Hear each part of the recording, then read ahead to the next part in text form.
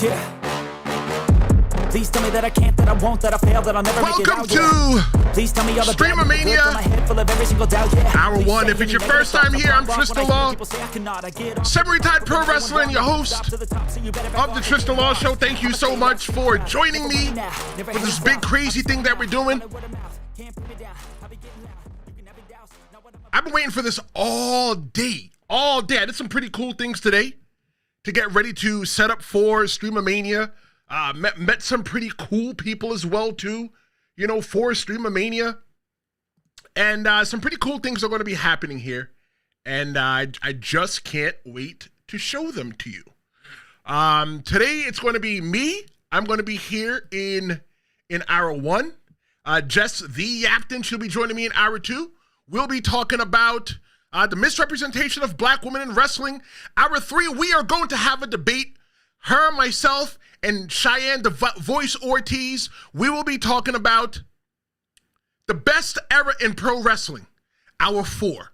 I'm going to be breaking down, along with Cheyenne Ortiz, what AEW and TNA need to do in order to be a threat, in order to stand next to WWE with some pride. In hour 5 is going to be me and you. And if you haven't called already, 973-826-0101. I got the phone open. I'm going to be playing your messages live on the air, and we're going to be talking together. But let's be honest. Pro wrestling in 2025, it's both the healthiest that it has been, and it's the most confusing that it's ever been, because we've got success, we've got money, we've got reach, but we also got creative fatigue. You know, made an episode a couple weeks ago talking about they got AI. Now we got ChatGPT booking the pro wrestling. Look, I have a nice little jacket for today. This hour is going to define where pro wrestling stands before all the debates begin. Let's take a look at WWE's dominance under the Netflix era, or whatever the hell they want to call it, this era. And whether it's your first time here, whether you are watching live or on demand, I want to hear from you. Sound off in the chat. People have been sounding off since 3 p.m. Since 3 p.m., people have been in the chat talking. Looking forward to hear what everybody has to say. The Universal says the poll needs a third option, good, bad, or okay. Well, you know what? I'm leaving the third option is the chat. Come into the chat and let everybody know what's going on. But look, has Triple H restored trust in the WWE? You know, if you ask me, I think we kind of had a toxic relationship with the WWE a couple years ago, because Vince McMahon mistreated us. Vince McMahon treated us bad, and no matter what, we still always tune into WWE like schmucks. We'd have them waste our time. But is Triple H restoring the trust? Is Triple H booking the territory well? The way that I'm looking at that question is, in my opinion, I want to hear from you. In my opinion, I think that Triple H, I think he's not doing a bad job. I think that the wrestlers always have the best stories because they know what it's like to be in the ring. Somebody like Vince McMahon, I think that Vince McMahon was kind of out of touch with the whole entire pro wrestling. Not even pro wrestling, it's pop culture. If it didn't happen in the WWE, he doesn't know that it happened. We're able to get a much different style of pro wrestling with Triple H. Yeah, some people agree that Triple H may not be booking the people of color properly. Some people feel that Triple H isn't booking the woman properly. But I feel that the story, the way that they tell stories in the WWE has changed. We get deep stories now. We get engaging stories now. We get stories that are on the same exact level as Game of Thrones, and I ain't never watched Game of Thrones before. Leave me alone. Yeah. We're getting stories that if you blink, you miss something. We weren't getting that with Vince. When I went, you know what? I'll tell you exactly what I did today. I went for a shoot for Fan versus Haters. I'm going to be on Fan versus Haters. That's what I did today. And one of the things that they talked about, we had a conversation amongst ourselves. And one of the things that I said is that Triple H is no longer booking like how Vince used to book month to month. We're not booking PLE to PLE. I feel like we're booking quarter to quarter. We're booking from Royal Rumble, and after Royal Rumble, WrestleMania. After WrestleMania, they're booking us to SummerSlam. After SummerSlam, they're booking us to War Games. And then this rinse and repeat. We are getting a different stage of pro wrestling. Let me ask you what you think. Do you think, evaluate the depth of storytelling. Is it emotionally engaging or is it overly polished? That's what I really want to know from you today. Stu is here and he's dropping his view. Stu, I want to let you know that I checked out your channel. Your channel is very unique. If you guys got a second, go check out what Stu is doing on his YouTube channel. He gives you wrestling reviews and it's really unique. I'm not going to tell you what makes it unique. I want you to go see for yourself. Go check out Stu's view on pro wrestling on YouTube. Stu says that he is booking extremely safe. Okay. That's the issue. Open Raw, the Vision. Close Raw, the Vision. Stand stall. Okay. Thank you so much for your comment. I think what they're doing is that Triple H is every episode of Raw, every episode of SmackDown, maybe kind of NXT, every episode, it feels like a TV show. It's almost like you're watching an episode of Law and Order, right? They take it and they centralize it around one thing, and it keeps you hooked. Instead of giving you the babyface where or your favorite person, you have them come out in the first 5 seconds, they cut a promo, and then it goes to the end. No, you have them cut a promo, you maybe see him backstage in the middle, and then you see him in the end to send you off from the show. Okay, is it safe? I think it's more TV style. Thank you so much for your comment. Right now, the question I want to ask, you know what? Going off what Stu said, let me ask everybody else this. Right? Is WWE great right now? Or is WWE the safest option? See, for me, growing up in New York City, in the backyard of the WWE, all I knew was WWE for the longest until my mother's husband brought home WCW cassettes. What is WCW? Until I started staying up late when I should have been asleep, I was watching ECW. I didn't know what these things were. All I knew was WWE. So for me, I don't think that is the safest option right now. I think for my style of wrestling, I love what the hell WWE has done. And even though I was talking before about the toxic relationship that we have with the WWE, I'm talking about the fact that it's in my DNA to tune in and watch WWE. Even when they mistreat me, damn it, I'm going to tune in next week. Thank you. Because every single week, especially, you guys remember when we had that, when maybe it was 2018, 2019, when we had talking for the first 15, 20 minutes, half an hour of the show when Shane McMahon was there? And it was like, all right, they're abusing us. Raw was bad. Raw was bad for a long time.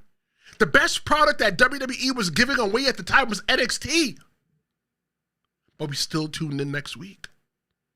Why did we tune in next week? I'll tell you why I tuned in next week. Tell me why you tuned in the week after. Tell me why you still continue to watch when WWE is trash.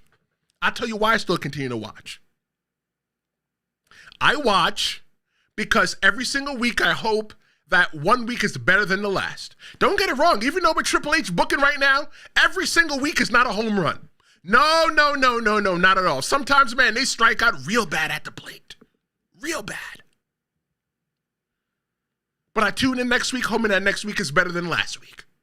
That's just what I do. Stu says, Stu's dropping his view. He says that he appreciates it. That's for the love that I was giving him to go check out his channel. He says he agrees with the booking from quarter to quarter, though. He never thought of it like that. Yeah. When I was watching, thank you so much for your comment. When I was watching wrestling, during the Attitude Era, they were just trying to get you from one pay-per-view to the next. Now it's like the reason why we're getting the champions to hold on to the belt so long It's because we're moving throughout the year. It only makes sense for Gunther to hold the belt because they've already booked it for so long. And it makes you more emotionally invested with every single thing that's going on because you're waiting for somebody to finally take that belt off of Cody Rhodes. Will it be Drew McIntyre? Will it be LA Knight? We are waiting. When are we going to get it? Maybe soon? I think that WWE, they're not.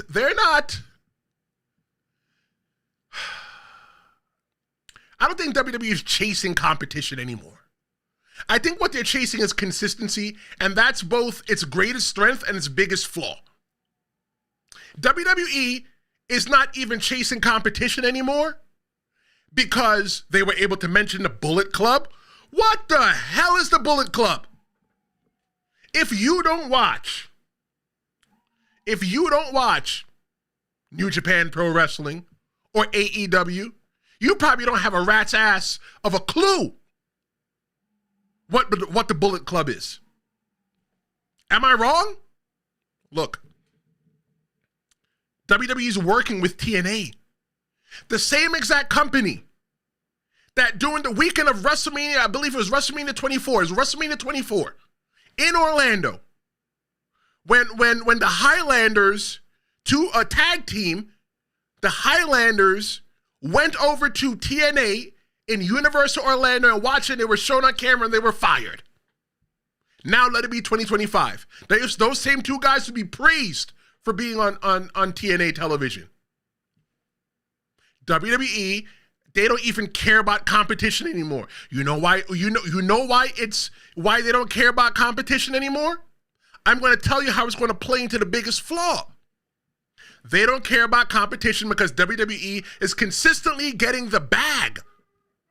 WWE got more money than Jesus got disciples. Look at what they're charging for tickets.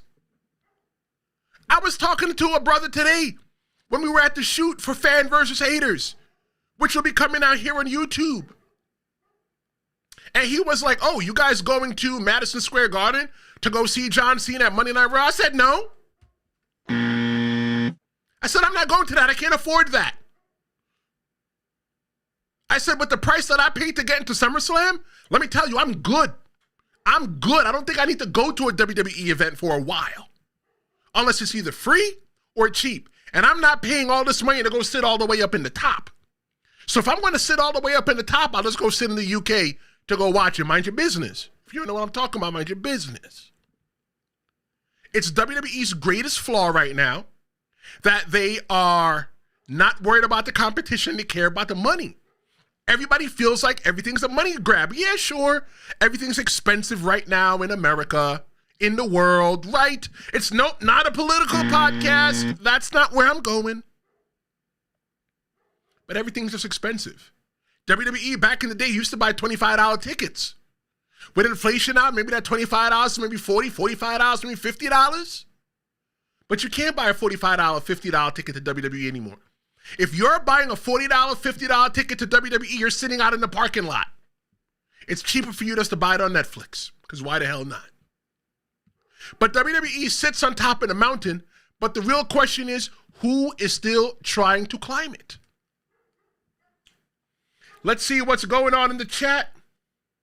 Stu says, yeah, we are never going to stop watching wrestling. Bro, I'm not going to stop watching wrestling.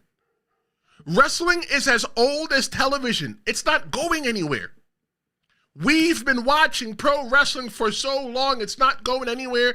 Pro wrestling is probably, in my opinion, I don't have the facts to back it up, but just pretend. Pro wrestling is probably one of the longest running shows that's been on television. Since the first person plugged in a television, pro wrestling was there. Now it's transitioned to online. I watch wrestling on my iPad, on my TV, on my screens, wherever, on my phone. I don't watch wrestling on my TV. If I'm watching wrestling on my TV, I'm watching on YouTube or somebody's app. Universal says that wrestling is comfort food for the soul. I'm sorry, I added an extra word. Universal says that wrestling is comfort food. Bro, you ain't lying about that.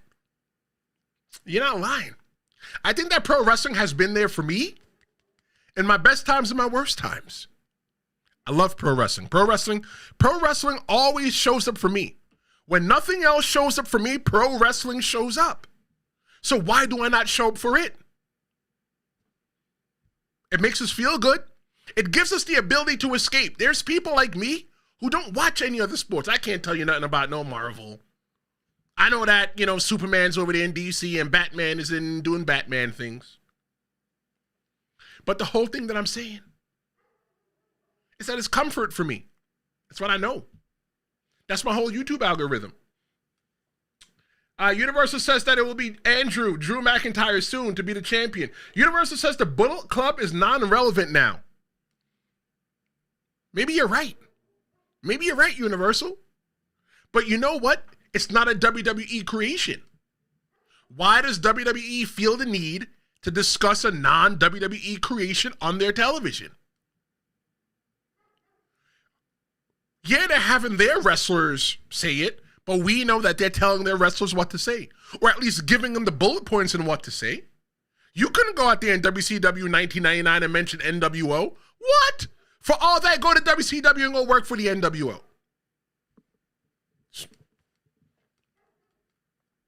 Universal said WWE has become a premium product. You're right. You're 100% right. I'm going to give you a hand clap for that comment. You're right. WWE is the Disney of sports. WWE is the Disney of sports. If you want to go to a theme park, the first theme park that you're thinking about in your head is Disney World. Yeah, Universal's there. It's close by. Not Universal in the chat. I'm talking about Universal Studios. Yeah, it's close by. But where are you really going to go? You want to go to Disney World. That's where you want to go. If you think pro wrestling, you are thinking WWE. It's premium. I agree. But then again, most sports are premium these days. People are paying top dollars for sports. I think it all started with the Super Bowl. People are buying Super Bowl tickets before they even know who's in the Super Bowl. There's no concern with who's in the Super Bowl. They're just automatically buying them tickets. Same thing like WrestleMania. You are buying WrestleMania tickets. WrestleMania tickets go on sale, what? If they're not already on sale now? You don't even know who's in the main event. They showed us a commercial after they teased us with people's feet. They showed us their foot fetish video. They showed us eventually Brock Lesnar, Cody Rhodes, Triple H, Paul Heyman, Roman Reigns sitting in the room, playing cards, gambling, playing with chips. And people are still going to buy WrestleMania tickets. All you know about WrestleMania is the date and the time. That's all you know. Card always subject to change because you see Brock Lesnar in there, you see Cody Rhodes in there, you see Paul Heyman, you see Triple H, you see Roman Reigns. Card is subject to change. They might not even be in it. So what are you buying the tickets for? Because like Universal said, WWE has become a premium product. Pro wrestling is no longer something that people do in the hillbilly areas. No offense if you're a hillbilly living in a hillbilly area. Pro wrestling is now something for maybe the middle upper class. You can't just take $25 and go watch a wrestling show anymore. Well, I mean, you could. You'll have to go watch an indie show. And I 100% think that you should be watching indie wrestling. Because I'm an indie wrestler, semi-retired wrestler, host of the Tristen Law Show. Go give that money to an independent pro wrestling company. Why the hell not? Indie wrestling right now is still the cheapest option if you are looking to go watch pro wrestling. If you don't want to pay the premium price anymore, go check out your local independent wrestling company. If you ever want to know what independent pro wrestling company you should go check out in your town, let me know your city and state, and I will find a good one for you to go check out. I know a couple here in New York. I know a couple here in New Jersey. I know maybe one or two in PA. There's some good guys right now running good shows at the Mid-Hudson Civic Center or whatever they call it now in Poughkeepsie, New York. Pro wrestling is premium. But it doesn't have to be expensive if you know where to look. Shop for a deal. Universal says that it makes no sense because ratings are at an all-time lows and breaking new lows every week. Is wrestling dying? No. Is wrestling becoming a premium product such as concert, expensive sports tickets, etc., etc.? Yes. I personally don't think, in my personal opinion, I don't believe that ratings even matter anymore. Who cares about a rating? Ratings don't matter. You know what really matters? Your social media reach. Your social media reach is what matters. I'm talking about how many people can you reach on YouTube? And YouTube is barely social media these days. But we're going to put in the social media box. How many people can you reach on TikTok? How many people can you reach on Instagram? That's what matters these days. WWE, I'm getting goosebumps. WWE got rid of the WWE network. You probably can't even watch it on Peacock, Too Good No More, all the library, because they decided to cut out the middleman. The middleman is gone. If you want to watch classic WWE content, go to WWE Vault here on YouTube. Tell them that I sent you. Go into the comments and say, @Tristen Law Show sent me here. They're cutting out the middleman because there's so much money. Every ad that YouTube sends to, every ad that you get to see, the WWE probably takes home, what, 60% of that or something like that? Whatever the split is between YouTube and the creator. WWE doesn't have to worry about making sure NBC get their cut. YouTube takes their little cut, and all WWE has to do what? Just produce the content that they already got. It's easy here. It's easy. Universal says that. No, let me not skip over it. Stu says WWE wouldn't even do Bullet Club right. I disagree. On the Vince McMahon, yes. Because on the Vince McMahon, and this is blasphemous to any of the church people that I know. But Vince McMahon, in his eyes, in the WWE, he called the WWE universe for a reason. He called it WWE universe because he is God in his eyes. And if he doesn't create you, he wants to take the creation that he got from somebody else and make it his own. That's why we got, what is it, the club or the OGs or whatever they call themselves, the original club or whatever AJ Styles was in. Back in the day, Vince McMahon wanted to touch it and make it his own. Behave yourself. When I said Vince McMahon, touch it and make your own. That's not what we're talking about here. What I'm talking about is that now, with Triple H at the helm, he may take it and he may do something with it, and he may shock your socks off. That rhymed. Stu says, there's a few indie shows I've been wanting to go to in Pittsburgh. It's my 2026 list. Listen, Stu, don't wait. Don't wait. There's a real big, important announcement that is coming in hour number 4. In hour number 4, it's going to be a big announcement that is coming. Stu, you want to know about indie wrestling? You want to know where you want to go? You want to meet some indie wrestlers, Stu? You might want to hear what we have to talk about in hour 4. It's going to be me and Cheyenne. We're going to be talking about what TNA and what AEW need to do to probably even get to the level of WWE. But there's going to be a special announcement in that hour, and make sure you come back, keep it locked.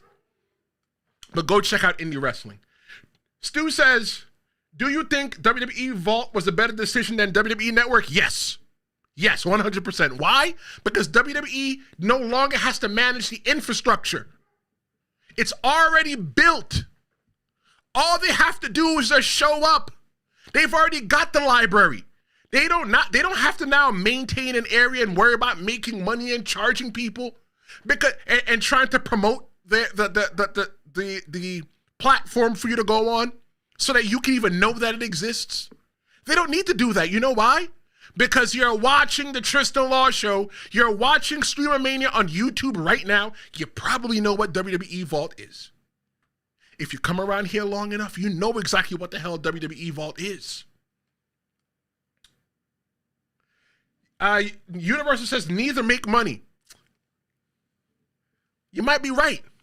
You might be right. WWE though, I watch WWE Vault. I may put some WWE Vault on before I go to bed, just to see what's happening. And you know, WWE may not be killing it, but they have the library. When somebody just wants to watch a classic video, they're going to show an ad. When you're watching the WWE live stream on WWE Vault, they're collecting money from it from ads. They have WWE, they have WWE Vault, and they have WCW. There's a WCW channel. So WWE may not be making billions of dollars with it, but it's still a lot better than just letting the videos just sit somewhere and it's collecting dust. They showed a video today. It was a 30-minute video of John Cena at a rap concert. I never knew John Cena had a rap concert, but I know today. Make sure you guys stop being shy. Don't be shy. I want to hear from you. Fernando's called in. I got somebody from Toronto, Canada called in.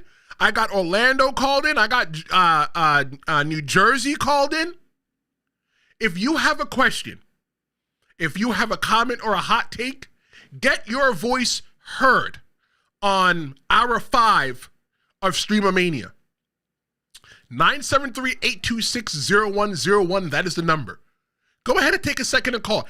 Anything you want to ask, anything you want to say, just keep it PG because my mother's going to be listening. In the 5th hour, it's just going to be me and you. Me and you in the 5th hour of Stream-A-Mania, you are going to be the co-host. You want your voice heard?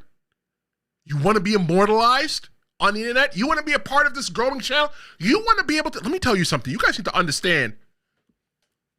You guys need to understand how crazy I am and who the hell I am. When I'm telling you guys, this whole entire thing that I'm doing here just started from something in 2020, and the rate that it's going to blow up, you are going to want to say that you were a part of Stream-A-Mania 1. Because Stream-A-Mania might come back next year. Maybe next year I'll do some donations or something like that and donate the money somewhere. I don't know. But you want to be able to say that you were a part of Stream-A-Mania 1. You want that? This is your opportunity. 973-826-0101. If you got a question, you got a comment, or you got a hot take, you got something that you want to talk about, you call that number right now and leave a message. Stu says that he be calling once he gets home. Good, Stu. I'm waiting. I like to hear from my people. Let me go through this chat real quick and get back into the thing. Universal says again, Peacock contract ended. They didn't renew it because they were losing money. I'm sure. The only reason I ever signed up for Peacock was to watch WWE. Imagine how many people were losing money. I mean, imagine how much money Peacock lost now that all the WWE people have fled. Yeah, I can go ahead and watch Twisted Metal, but I'm not going to pay that money for Twisted Metal. I'm going elsewhere. AEW, though, they are a rebellion that lost its cause. You know, like AEW's current crossroads, the product, it feels less focused. It feels less dangerous. Don't get it wrong. They got a lot of blood and guts over there at AEW. They're over there bleeding like stuck pigs over there. But you got the diehards versus the casuals. If you're a casual pro wrestling fan, AEW's not for you. If you're a casual pro wrestling fan, TNA is not for you. If you're a casual pro wrestling fan, WWE is for you. Because whenever I tell everybody goes, oh, hey, you're a pro wrestler? What kind of wrestling? Because they want to see if I do the Kurt Angle style wrestling or if I do the Hulk Hogan wrestling. I say like WWE. Boom, they know exactly what I'm talking about. I had a conversation with one of the cameramen from the show that I did today. And he was telling me that he did not know that Edge, the rated R superstar, became such a big star. He didn't know. He said he stopped wrestling after Hell in a Cell in 1999. I told him, go back and watch. He did some really cool things with John Cena. He's still wrestling today. If you are a diehard fan, diehard, AEW might be for you. TNA might be for you. But if you're a casual, MLW might even be for you. You don't know what the hell MLW is? Major League Wrestling. You might like watching AAA. AAA, CMLL, Ring of Honor. You might like those things. Why might you like those things? Because you just like wrestling. Like me, I love food, in case you couldn't tell. I don't have abs. May never have abs ever again. I'm always down for a good meal. And just like I'm down for a good meal, I'm always down for good wrestling. I don't watch AEW too tough, but I watch AEW to see what the hell is going on. When you look at Tony Khan's booking, I think it's too much talent. There's not enough direction sometimes. Let me give AEW one positive highlight. They're unpredictable. It still makes it exciting when it hits. It's not consistent.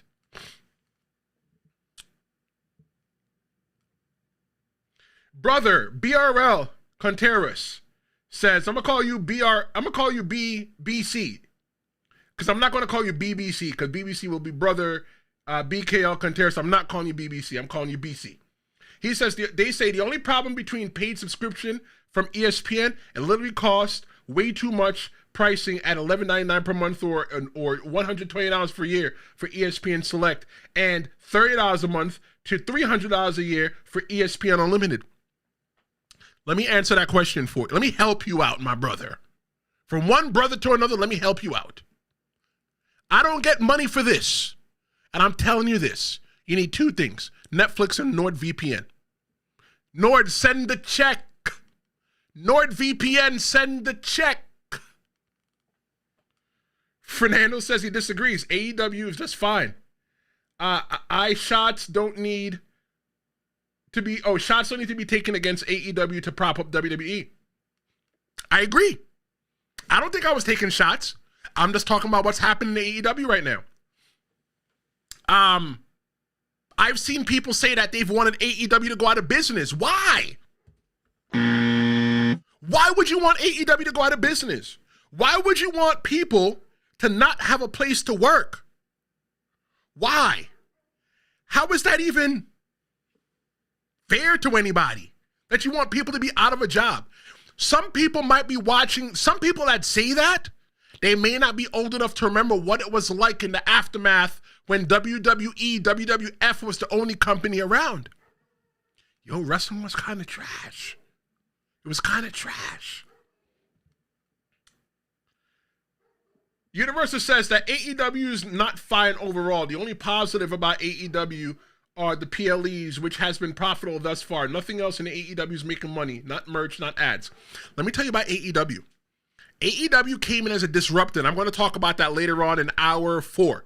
When Cheyenne Ortiz and myself, Cheyenne the voice Ortiz, when we're talking about WWE, what AEW and TNA need to do to prop themselves up against WWE to become more competitive. AEW broke us out of a bad habit. When it came to buying PLEs, what were we used to paying? $9.99? When we used to pay $40 for each PLE, and then we paid $60 for WrestleMania? When they were pay-per-view at the time. And then after that went to the wayside, we got Peacock. And then Peacock went up little by little.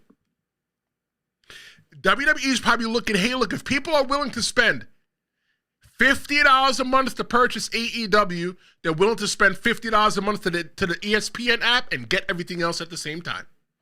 That's my rationale. That's the way I think of it. Let me give you a hot take right now. Hot take moment. AEW doesn't need to be bigger. I think AEW needs to feel smaller again. AEW needs to embody what ECW did, what even Ring of Honor did. It's that grassroots effort. I think that AEW, they bought a pair of pants and the pants is too big and their mindset was let's try to grow into it. Am I wrong? I'm not saying it as a dig to AEW. I feel like they're growing into their pants, that they scaled back going down to smaller arenas. They're not trying to play the big arenas anymore. AEW bought a pair of pants that was too big. Too big. And now they're trying to fit it. But the war for identity isn't just AEW's problem. It's shaping every single level of wrestling. TNA, they're back. I mean, TNA never went anywhere, but some people that are brand new wrestling fans don't even know that TNA existed.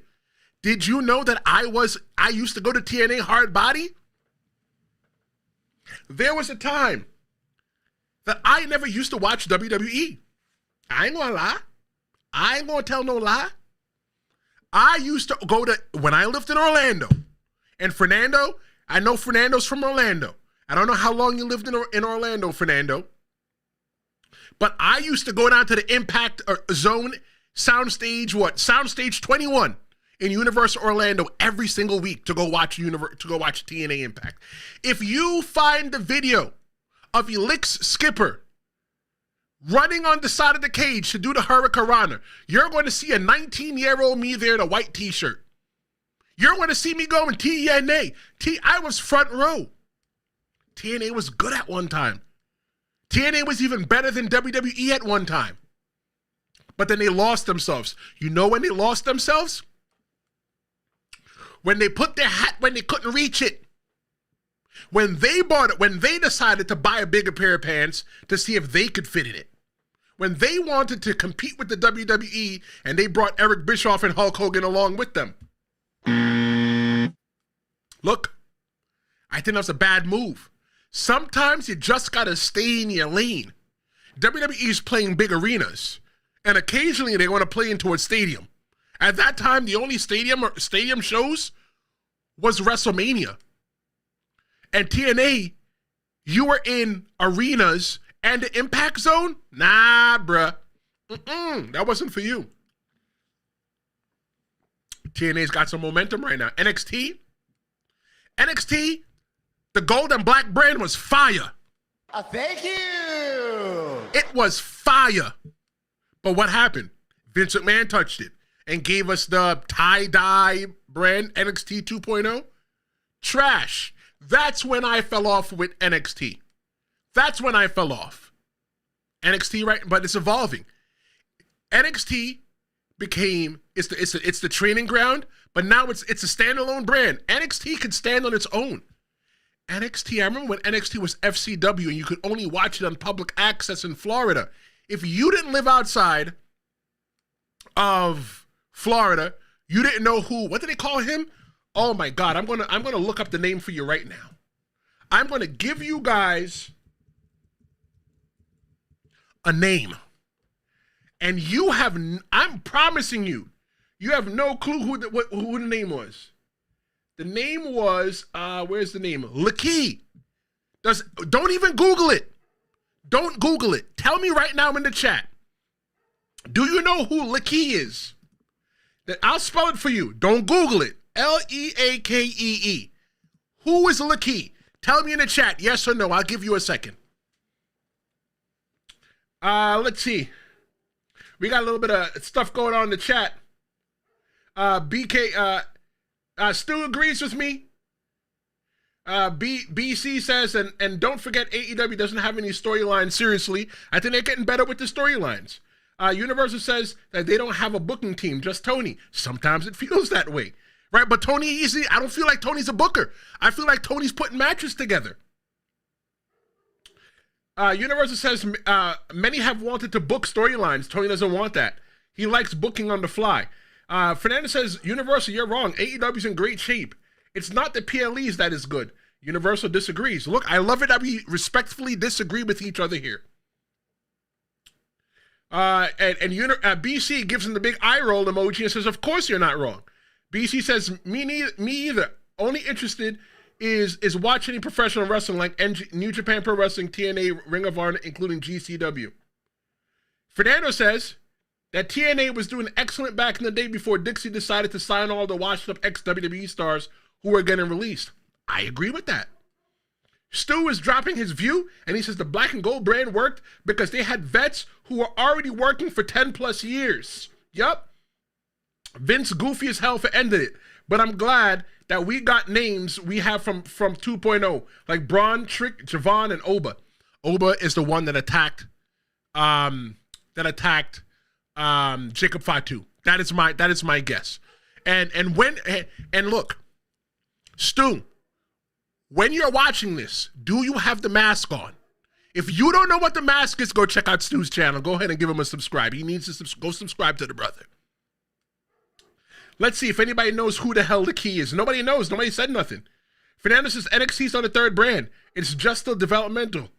Let's not get it twisted. I disagree. Evolve is more developmental than TNA and NXT. NXT, okay, fine. NXT might be minor leagues, but Evolve is like minor leagues. Y'all don't know who Lakia is. You gotta know Lakia is another name.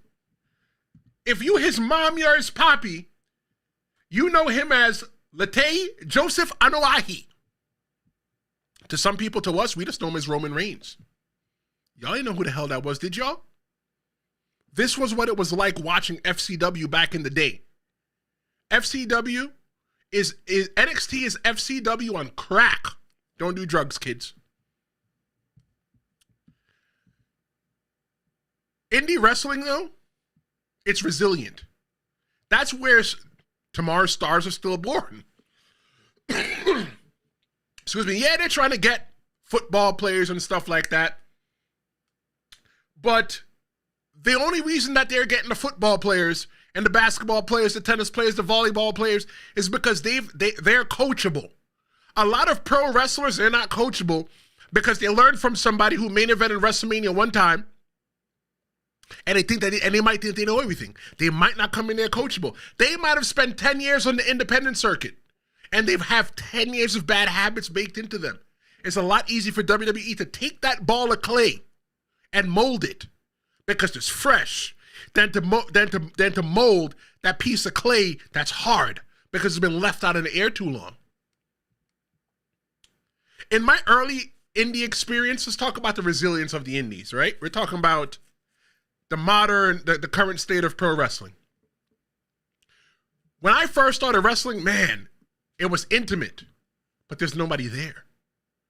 Wrestling wasn't really that popular. Wrestling is really popular now, right? Look, when I wrestled in Jersey, there was a pro wrestling event in every single town. I think that we were still facing the backlash. We were still facing the backlash of Vince McMahon getting New Jersey to throw out to no longer treat pro wrestling like it's a legit sport, to treat it like it's sports entertainment. Because of that, people didn't need a license. You didn't need a license to wrestle. You didn't need a license to run the show. There's pro wrestling matches everywhere. But a lot of us, we focused on the storytelling. We focused on the spectacle. One of the things that I learned is that if there's 10 people in the crowd, 100 people in the crowd, or 1,000 people in the crowd, you still give everybody a show. Because it is not those people's fault that only 9 other people showed up. Give them what they came for. Because you know what? They might come tell their friends to come watch. It's the same exact thing like the Tristen Law Show. When I first started doing this, I was talking to myself. I've always been live. Season 3, I was live. Season 4, I was live. I was talking to myself.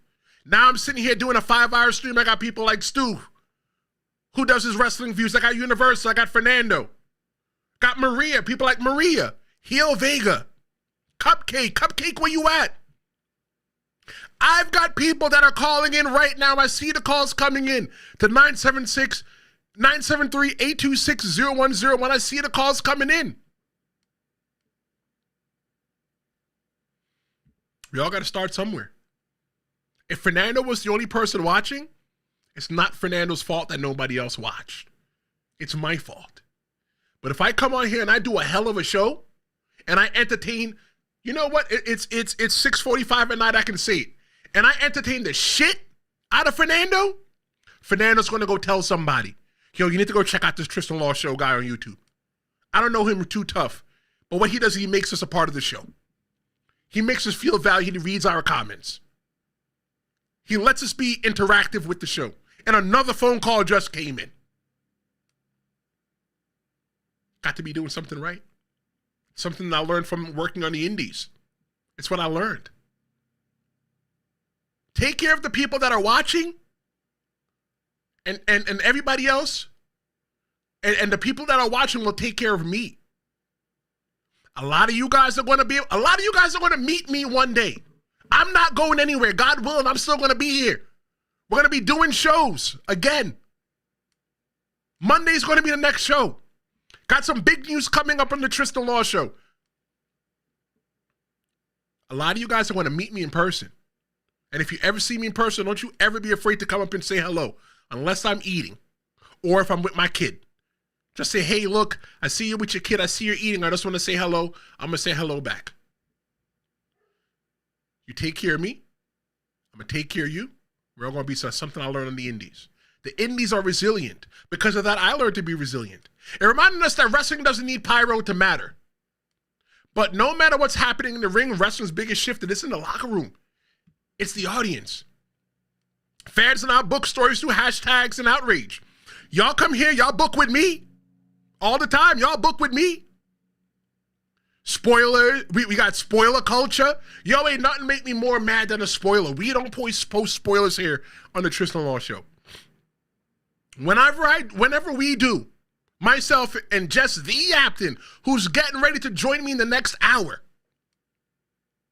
whenever we do a show together, we always assume that you've already watched. You can't watch our show if you didn't watch the PLE, because we're going to be giving you the spoil. We're not telling you who wins or loses. That's what makes the Tristen Law Show different. I'm not telling you who won or lost. You know why I'm not telling you who won or lost? Because you don't care. You don't care. You've already watched it already. Why am I going to sit here and tell you, yeah, Roman Reigns won?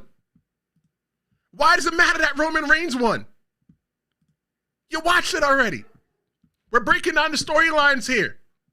We're talking about the current state of pro wrestling right now in Stream-A-Mania Hour 1.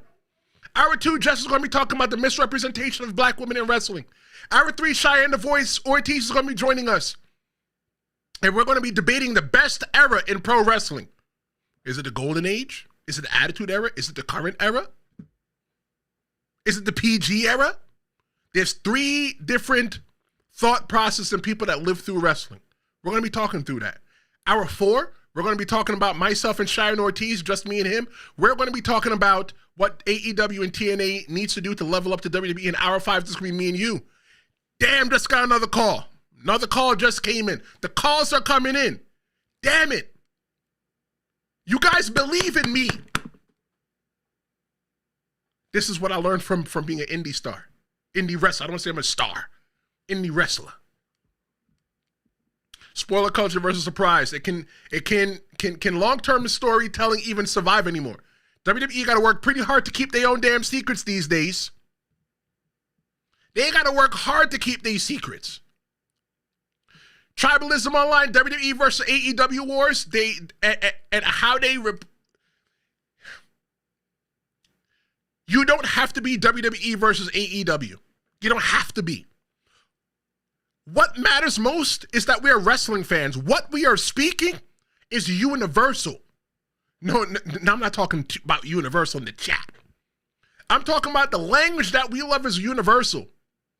If I see somebody with a pro wrestling shirt on, yo, automatically I have an emotional connection with that person because I'm looking at the shirt. I'm looking at the shirt. I'm like, yo, bro, I remember that wrestler. Remember one time when everybody was walking around with Bullet Club shirts? They were buying them from Hot Topic. There's no need for us to be tribal. Let's just love wrestling. Look, if you watch AEW and you don't like WWE, that's okay. If you watch WWE and you don't like AEW, that's okay. But I don't think that you should be telling anybody that what they like sucks. It's still wrestling. It's a different style of wrestling. Wrestling is wrestling. Granted, just like Burger King and McDonald's, they both make hamburgers, but they're both different. WWE and AEW both make wrestling, and it's different. Doesn't mean that you should tell somebody else, oh, I don't go to McDonald's because their burgers are bad. Burger King has better burgers. If you ask me, even though I like to have them my way at Burger King, they got slamming onion rings. I still like a cheeseburger at McDonald's. Haven't had a cheeseburger in a long time. I don't eat beef. Let's go to the chat real quick. Heel Vegas here. What's going on? Heel Vegas says, Tristen, congratulations on hitting some of your goals. Bro, I'm out here working. I feel like I'm working that corner. Man, I missed some chats. All right, Heel Vegas says, good evening, everyone. God bless. Seeing the users in the chat tonight. Man, you guys are here with me at night tonight. What are you guys doing? Hanging out, watching Stream-A-Mania? Golly. Fernando says, wrestling doesn't need a storyline to be enjoyable. A wrestling match itself tells a story, and it pays attention. And let me try again. Wrestling doesn't always need a storyline to be enjoyable. A wrestling match itself tells a story. Just got to pay attention and be a wrestling fan. I think you're right there a little bit. When you're looking at WWE, WWE's always going to give you a storyline. The reason why they're going to give you a good match is just because they're going to give you a storyline that goes with it. You get the emotional investment. But what makes AEW different is that they're going to give you that match. They're going to give you the match that you always wanted. That's why they were the people that opened up the forbidden door. And WWE just had to follow suit because they were not going to sit around and let AEW carve out a piece of the pie and they're not getting none to eat. That's not what they were willing to do.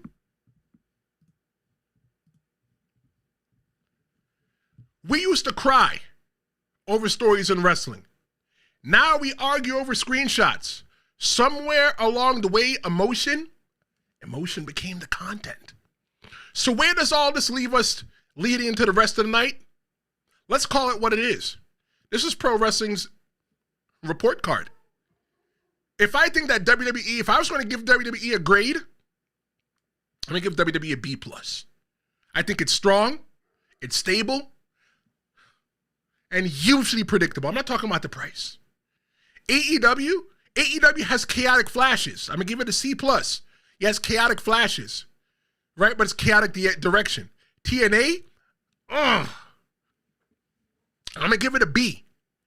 It's small, but it's exciting again. And they're only exciting because they're in the bed with the WWE. The indies definitely need an A because it's still pure and it's still hungry. I think that wrestling is healthy financially. It's fractured emotionally. Wrestling, it doesn't need saving. It needs feeling again. Golly, it has knocked over everything. Let's go to the chat. Give the chat some more love before we get ready to transition to hour 2. Heel Vegas says that AEW is tremendous in-ring storytelling. They usually make mistakes with their decision. MJF shouldn't have turned face during his world title reign. Jay White should have already been world champion. Bro, MJF just needs to be a heel. He just needs to be a heel. MJF enjoys being a heel. If you see MJF in real life, you don't know what you're getting. Look at that. Another call coming in for Stream-A-Mania. You guys want to be a part of hour 5? Damn it, you're going to be a part of hour 5. As long as your message don't got no like crazy cussing in it, it don't got nothing like racial or sexist or sexual in there, you might hear your voice in hour 5. So make sure you tune in. Tune into hour 5. Because we're getting ready to do some things here on the Tristen Law Show.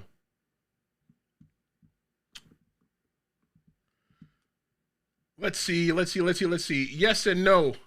Oh, okay. Yep. BC says facts. Universal says beep. Fernando says, what's up, Heel Vega? Fernando says, I love the suit, Tristan. Brother, I said, you know what? If I'm going to sit here, Stream-A-Mania is a big deal. I made this stream feel like a big deal. Granted, I'm going to be sitting here for 5 hours in front of y'all. I'm not going to go eat dinner. Granted, I eat dinner like at 5 o'clock. But I might go get like a cereal bar. Yes, I'm going to go eat my son's snacks. That's what I'm going to do.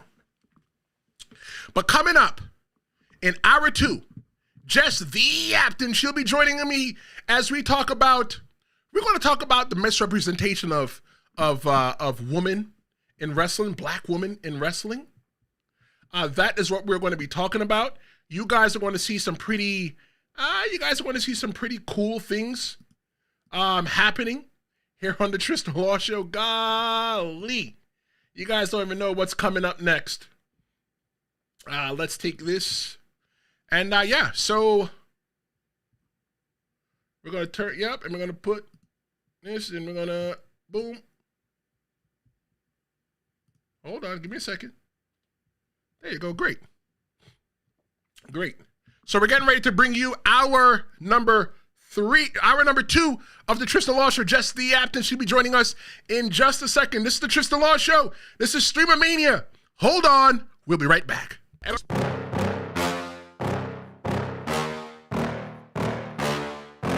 Yeah. Welcome to Hour 2 of Stream-A-Mania. If it's your first time here joining us, I'm Tristen Law, semi-retired pro wrestler, and your host.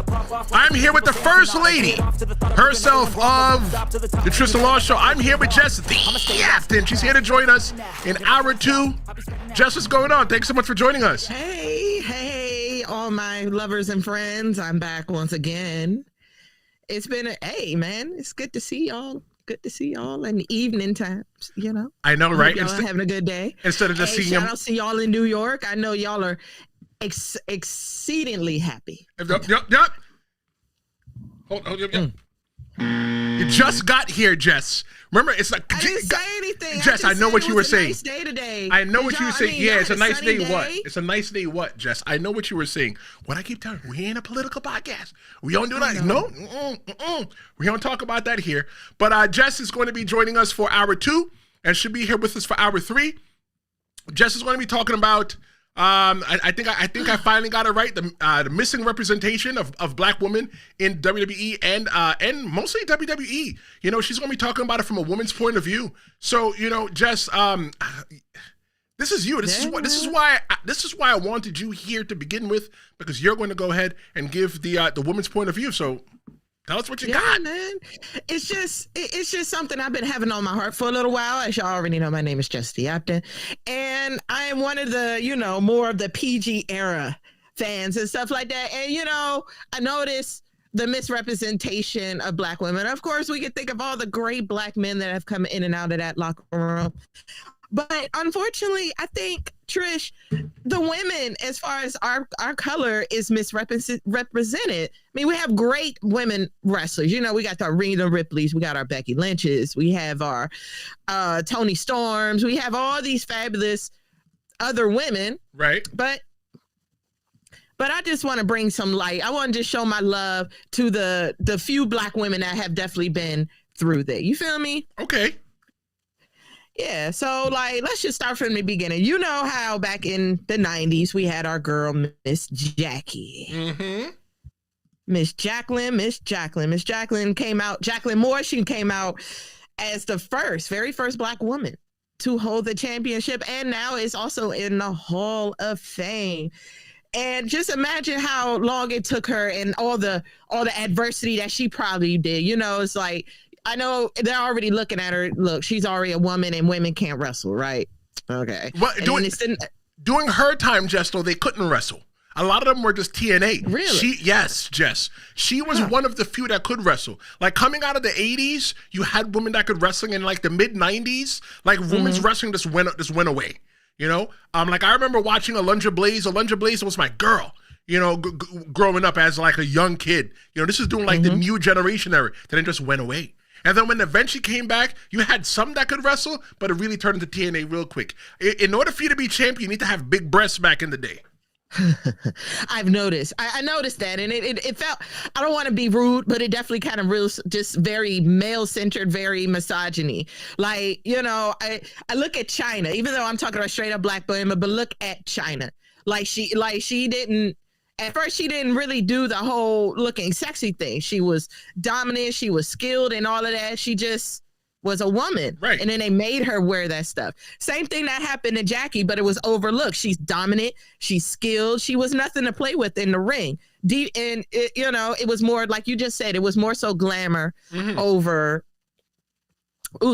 glamour over grit, right? But even though, again, I wasn't around for that time, I knew about her. And when I listened to her at the Hall of Fame and did a little bit of research in the back, I was like, dang, I can imagine myself at 7, 8 years old looking at her like, oh, wow, you did it. Right. You know what I'm saying? You did that. I don't have to be girly. I don't have to fit the standard. I could actually, go out there and prove myself with all of these brothers, right? So let's go ahead and fast forward. Oh, and then let's talk about that. Let's talk about colorism, right? What's colorism? So colorism, as far as women are concerned, is pretty much the feel that a more lighter skin woman would get a little more better attention or get pushed a little more than the more darker skinned women. You see this in music all the time, but we're just talking about wrestling. Right. We're talking about, so you're talking about the nice, pretty, light skin, got a nice little figure and things like that. And now let's just think a black woman, she's nice and looking and got a nice little figure, but she's just a tad bit too dark. Even when black women broke through, the goalposts just kept getting pushed back. So it's just the 90s. This is just the 90s. I haven't even gotten to my favorite era. I haven't even got to the PG era. This is just the 2000s, right? What do you think? What do you think, Trish? So like between like the time when you was wrestling, like this, I got a question. Go ahead.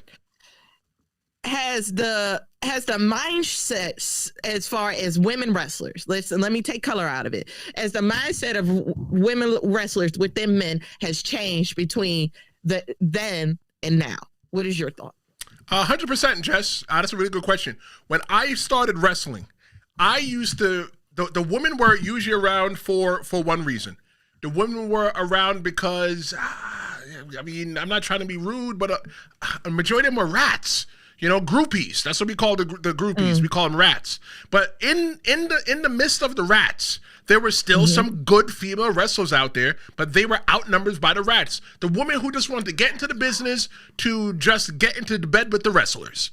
And the women's wrestling just wasn't good. But I also think that it comes from a thing of training as well, too. Because just when I went to Team 3D Academy, Bubba Ray Dudley was telling us to not take it easy on the woman. He told us if they want to be in wrestling, that we are going to give it to them just like we give it to the guys. And you know what, Jess? Them girls were tough. They were tough. They were giving it to us just as much. You think? I know so. When you was in the, at your wrestling school, you didn't see any like favoritism or some type, like you say they, don't take it easy on you, but did they though? Like you didn't see like maybe they played a little bit of favorites, like, okay, I'm going to take it easy on you because I like you or whatever. Well, I would see that there were some women that would get opportunities that they shouldn't have because they were more friendlier with the promoter. So the promoter, the person I was putting on the show, you might not have been good in the ring, but if you was good in bed, you might get an opportunity. I ain't calling nobody name. I ain't calling nobody promotion right now. I'm just stating the straight facts from my perception, the way that I lived it. Well, I could say that. So, all right, from the way that you lived it. So do you also think it has something to do with I'm going to just call them all the gorilla room, because somebody's writing the scripts. It doesn't matter if you're in the indies, WWE, AEW, TNA, whatever. So do you think because of the lack of representation in the writer's room as well also played a factor in the representation out there on the ring? Damn, that's a question, Jess. And when I look at that question, you can't write for me. Let me put this in another way. Spike Lee could have never wrote Crooklyn if he never lived in Brooklyn. Hello. Give myself a hand clap. I got fat fingers. Sometimes I hit the wrong button. I thought that was about to be dun, dun, dun. No, but that's facts. Spike Lee could have never wrote Crooklyn if he never lived in Brooklyn. So if you don't know about me, you can't write about me. You can write what you think I am. And which is why that's what we get sometimes. Why we got things like Crime Time, right? True. Why we get things like, Crime Time stealing things. In case you guys didn't know, I'm gonna tell y'all this right now. Not all black people steal, and a lot of black people can't dance because I don't know how to dance. I could chair dance. And not all black women are angry all the time. We're not all. Everyone talks as uptight and bougie. You got either bougie, ghetto, angry, everything else that's under the sun. So I guess that just leads to what I wanted to say. So even if there was a black man in the writer's room, would that have made a difference? Because I mean, I'm black, you're black, you should know the black struggle, but yet you still don't understand black women, even though you come from a black woman. You're right, but I was raised by a woman. I got my name from a woman. Right, true. I started from Tupac, in case you can tell. I still know if I'm Tupac. He'd be so proud for you for that. Yeah, but no, I think that I can. I don't think I can. I can't speak for a woman because I'm not a woman. I don't aspire to be a woman. No offense. I'm not trying to say this in any kind of crazy way. But what I'm saying is that I understand what it's like to be a black person. So if I was in the room, I could write a little bit because, you know, I've hung out with a lot of black girls. I know what it's like, you know, like my one friend, Lynette, she's just a little bit older than me. I hope she's not watching. She's like, I can't believe you're out here telling people I'm older than you. Lynette, they don't know it's you. And Lynette be out there. Lynette gets heat flashes. Lynette be like, I'm hot. I'm like, Lynette, just take the hair off and fan yourself. So, okay, I'm gonna ask you this, since you're a little more on the, I don't want to say older generation of wrestling, but let's just say, I don't want to say older generation. I don't want to say that, but I want to just say the trailblazer, like the beginnings. Let's just say the beginnings of wrestling. Did you even notice missing black women, or, you know, it was just, hey, it was just wrestling, and wrestling was for boys, and if I saw women, that was just, oh, okay. To be honest, no. I didn't recognize it. I didn't realize it. It was not something that I seen at the time. You know, I was just oblivious to it. You know, I was, you know, I don't get it wrong. You know, I got me the Playboy magazine as a kid when I was China. Don't ask how a kid gets jet beauty going on. Look, right? But it's just like it's just not something that I saw. It's just not something that I need to think of. You know, even though to me, my mother always raised us to where we didn't really see color. It was when I grew up and I started seeing that people were really, you know, like, okay, I sold houses at one time, and somebody told me, hey, the reason why I chose you to be a real estate agent is because you're black. And I said, you can't tell me that's against the law. You can't tell me that. But that's the moment that I realized that people will buy from you because you look a certain way. People will work with you, do business with you because you look a certain way, and they won't do business with you because you look a certain way. And so it applies to the business, right? Yeah. But that was the 90s, right? So let's go ahead. We're going to move on to the modern era. So I guess we can define the modern era as the very last bit endings of the Attitude Era, and we're going into the PG era, I guess. Okay. All right. We'll take that. Yeah. So I want to talk about just a few couple two, the main two. I'm going to start before Bianca. Let's talk about Naomi. Okay. Now, but let's talk about the Glow, because it seems like you still have to overperform just to be noticed. It took Naomi all these years, let's say about 10, 15 years just to get this point. I remember when she won it the first time. Right, when she was doing the Feel the Glow thing, and she was, you know, she played cheerleader to that one tag team group. You know who I'm talking about, Trish. Yeah, you're talking about you know, somebody call your mama. Somebody call my mama. She's the Funkadactyl with what's her name, with Cameron. With Cameron, that was another girl. I was like, okay, you might not be the best wrestler, but they definitely are underlooking you. Cameron had no business being there. Was better. She had no business being there. She was on Tough Enough with Stone Cold Steve Austin, and Devon Dudley posted a video on Instagram the other day. Stone Cold Steve Austin, he asked her, what's her greatest match of all time? This girl said Melina and I don't know, Candice Michelle. Who? Out of all the people out of the entire realm of pro wrestling. No offense to them.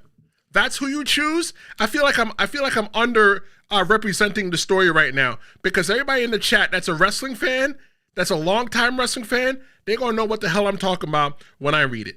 I said, where is it right now? Oh my God, I can't even find it because it made me want to slap myself when I seen it. But she said her favorite match was Alicia Fox versus Melina. Out of the 100 years of pro wrestling, those are the two people that you said were your favorite? You couldn't say Stone Cold Steve Austin versus somebody else. The man was standing right in front of you. So at the time, that still shows, though, Jess, that pro wrestling was still in the model phase.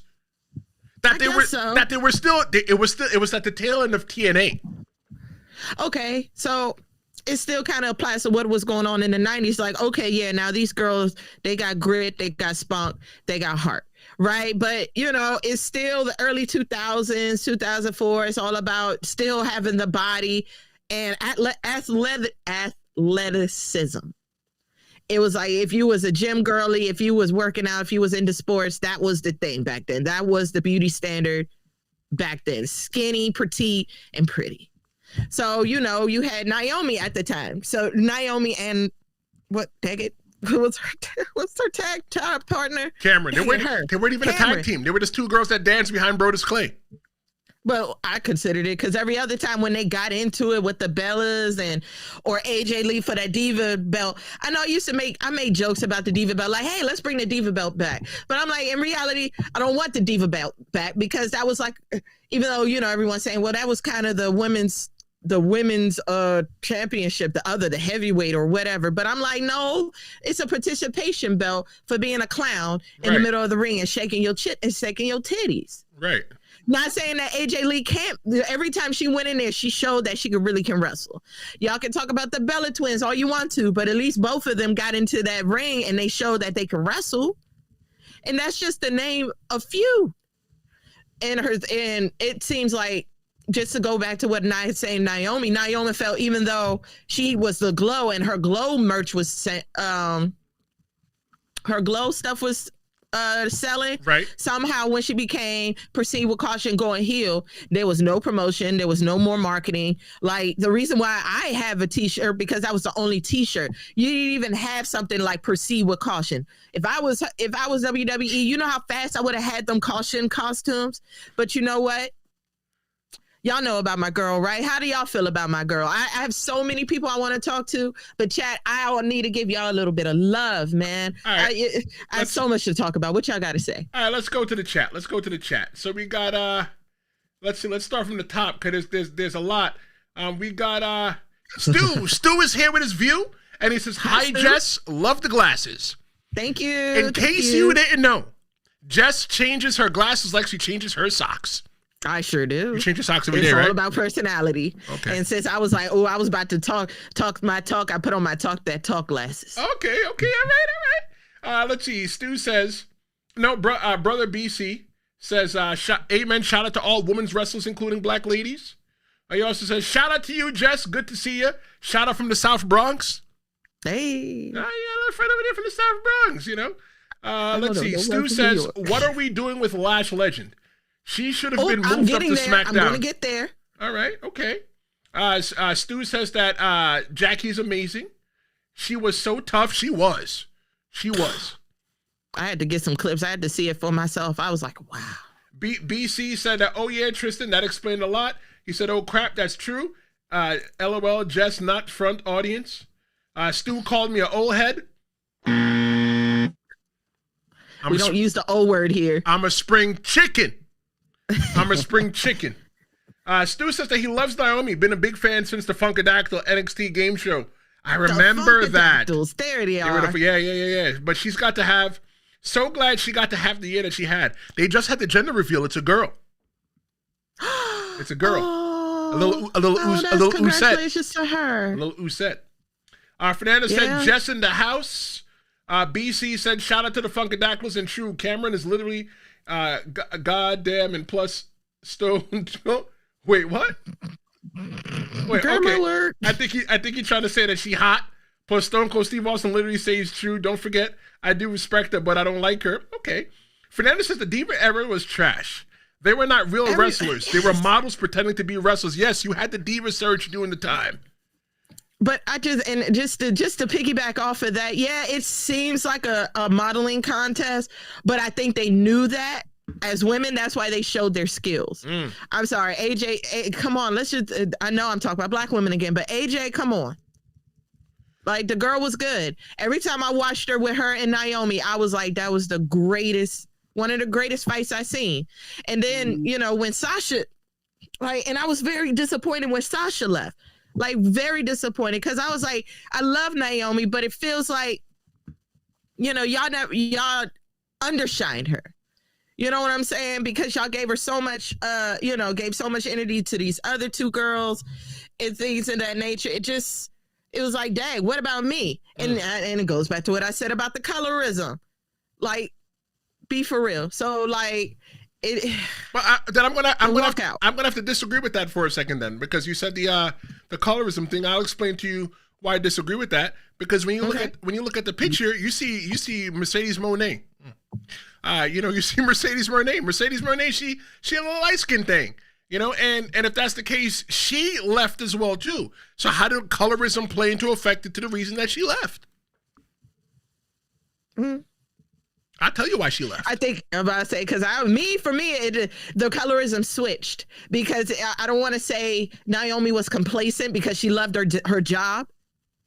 You know what I'm saying? It's all about who's willing to do their job. She's like, we can do the light skin, dark skin thing, but it was all about who did their job. And since, Sasha probably smelled the fish in the air before Naomi did, because come on, What fish?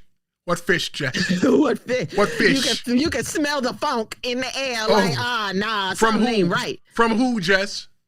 From the writers. How about that? From the writers in the writers' room at the time, maybe Vince McMahon or whoever is at talent at the time. You see what I'm saying? You playing with her.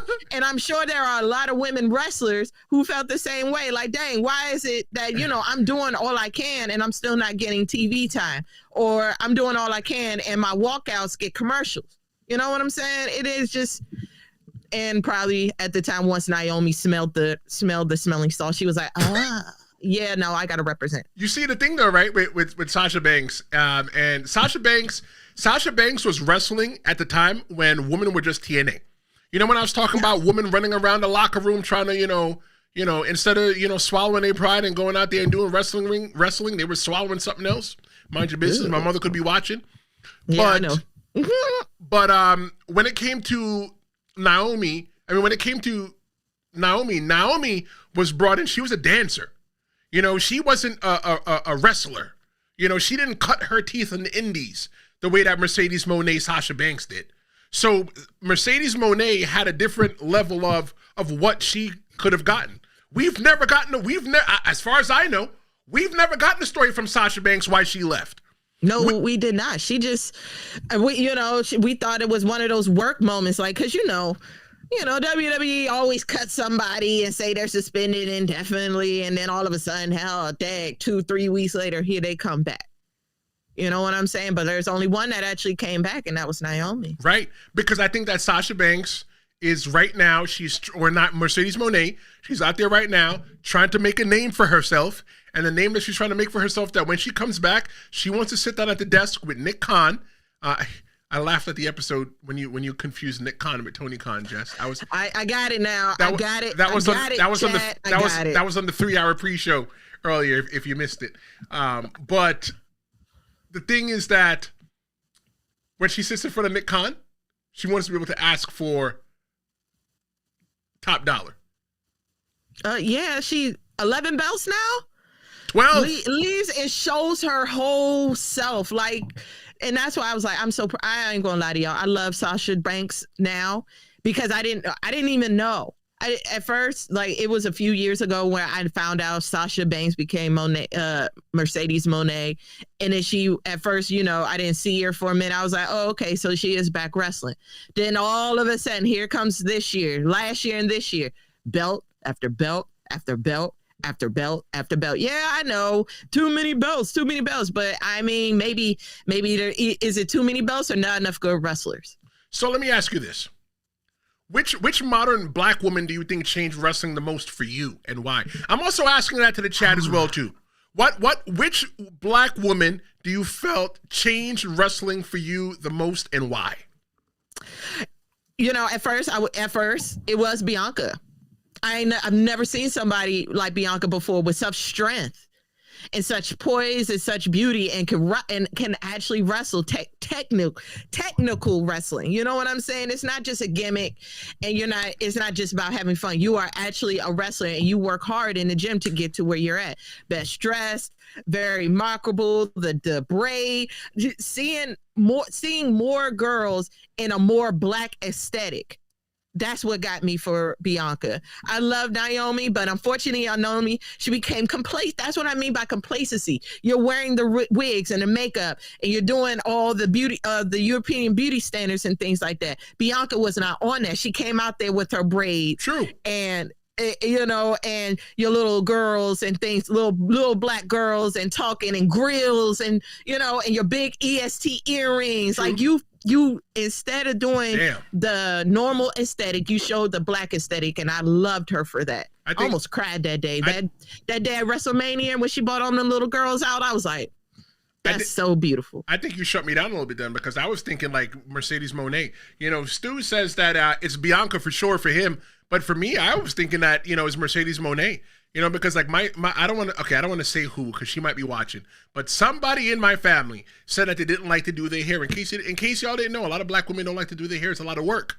So they wear wigs and stuff. I don't want to mention her name because I'm gonna call her tomorrow. She's like, why you talk about me on your live stream? But and that's fine. And you know, I'm not trying to go against that, but when you know, us as black people are looking for more like us. What's wrong with showing a little representation? What would be so bad to see a black woman wrestler with locks? I love you, Kofi, but true. I would see a black woman. True, what's wrong with seeing a girl with poetic justice braids or some lemonade braids or something like that, and grills, lashes? What's wrong with that? But I was looking like somebody like my person that I was going to name, who's in my family, who I'm not going to name. But, you know, for me, I said Mercedes Moné because, you know, she wear wigs. I thought wigs are like a black girl thing, because I told my blank, I don't want to say the person's relation to me and my family. I was like, yo, why don't you go get a wig? She thought that wigs are only for old people. And as far as from what I knew, I said that if you're getting the old polyester wig, it might be for old people. But if you go that very stiff joint. Right. If you go out there and go get Keisha, you know, you go out there and get your wig, you can look like Keisha instead of Sister Merle from the church. And again, nothing against it, but it's she's a wig wearer. So for me, still it's a conform issue. You know what I'm saying? It's just a conforming issue. What the chat say? Because I'm sure if there are black women in the chat, you got to be with me when I say, yeah, it may be for, you know, convenient, but sometimes it really is just about being, you know, staying in the standard and staying safe. Like, oh, they can't pick with me because, you know, I'm in the standard. I'm in line. Right. You know what I'm saying? I'm in the black and white line. There's nothing blue, green, pink, or red about me. So in the chat, BC, I'm calling him BC because his full name, I'll tell you what his full name is. It's Brother BKL Contreras. And I was like, I'm not calling that brother BBC. Nah. So I just call him BC. That's a pause, my boy. Yeah. The first B is silent, so I'm just calling him BC. But he says, unfortunately, I got to say one word, Bianca. Exactly. You know, he also says, Lord, oh my Lord, laugh my effing AO. Stu says, I know we're talking about women, but that's why Javon Evans will be so important, because he speaks like no one else, and he represents young black youth that will inspire others. Yeah, I agree. You know, I'm gonna give you a hand clap for that. Absolutely. I agree. Which leads me. Go ahead, Tristen. God, what you saying? There is a lot of people running around right now that look like, you know, Javon Evans. You know, they behave like Javon Evans. Javon Evans is only what, 21 years old, 22 years old? 21. So he speaks to the 18-year-olds. But he speaks to somebody that's at least 17 because they could have went to high school. They could have been in high school at the same exact time. Absolutely. Even though I'm not the biggest fan of YN, but I have seen the chat, and they have all called him the YN of WWE, and I'm like, you know what? I mean, hell yeah. He is the YN of WWE. Mind your business. Don't Google it. He is the YN of WWE. He is. Yeah, I love it. But it just leads into the young women. Let's talk about that's another one I want everyone to pay attention to. Jada Parker and Lash Legend. Right. You know what I'm saying? I was like, I know I'm talking about Belair and everything, but I do want to give a little shout out to the youngins right now. Okay. Because Jada Parker right now is trying her best. Like she's another one. Her and Lash Legend, I feel like they are underrated. And I feel like even though Shawn Michaels is a great general manager for NXT, the booking for them and the story is mid. You know what I'm saying? Not everybody wants to see a black women versus a black woman all the time, or, you know, get together, sisters, friends, and all of that. And then all of a sudden they break up and we got the whole Jade, Naomi, Bianca thing again. You know what I'm saying? So I'll say this to you then, because you know, Jess, you can't come to the Tristen Law Show. You can't come here on Stream-A-Mania, the 5-hour pro wrestling super stream here on YouTube, and just tell me, what'd you say about Last Legend? What'd you say about Last Legend? That her booking is mid?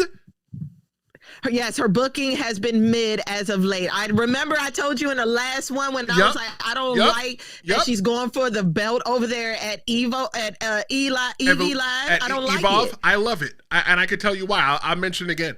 But Jess, when you say that Last Legend is mid, you think I'm just going to let you walk out of here? No, I didn't say that. Not her. Her booking. Mid. Her booking. My bad. Let me buzz myself. If you're going to say that Last Legend's booking is mid, I am not going to let you walk out of here just like that. The question I'm going to ask you then is then book it. Book her for the next book her for the next quarter. Next quarter? Oh, well, yeah. Let's go talk about that again, because I did talk about that last time. I booked her, Lash Legend, and Nia Jax. That was my dream, like kind of dream little storyline there, kind of the big dog versus, like, the new big dog versus the old big dog, Nicki Minaj versus Megan Thee Stallion type thing. Like, nah, like you talk all this talk, you think you the big dog, I'm gonna show you who the big dog. And then we kind of get the whole Peter and chicken thing like we do for all the men. Y'all already know I'm talking about, like, Drew and Damon, and you know how they always beef it. Like, every other fight is a beef. Like, no, I don't like you, you don't like me. All the way up to where Lash Legend, if Jay didn't have the belt right now, Lash Legends comes up, and we have this SmackDown versus NXT again, because we had it in 2013. We have this again, and Lash Legend goes for the belt. This was if Nia Jax still had the belt, by the way. Nia Jax still had the belt. Lash Legend takes belt from Nia Jax, and now we do the whole thing with Tiffany Stratton and Jade and all of that, and then there we go. At least that would be my story. And I feel like I can make that story last. Like, it would be a good story ender for, let's say, Crown Jewel. If I'm bringing Lash Legend to the main roster, the first person I'm feeding her to, the first feud that she's going to be in was with Rhea Ripley. The reason why I'm putting her with Rhea Ripley is that Rhea Ripley's floating around the mid card right now, and I want her to earn her stripes. In order for her to earn her stripes and shows that she belongs, she needs to get fed to Bianca. She needs to get fed to Bianca Belair. She needs to get fed to Rhea Ripley, and then eventually she should get fed to Charlotte Flair. Those are the top 3 women right now on in the WWE right now. Charlotte Flair, Bianca Belair, and Rhea Ripley. If she can hang with those 3 women, she be all right. But for right now, I'm not. Wait, no, I'm sorry. Bianca wasn't there that day. I'm not setting her with no Nia Jax. I don't want her to do nothing with Nia Jax, but I think it's great, though, that they see the star power in her, that they're going to allow her to go to Evolve and wrestle for the championship. That's trust. They trust her, and they're utilizing her star power to send her down to Evolve to make people care. Jess, how many Evolve episodes have you ever watched? About good 10 to 20. Every time I'm on Tubi, like if I decide to go on Tubi, I would be like, all right, let me watch a couple of episodes, because it comes on Wednesday. Okay. All right. I was about to quiz you and ask you when to come on, because, you know, I was not going to let you sit here and feed me no BS. Me? No, never. I've probably watched watched a couple episodes of Evolve. I probably watched 3 episodes, but I don't care about Evolve that much. I watch it. I don't care about it a lot. But watching Lash Legend, I might care a little bit more. I mean, we was talking about it. Remember, we had said it's like a glorified Indies. Yes. It's almost, you know, it's like it's the Indies on TV. So, you know. Right. And then as far as the scales go, it's like the freshman class. Like, you know, we've been training these kids, and these are the dogs. These are the puppies that we decide to do, to maybe possibly hit the main roster or be something at NXT, right? I agree. I think you should check it out. I mean, I think I you watch really should it. check it out. I watch it. I remember sitting here watching with my kid, and then I was like, I said, Daddy used to do that. You want to watch? And he goes, yeah. He was looking at the computer, looking at me. He was shocked that he used to get that he used to see it. 973-826-0101. That's the number for you to call, for you to be a part of Stream-A-Mania in Hour 5. Hour 5, Jess is going to be in bed. Hour 5, Cheyenne Ortiz is going to be in bed. Hour 5, I won't be in bed, and I hope that you're not in bed either. Hour 5 is just going to be me and you. That's going to be Ask Me Anything. If you got a comment, you got a question, you got something that you want to talk about, something about pro wrestling that you want to get off your chest, you call 973-826-0101 and leave a message, and I'm going to play it. And another call just came through. That's what I'm talking about. People are calling because they want to talk. They want to talk. I love it. I love it. I love y'all for that because, sometimes I don't want to talk to Trish. I want to talk to y'all. I'm playing Trish. Well, Hour 5, if you're going to participate, you have to watch from the chat because sorry, Jess, sorry, but I want to give the audience the ability to be the co-host. I want them to bring their topic. I want them to talk about what they want to talk about. Ask me a question. Spark up the conversation. That's what I'm going to be doing. I got you. That's Hour 5. But let me get right back into it because, I am the Yaptain and I have a whole lot more to say. And though I love WWE. Well, I'm not going to just say I love just WWE. I have grown to love wrestling, just wrestling, period. I see the love for it and the storytelling. But I guess my problem nowadays is that they don't listen. None of them actually, for some reason, they rather listen to the people who are in the rooms who really don't listen to us instead of us. Because us as the fans, every week, you hear Cody say what? Cody say, it's the fans, y'all. It's the fans. We love the fans, right? I thought you were going to say, what do you want to talk about? He says that every week. And sometimes like, bro. That too. What do you want to talk about? I don't want to talk about you, Cody. Get out of here. Beat it. All right, get out of here. But it took just to double back what I was saying. It took Naomi to go heel for them to pay attention. And once she went heel, what happened? Everybody, we all rallied behind her. There were hashtags, Naomi deserved better. Where I remember when she walked out with her belt, was out there in the stadium saying, yo, where's my merch? Where's my merch? They even have TikToks of that. Like there are people in her, in the Proceed with Caution outfit, the nice yellow one that everyone loves. Right. Where's that? I was looking, Halloween has just passed. And I never saw that costume. I saw people, they went to the police store and they went and bought the caution tape and they wrapped themselves up like plastic and then they made it and that was that. Cool, whatever. But y'all had the opportunity to push this girl way more. Like, look, aside the pregnancy, they could have pushed her so much better, right? Could have. But they didn't. But she still won. So that was good because we all know that, it's still a script being written. True. So there has to be some type of, person that say, hey, I think we should do this for the fans to see what happens. So since we're talking about this then, right? We're talking about script and stuff like that. What do you think about some of the double standards that black women are labeled with that they probably have to deal with in the WWE? The double standard. I got one on the top of my head right now.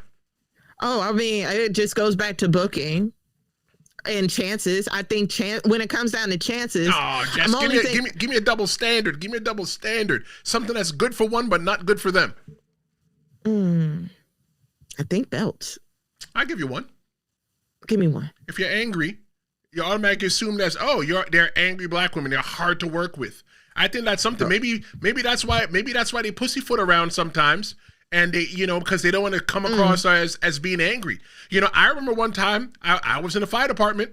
I was the only black marble in a jar full of white marbles, and I just wanted to fit in. All I wanted to do was fit in and be accepted by my people.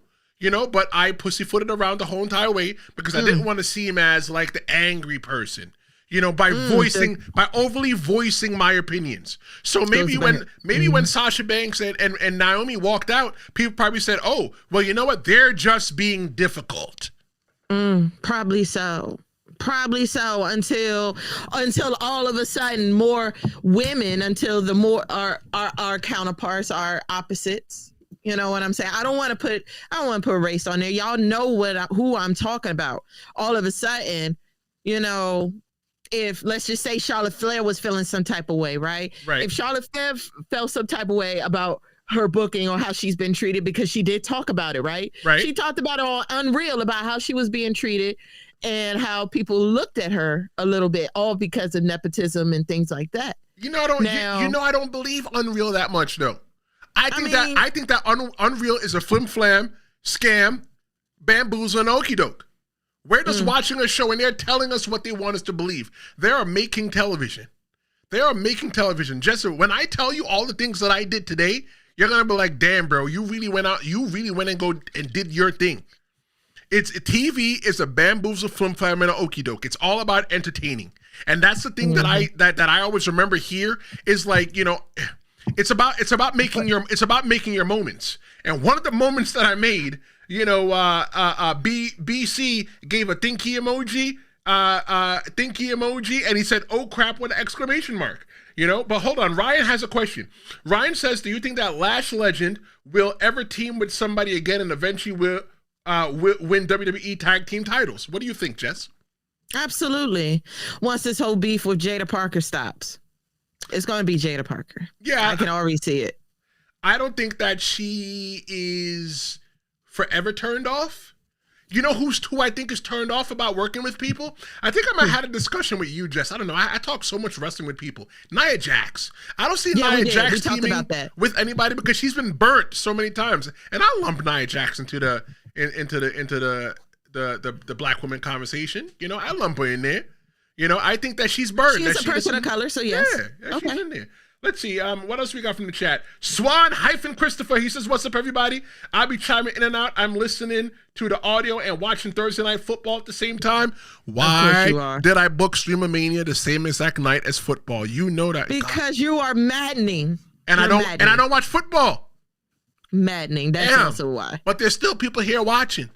I love that. I feel that people probably wanted. You can go watch TNA AEW, what's today, Thursday? No, there's no wrestling on tonight. I thought it would be a great night because there's no wrestling on, really. TNA's on. No, AEW is a Saturday thing. You're right. Right. Today's Thursday. I totally forgot what day of the week it was. My days are touching sometime. They're touching sometime. Let's see. But I want to... Go ahead. Go ahead. I'll give you one more because I had a thought right there, right? Well, no, I don't want to infringe on your thought and make you forget. Go ahead with your thought. Because it just goes back. Why is it that when a white woman, has problems or feeling some type of way about booking, talent, whatever, it's okay. Like they could just become a baby face and a heel and it's all good, right? But for a black woman to turn heel, it's expected. You know what I'm saying? When Naomi turned heel, it was just, I was like, dang, her booking has become so bad that she has to become the angry black woman trope. You had to do that to prove a point. That is crazy. She was the angry black woman going out. That was crazy. But you know what, though? Even though Naomi was the angry black woman, black, white, Spanish, Indian, or Asian, you can side with Naomi. Because she had to leave the WWE because the WWE wouldn't give her a chance. Granted, her run around with light up shoes is kind of corny, but she had to leave the WWE for people to actually respect her. She went out there, and I hated them. She went out there and made a name for herself in TNA, and then when she came back to the WWE, she just won an opportunity. In order for her to get an opportunity, she had to injure her friend Jade Cargill, which I think that Bianca Belair has something to do with it. I 100% believe in my heart that Naomi is right. The same exact way that I say that Drew McIntyre is right, and we're not talking about men right now. We're talking about women in wrestling, but I believed in Naomi. I love Naomi because you know what? She was right with everything that she had to say. Why she had to be the angry black woman. All along. And you know what? I might have to agree with you that Bianca unintentionally has something to do with it. And you want to know how? How? I can tell you how, easy.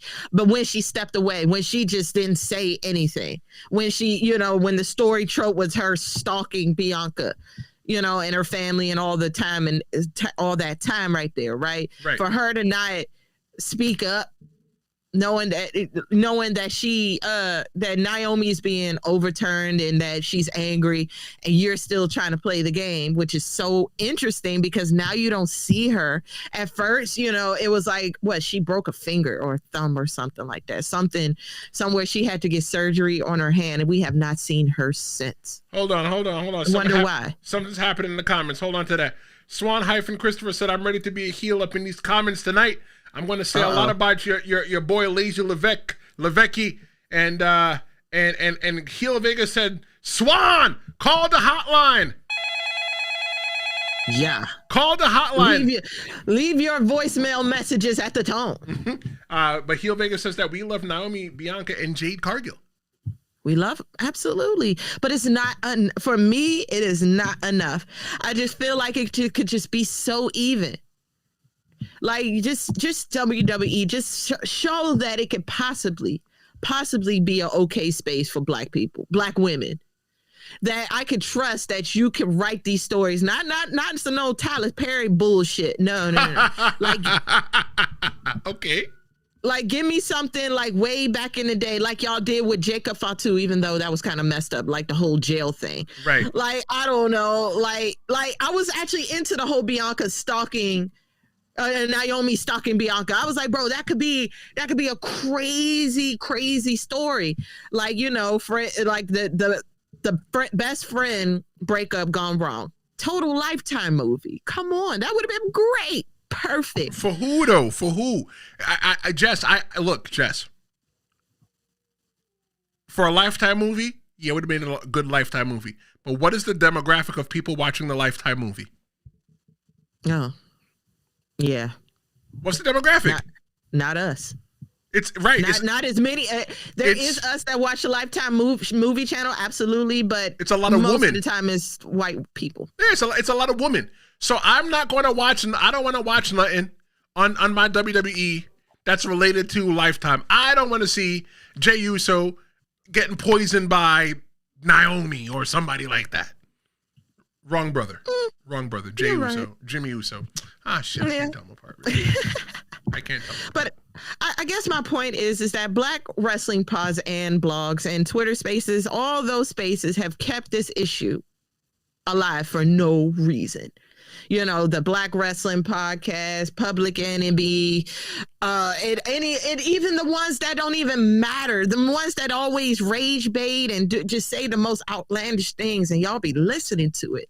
It's building a counter history where Black women wrestlers are seen, analyzed, and celebrated. So let me ask you this then, Jess. Do you think that WWE markets to Black fans effectively? Nope. Because we will have more Black wrestlers, period, would be booked. We would see way more. I'm sorry. Look, I had this argument earlier today. Go ahead. I'm going to argue with you. I'm a New Day. Look, I love the New Day, but I'm a New Day hater. And you see how bad that booking was, and now they don't even. Now you don't even see them no more. Maybe they're on vacation. Who knows? They might have just saved their vacation time and was like, let me just recharge and get back, and then after that, I could just get back to work. That's true. But no, let's just call the booking of the New Day was trash, and then the way y'all tried to, then they kicked out Big E and that whole story. Big E had a neck problem. He's no good. Respectfully, storyline wise, Big E got a neck problem. He's no good to them. But, right. So R-Truth is not doing nothing. He's the jigaboo of the damn locker room. Oops. God damn. I'm sorry, man. Every time I turn around, that man he's not wrestling. Like, I miss the day. I miss when he was with the Judgment Day. At least he was wrestling. At least he was funny and wrestling. He was doing something. He was working. Look, Stu left his view, and Stu said, look at the Mania poster and ask yourself that question again, Tristen. Look, you, Jess, and Stu, fix your faces. Going to get stuck like that, Jess. You and Stu are standing in the same corner. But here is my question. If you want the opportunity, you shouldn't just get the opportunity because you're Black. If you want to be the world champion, bust your ass and become the world champion, right? Because when you just put people, I'm not talking about in life. I'm talking about in wrestling. I'm not talking about in jobs, and I'm talking about wrestling. Okay. If you just put somebody, is a business first, you're right. Right. If you just, but it's entertainment. You can't just put any woman to the top, because if they're not entertaining, we're wasting our time. You can't. So if there's a black person in there that wants it, you need to go get it. Booker T wanted it, and he went to go get it. R-Truth got a safe spot right now, so he could walk around being the word that you said earlier, right? That's what works for him. His job is safe. Ain't nobody taking his job from him. Okay, but that rule didn't apply to Bobby Lashley. Bobby Lashley looked like a star. Bobby Lashley came out there built like a brick shit house. Kofi Kingston was a one-time WWE champion. Lost the belt to Brock Lesnar at the WWE SmackDown debut on Fox and never went back to his belt again. So if I'm looking storyline-wise, that's on him. Okay, Carmelo then. Carmelo, it's not his time yet. Not his time yet. No. Not his time yet. So Okay. Like, I don't want to talk about women wrestlers, but I just got to ask you, when do you think it's Carmelo's time? Seriously. Really? Okay, so before I could answer that question, here's the question, Jess. Has Carmelo been in any credible feuds in the WWE main roster alone? How can he when he's being stopped by The Miz every damn week? Has he been in any credible feuds in the WWE right now? I mean, wait, are we talking about SmackDown Raw? Or are we talking over there at NXT when he was over there with we talking SmackDown and Raw, baby. Nothing. He's nothing because he's been connected to, what is it? Melo don't Miz. And that's corny. But you see, he's in the ring with somebody that has some kind of credibility. He's in the ring with a 2-time WWE champion in the name of The Miz. 8-time Intercontinental champion. And he was even a 1-time tag team champion with John Cena. You can't even see him.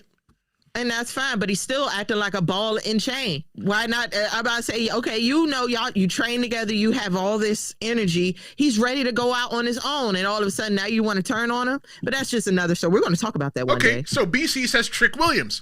I agree, but Trick Williams is not on the main roster. I think that Trick Williams, that I feel that I can believe in Trick Williams enough that we can get him up to the main roster, and he looks credible. Maybe Melo's a little bit soft. Don't forget, hour 3's coming up. Next hour, Jess is still going to be here, and Cheyenne Ortiz, the voice Ortiz, is going to be joining us, and we are going to debate the best eras of pro wrestling. What do you think it is? Do you think it's Raw? I mean, do you think it's the Attitude Era? Do you think it's the PG? Do you think it's the Netflix era, the Paul Levesque era? How about Hulk Hogan, the Golden Age? That's what we're going to be talking about in hour 3. So make sure you guys stay here with us. But Jess, look, I really believe that Trick Williams, he feels dangerous. Like, he could stand in the ring with somebody like Randy Orton. The guy looks great. Yes, absolutely. He looks great. I think he's already a star. Oba Femi is coming. If I was in the WWE right now, I would go wrestle in TNA. You know why? I would even go to TNA. I would go to AEW. You know why? Why? Because Oba Femi coming. And he coming for that ass. All right, so, but my whole overall point is just to bring up all black wrestlers is that until the creative team reflects the diversity behind the scenes, we're going to keep seeing the same cycle over and over and over again. Like, all right, like you're going to get a story or two for like 3 weeks and boom, that's it. You might even throw in a title match. You just might, but maybe not. But over and over again, that's what it is. Well, up next, Stream-A-Mania Hour 3. Jess, the Yaptain, will be here. And Cheyenne, the voice Ortiz, will be joining us. And we will be debating the greatest eras in pro wrestling. And I want to hear what you have to say. Do you agree? Do you not agree? Keep it locked right here on the Tristen Law Show. And we'll be right back. I hit the wrong button. Welcome back Yeah. to Stream-A-Mania, hour number 3. I'll never make it out, yeah. Man, this stream has been running since 3 p.m. in the afternoon, and you guys are still here. You guys are loyal. Loyal. I told you that hour 3 was coming in. Cheyenne, the voice. Ortiz is going to be here with us. And Jess, the Yaptain, she's still in the house. We are going to be debating the greatest eras of pro wrestling. Cheyenne, what's going on? What's going on, everybody? Thanks for joining us on Stream-A-Mania. Tristan, thanks for having me. The Yaptain, nice to formally meet you. Thank you all for joining us. Stream-A-Mania. We've been rocking it since 3 in the afternoon. We're here now. It's a little bit around dinner time. Let's get it going. All right, so I think that every wrestling fan thinks that their era was the best, but tonight we are going to settle it. Not by numbers, not by ratings, but by how it felt. We're going to talk about, was it the chaos of the Attitude Era? Was it the intensity of the ruthless aggression? Or the storytelling that we're seeing today? This is hour 3 of Stream-A-Mania. Like I said, Cheyenne, just like me, he lived through a little bit of it. But Jess, I think she came up doing the ruthless aggression, and this is her childhood. For me, man, I remember watching this with my grandpappy way back in the day. I think I'm the OG here in the group. I want to know from everybody, what is your favorite era of pro wrestling? Drop it in. There's a Q&A right now. Drop it in and put your favorite era of pro wrestling. I'm curious as to what you guys think. Let's rewind. Let's go to the Wild Wild West when wrestling broke every single rule over the world, right? I think that it was rebellion, it was attitude, and it was real danger every single week. That's what I think that the Attitude Era was like. You know, for you, Cheyenne, what was the Attitude Era like for you? I think the way that pro wrestling is often cited as being reflective of what's happening in the world, there may have been no era more reflective to mainstream television, pop culture in the world than the Attitude Era. I mean, the big term at the time was shock television, and that's what it was in the Attitude Era. I mean, you really had to. You hear it all the time, but I mean, truly, you got to understand, this is the era of cable. This is the era of rating. This is the era of it aired once, and then you missed it. Unless you had to record it. That's right, record it. There was no DVR. There was no rewatch on Netflix. There was no 10-second back.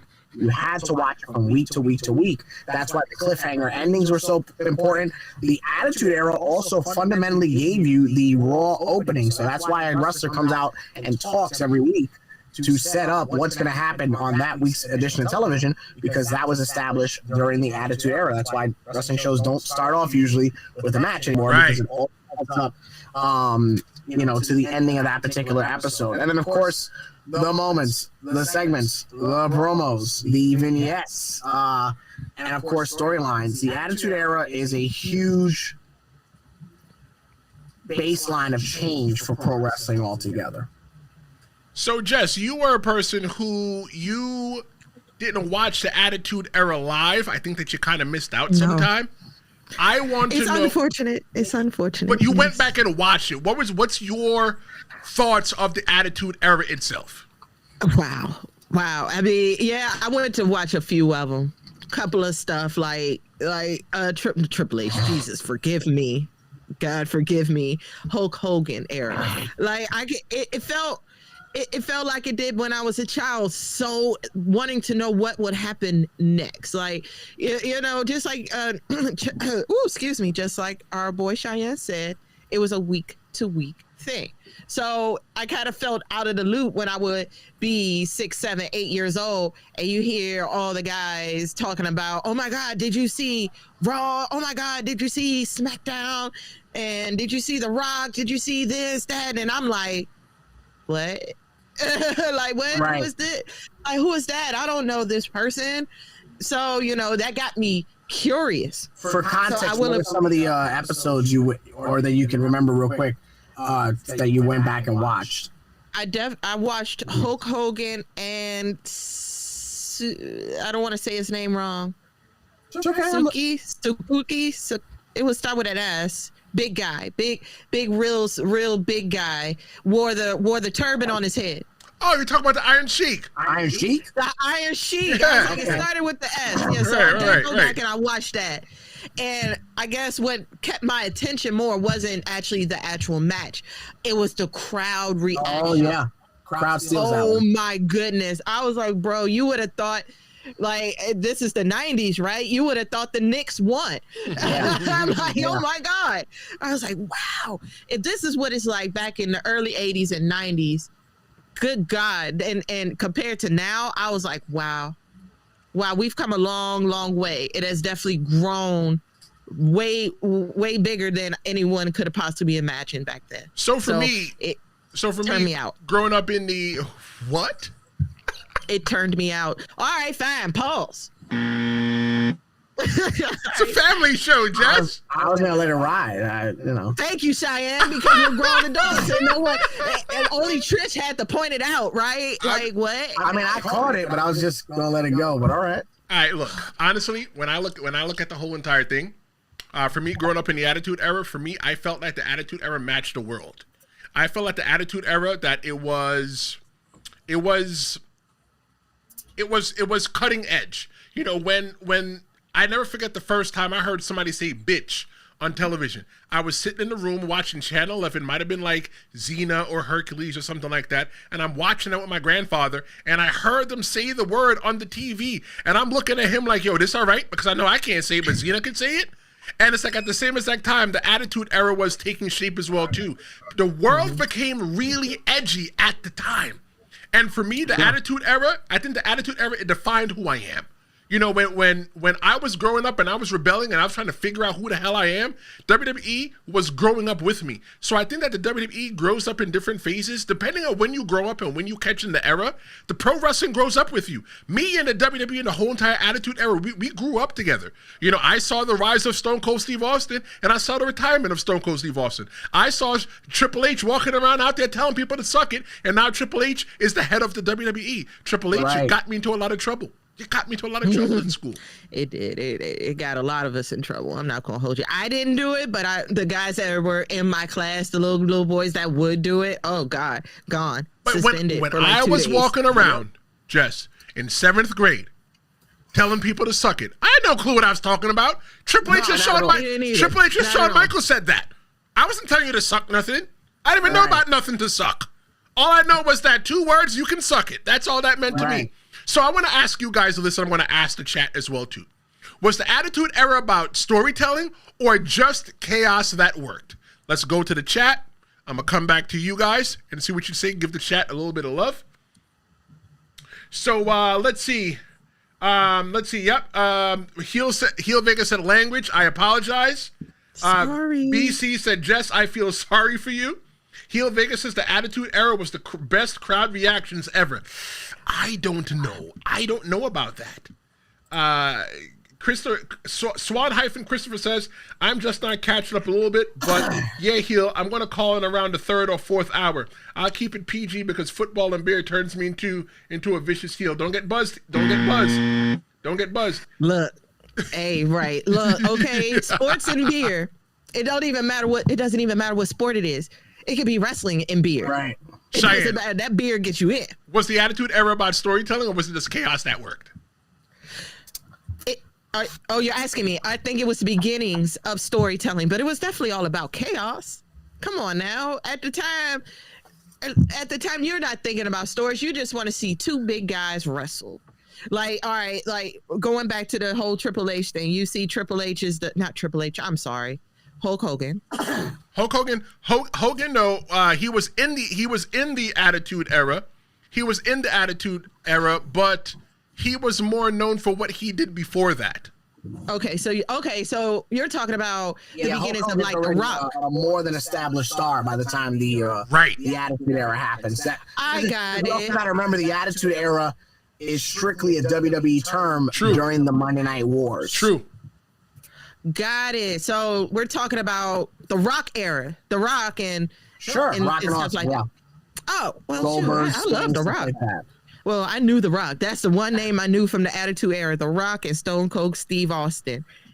The What Man. That's what I used to call him. The What Man.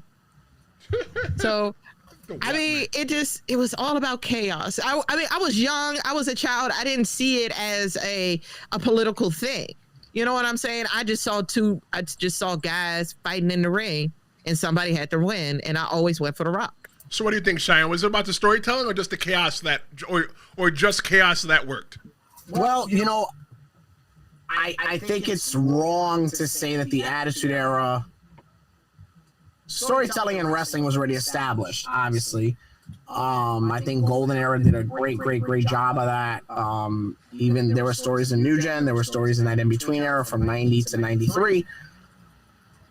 The Attitude Era is a mix of chaos and stories, but yes, I think overall you remember the chaos and the moments, right? Like, you just kind of shout out Rock versus Austin, you shout out the Hardys, the Dudleys, Edge and Christian, and then you just shout out those highlight reel moments, but not necessarily, nobody talks about the fact of, man, you remember when Rock and Austin feuded for the IC title, and then one week Austin threw the belt in the river and then hit him with the beeper with the 316, and then all of a sudden he was right behind the Rock.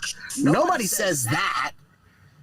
Nobody gives you that comprehensive breakdown of The Rock and Austin. They just talk about, oh, do you remember WrestleMania 15 when Austin forgot his vest and then he came out and he beat up The Rock and then he poured a beer on Vince? Yeah, like, it's not as definitive and explanatory. Fans choose not to be that explanatory with the Attitude Era for some reason. In my opinion, they just say, "Yeah, man, No Mercy is the greatest game of all time." It is. And then they run away. And then they run. It's not. And then they run away. So yeah, like I know I'm supposed to be the representative of the Attitude Era, and it is my era because of the time I'm born. But yeah, it's a conduit for chaos as much as it is storytelling. There's a ton of storylines in the Attitude Era, but people just shout out the moments, not the chapters. So I think for me personally, I think that WWE and the Attitude Era, it wasn't so much about the storytelling. A lot of the storytelling happened in the ring, but for me, I felt like it was chaos. When Vince Russo was booking that, it felt like a car crash every single night when I was watching Monday Night Raw. Which is reflective in when he went to book WCW, to your point. And you know what? When he went over to WCW, he had those toys and he couldn't play with them properly. I think that was the issue. He tried to book the same show, and WCW was never that show, and it just turned off their fan base. I think when I watch the Russo era of WCW now, it's kind of like, oh, he wanted to do what he was doing, and it just never worked at that product. Okay, so talking about not working at that product, do you think do any of you guys think, and I'm asking the chat as well too, whether you're watching live or demand, do you think that the Attitude Era would survive in 2025? No. Too sensitive. We're a little more, concerned about the health, mental health and physical health and things of that nature. So just, going to turn the TV off to watch men bloody themselves up and beat each other senseless, it's not gonna fly. Not anymore. I'm gonna go the other way. I'm gonna go the other way. Let me. And I'm not saying that Jess is wrong here, but I want to go the other way, and I want a tight shot because I want everybody that's watching to catch this real quick. This is very important because I'm about to. You ready? Yeah. Jess with the great point about the sensitivity and how we are as a society and wrestling and all that stuff. Would the Attitude Era thrive under social media and the scrutiny and the lenses and the multitude of guys? If you watch the Attitude Era, it's all flash bulbs. Everybody's taking their pictures. No, bitch. Now everybody's got that phone. So my question is, as a television product, it's kind of 50-50, right? Because there's stuff that you cannot do today. Yeah. Whether it's Golden Era, New Gen, Attitude, Ruthless, there's stuff you cannot do today. Would the Attitude Era survive under social media? That's the question. Ooh, man. Boy, that's a good one. You gotta give him that one because wow, I don't know. All right, so could the Attitude Era survive under today's pretenses? I think that social media has changed the way that we consume entertainment, and And there's two kinds of people on social media. You're either a producer or you're a consumer. And with everybody wanting to be a producer, when in turn they're really a consumer in disguise. Yeah, you might post 1 or 2 TikTok videos. Yeah, you might come on YouTube and put on a suit talking about you sit in front of the camera for 5 hours. But are you really a producer, or are you really a consumer? So everybody is out there. They wouldn't appreciate the Attitude Era as much because they would be on their phones just trying to record the stuff just so they can say, hey, I saw this first. I want to go ahead and put it on the TV. But if the Attitude Era wasn't social media, right, WWE would have to figure out a different way in order to book their television, because the second something would happen, it would leak. I remember when Raw used to be preempted, but it happened early in the night. You wouldn't know what happened. There was no way to find out what happened. But now in this day, instantaneousness was not available to us. Right. It wasn't as fast food as it was. Matches. I didn't know until recently, just now. They was like, yeah, they be doing this in dark matches. I was like, what are dark matches? They was like, I didn't know what a dark match was until I went to my first TV taping. Well, dark matches is where all the black people wrestle. That's why you don't see them. I don't know. I don't know. I don't know. I think it's just a way. I mean, Trish, as far as social media, it's because of how we edit things now to fit a certain narrative. So I think it could just be positive or negative. Like you said, we would get spoilers a lot all the time. So, okay, let's go to the chat real quick. Swan-Christopher says the Attitude Era had the greatest storytelling ever. And the chaos that came with it, the final boss cutting from... He was not the final boss at that time. He was the People's Champion. He was the Brahma Bull. Hit again. Hit it again. He said that, let's see. He said the final boss cutting promos and the rattlesnake flipping off fans and chugging beer, then DX was funny. You see, in the Attitude Era, they sometimes showed you the middle fingers and then they don't. Today, you can't even show the middle finger at all. People not doing it. Not doing it. Let's see. They do none of that. Stu drops his view. He said the Attitude Era would be dead in 2025. Heel Vega said not at all that the world is soft. Heel Vega says Cheyenne taking the words out of his mouth. Cheyenne, stop taking things out of people's mouths. That's not nice. Heel Vega says that Vince Russo knows how to book. He said all Vince Russo knows how to book is a disaster. He tried to book Nitro like Raw, and now he's affiliated with MLW. If you want to be a part of our 973-826-0101, if you got a hot take, you got a question, you got something that you want to get off your chest, you got something that you want to say to me, call 973-826-0101, leave a message. I don't care if you think that your voice sounds funny, because I'm not judging your voice. I don't care if you stutter or if you stammer. That's okay, because we're all nervous and sometimes we stammer. 973, and another call just came in. 973-826-0101. The call banks are full. I am going to try to get to every single phone call today that you guys have left, because hour 5, Cheyenne's going to be in bed. Hour 5, Jess the Yaptain, she's going to be yapping to herself in her bed.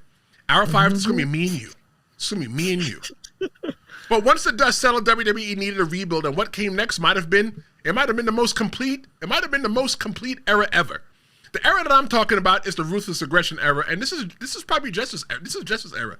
Jess, this is going to be your time to shine, because you got that emotional connection. This is your childhood. This is your stars. You said that you cry when what? Who's in the ring? You want me to bring that up? All right, fine. Because this is why I don't do rock slander, because I'm a Rock fan, man. And you were at the tail end of the Rock. You were at the tail end of the Rock. I sure was, but I definitely knew. The last full-time era of the Rock. Yeah, but then all of a sudden, what did I hear? Time to play the game. That's right. I was like, who is this guy? I was like, oh, man. I did. I was one of those that liked Triple H when he was wrestling. I liked him. I liked me a little bit of Shawn Michaels and his, HBK moments. I loved it. And I feel like that was the better PLEs for me. For me, those were the better PLEs, because again, in the Ruthless Aggression? What's the word? Ruthless Aggression. I would buzz you, but that's rude, but I disagree with that, Jess. I think the best era, close your mouth because a fly might go in there. I think the best era is what you laughing, Jess? Because you're sick. I- No consent. I told you, I say the best era is the Attitude Era, because every single time we went to go watch, the most important thing was what, Cheyenne? Do you remember? What did you want to see in the Attitude Era? Oh, me personally, I want to see puppies. No. I want to Jesus see Christ. Stone Cold. No. Does anybody in the chat know? If you guys don't, the second I say it, I bet you Cheyenne's going to go, oh yeah, you're right. When we watched wrestling in the Attitude Era, let's look at No Mercy alone. The answer is in No Mercy. Cheyenne, take another try at this. When we watched wrestling in the Attitude Era, why did we turn the TV on the most? What was the secondary thing we wanted to see besides the wrestling and the puppies? The tertiary thing. China? Nope. No. Oh, okay. Never mind. Cheyenne? Nicole Bass. The set. We wanted to see the set. We wanted to see what it looked like. Backlash. It had the thing that was going. Yeah. Okay. You see, we That's watched. real. We watched to That's see. true. To be fair, the Attitude Era does. I mean, again, this kind of happens in New Gen, and WCW pioneers it. But yeah, in the Attitude Era, especially in the Monday Night Wars, every pay-per-view had its own identity, its own set, its own theme. Yes. Okay. So that's where it started, because I too like to see what WrestleMania is going to look like each year. I do look. But to be fair, if you take a look at all the WrestleMania sets that lead up to even last year's is kind of weak sauce compared to the ones we had going up. Yeah. No, that set was fire. That set last year was fire. Do not speak ill. WrestleMania 41 had a really good set because they had where people were able to sit on the balcony. They had where they could sit on the balcony. Right? Okay. Thought that was cool. I like over there in Pennsylvania. I thought that was kind of when cute. you pay $45,000, yeah, you should sit that close. I said shit. You said you paid $45,000. Might just suspend you over the ring by your nutsack, and that's it. Yeah. That's the amount of money that you paid. All right. So which generation do you guys felt? Which generation do you guys felt created the most stars? Created the most stars. Ruthless aggression, or Attitude Era? For me, neither, because I mean I was a little younger, so I can't really answer that question. Like if you think about it, my middle school, high school era would be the PG era. All right, so I'm gonna task the chat with some help here. If you're in the chat, I'm gonna lock in my vote of which of the two eras I think made most stars. But hear me out. I'm gonna just start shouting out some names. Let's do Attitude Era. If I'm missing something, chime in. You ready? Ready. All right, here we go. Austin, Rock. I'm gonna name them as individuals, so bear with me. Triple H, China, The Outlaws, X-Pac. I disagree. I'm starting to disagree with you. Hold on, Okay, my just bad. bear with me till I finish the list. All right, go ahead. Mark Henry. Okay. Taker, Kane, Foley. I'm going to say Goldust. Mm-hmm. Bear with me. I'm going to say Farouk and Bradshaw. Big Show. Okay. I was hoping you'll say his name. Ruthless, and this is all just out of my head. Ruthless aggression. And again, the word here is stars, guys. Yeah. Oh, hold on. And then let's put Shawn Michaels in the attitude part of it, right? Okay. Now let's go to Ruthless aggression. Cena, Orton, Brock, Batista.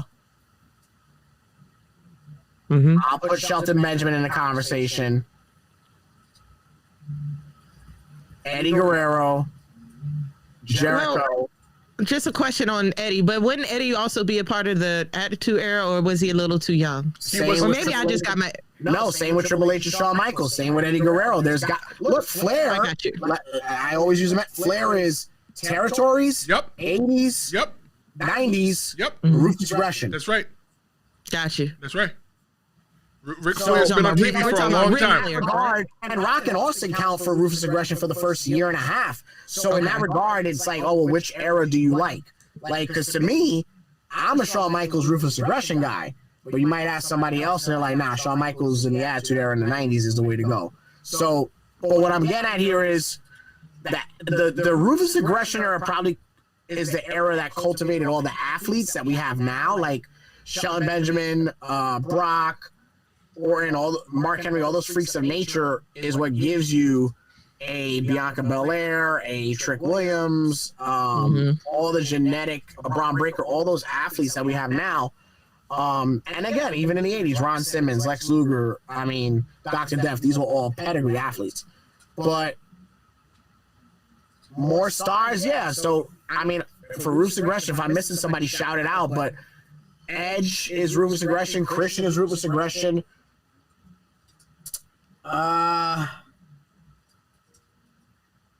Who made more stars? Oh, man. I'm going to reluctantly defend my era and say Attitude Era. Okay, so if I'm counting the Attitude Era, here's how I'm looking at it. Oh, Jess, real quick, which era do you think? And I'll tell you what the chat says.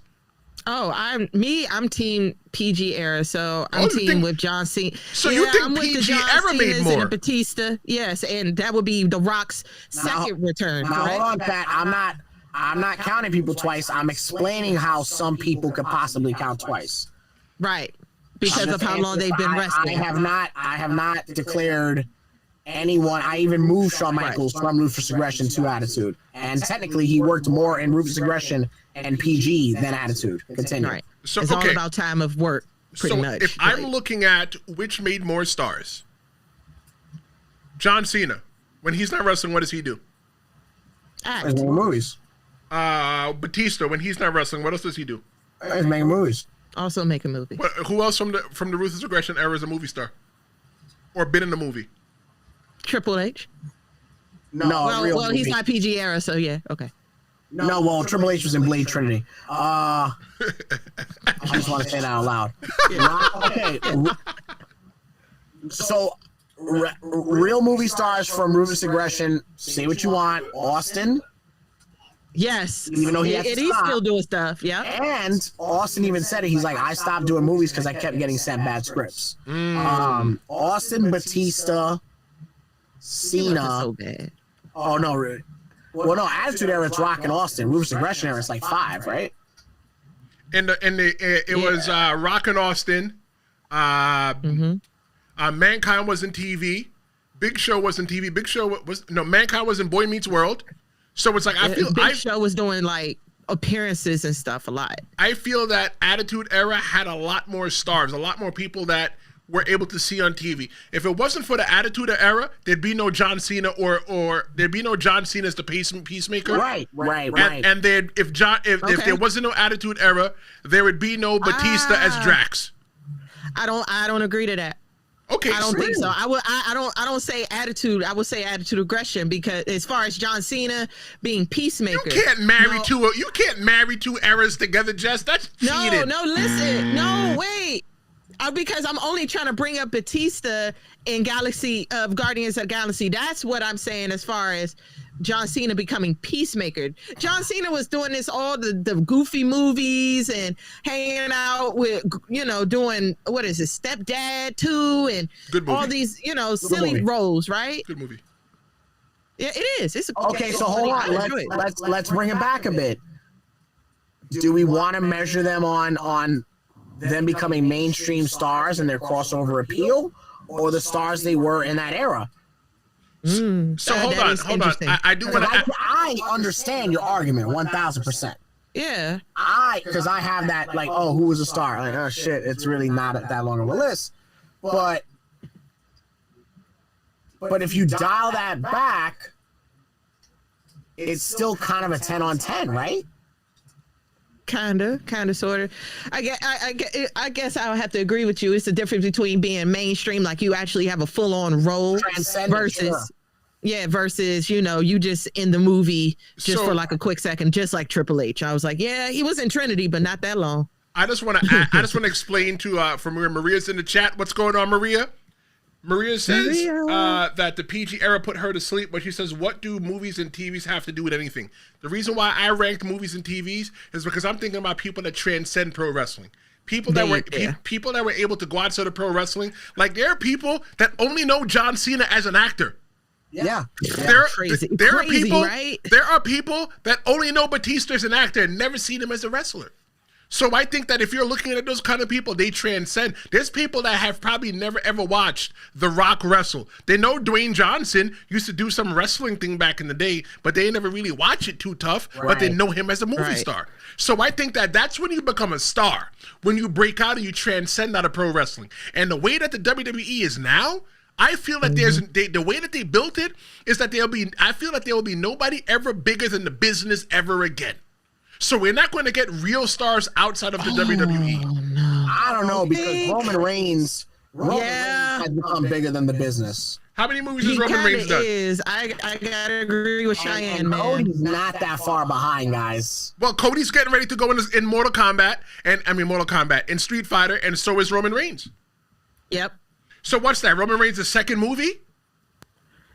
No, I think that's his first one. No. Really? Actually, hold on. He's done a lot of movies. Are y'all for real? He's done. Unless I've been confusing him with Jason. I'm not surprised by that. How many, Tristan? He's done a lot. You ready for them? Yeah, I am, because I'm curious here. What? He's done the Jetsons. He was himself. He was. But that's when the WWE had the Warner Brothers partnership. Right. Does that count? The Jetsons, as in like the animated, the movie? Yes. I'm not Yes. counting it. But it's in his IMDb though. Animated and went to DVD. I'm not counting it. All right, so he did The Pickup. He was the MMA fighter. In Street Fighter, he's going to be Akuma. They're filming that. Fast and the Furious presents Hobbs and Shaw. He was Mateo Hobbs. Yeah. And that's I thought that was Jason. So that was Roman Reigns. I thought that was Jason. Okay. Wow. Earlier somebody told me don't get your not all Samoans look alike. Jess, not all Samoans look alike. Shoot, they could be cousins. Hell. Just saying. So BC says it's true. Plus, I'm into John Cena in Marine movie, but not the Peacemaker. Maria says that Terry Funk was in a few Stallone movies. Nobody considers him better than Ric Flair and Dusty from that era. Okay. Yeah, well, also, Terry Funk was in Paradise Alley, Roadhouse, Over the Top. The original? Yeah, the good Roadhouse. Oh. Paradise Alley, Roadhouse, Over the Top. He's in the he's in that Dukes of Hazzard remake. He sure is. That is him. Terry Funk's in a handful of movies, but if we're gonna go IMDb, only Cena, Rock, and Batista have surpassed Hogan. I agree. And Hogan was running around. Guys, from 91 to 99, Hulk was in one movie a year. Doing little pop-ups. I have seen them low-key, but pop-up I'm not here to tell you if they're good or bad, but the bar is there. I see you. But I guess that's the whole point. Like you said, Trish, it's all about the transition, because a lot of us want to know what are the wrestlers doing after they get fired or you retire or stuff like that. Just like Bronson right now, he's doing food. Oh, you're talking about Braun Strowman. Yeah, Braun Strowman. Yes, he's doing food now. Looking at the chat, asking which Jen created the most star. We're deadlocked. If you haven't voted, just vote. Deadlocked. We're deadlocked. It's 50-50. Ruthless aggression and attitude era. But a switch eventually came. Wrestling cleaned up its act and its image, and it went global again. And because of that, it had to grow up again. For me, I'm talking about the PG and the reality era. For me, I was pretty much I was a grown-ass man during that time. Cheyenne was a grown-ass man, and Jess, you were still a little girl. No, I was not that young. Don't even do me like that. Here's the question. Don't even do that. But the PG era, like you said, it's the reality era, which means what? Well, no, the Everything PG era TV is a reality show. Reality shows are growing now, right? The PG era came before the reality era. But it's starting to grow. You see what I'm saying? So do you think isn't it the PG era, the reality era, and I think they're calling it, isn't this officially the Netflix era? Right. It's the Netflix era. It was the PG era, then it was the reality era, then it was the Netflix era. Yeah, they called it, wasn't it Heyman that called it the reality era on a Raw? Possibly, probably on a Raw talk or something like that. It was definitely during promo. Chat, who came up with reality era? Was it Heyman? Did I get $1? I believe it. If it was Heyman, I'd believe it. But the PG era, Trish, like, I see why people would think that sucked. It's because it's less aggressive. I agree. You stop the cussing. Look, I don't think the PG era was that bad. But okay, it wasn't bad, but it was more kid friendly in a sense, more teen. Let me say that. Kid friendly. Okay. Teen friendly. Was it kid and teen friendly, or did the WWE on its toes have to pivot and change their formula? And they probably didn't have it right for like 2-3 years. I think two things could be true at once. Because again, you know, what 1 + 1 does not equal 11. Yeah, in this situation, it does, because you got the aggression era. Did someone not kind of get very unalived? And you know, you're realizing that your viewership is not just adults; it's kids. Right. You got middle schoolers and all of that sneaking up, staying up, sneaking, watching it. Here's something else, and Tristen could agree with you. If you take an Attitude Era Raw from '98. Okay. Let's just go with July of '98. And then if you go with the Attitude Era Raw of July of '99, and then you take one for July of 2000, there are 3 different episodes from the same era. And that format is probably not perfected until that 2000 Raw. Mm-hmm. Little cause and effect, trial and error. If you take the 2009, because the beginning of 08, it was still kind of, they were mixing things. But if you take 09, let's just say February of 09, February 2010, February 2011, there are going to be 3 different Raws of the PG era. True. Yeah. You know, and we all like conflict, right? So if the conflict is, somebody drank Steve Austin's beer versus somebody attacked John Cena in the parking lot, who's it going to be? Really? Right. Okay. Right. You're still watching from week to week, guys. So I'm looking at it like this. I'm saying that the Attitude Era had to change. All that craziness, all that wildness and recklessness, it had to go away, because at that point WWE was more of a public company, and they were seeing that there was more money in having a company like Slim Jim as your sponsor than Stridex or 1-800-Collect. If you don't know about 1-800-Collect, you're probably not old enough for me. But at the General, I remember the General. I remember that was on there. Right, they wanted things like they wanted those kind of things. Right, but like, I think that a lot of people probably think that the Attitude Era sucked because it came to like, I used to get this certain kind of service from the WWE. And then y'all ramped it up a little bit more. Y'all morphed it. And then y'all took it all away from us and told us it was PG, was no blood. But the matches might have been better. I agree. Yes. But look, in the Ruthless Aggression era, you got bloodbaths between Shawn Michaels and HBK. Shawn Michaels match back, where he wrestled in the brown tights. Okay. That was a bloodbath. Yeah. But you know what? In the Attitude Era, in the PG era, you got matches like, golly, it was still the bridge. There was still a bridge, because you still got matches like, like John Cena and Randy Orton at SummerSlam 2009. You got Cena and Orton, you got Cena and Batista, you got Triple H's last world title reigns. So you got Punk and Jeff Hardy, you got Taker and Punk, you got Triple H and anything with the Big Show. Rio. There's tons and tons of great rivalries, and still a lot of legends on their last full-time runs in the beginning of the PG era. Was it necessary for the PG era was it necessary for the WWE to evolve, though, in your guys' opinion? Absolutely. Yes. Absolutely. Time is constantly evolving. And you brought up that great point about sponsorship. Go back to Paul Heyman's interview with Austin, I think a week before Mania. If you wanted a sponsor like Barbie or Slim Jim, you had to change your product to be welcoming to sponsors and advertisers. That's true. That stuff doesn't happen in the Attitude Era. Guys, Snickers would not be such a huge part of WWE advertising if they stood in the Attitude Era. Snickers stood away from WWE for years. They sponsored, I think, WrestleMania 17.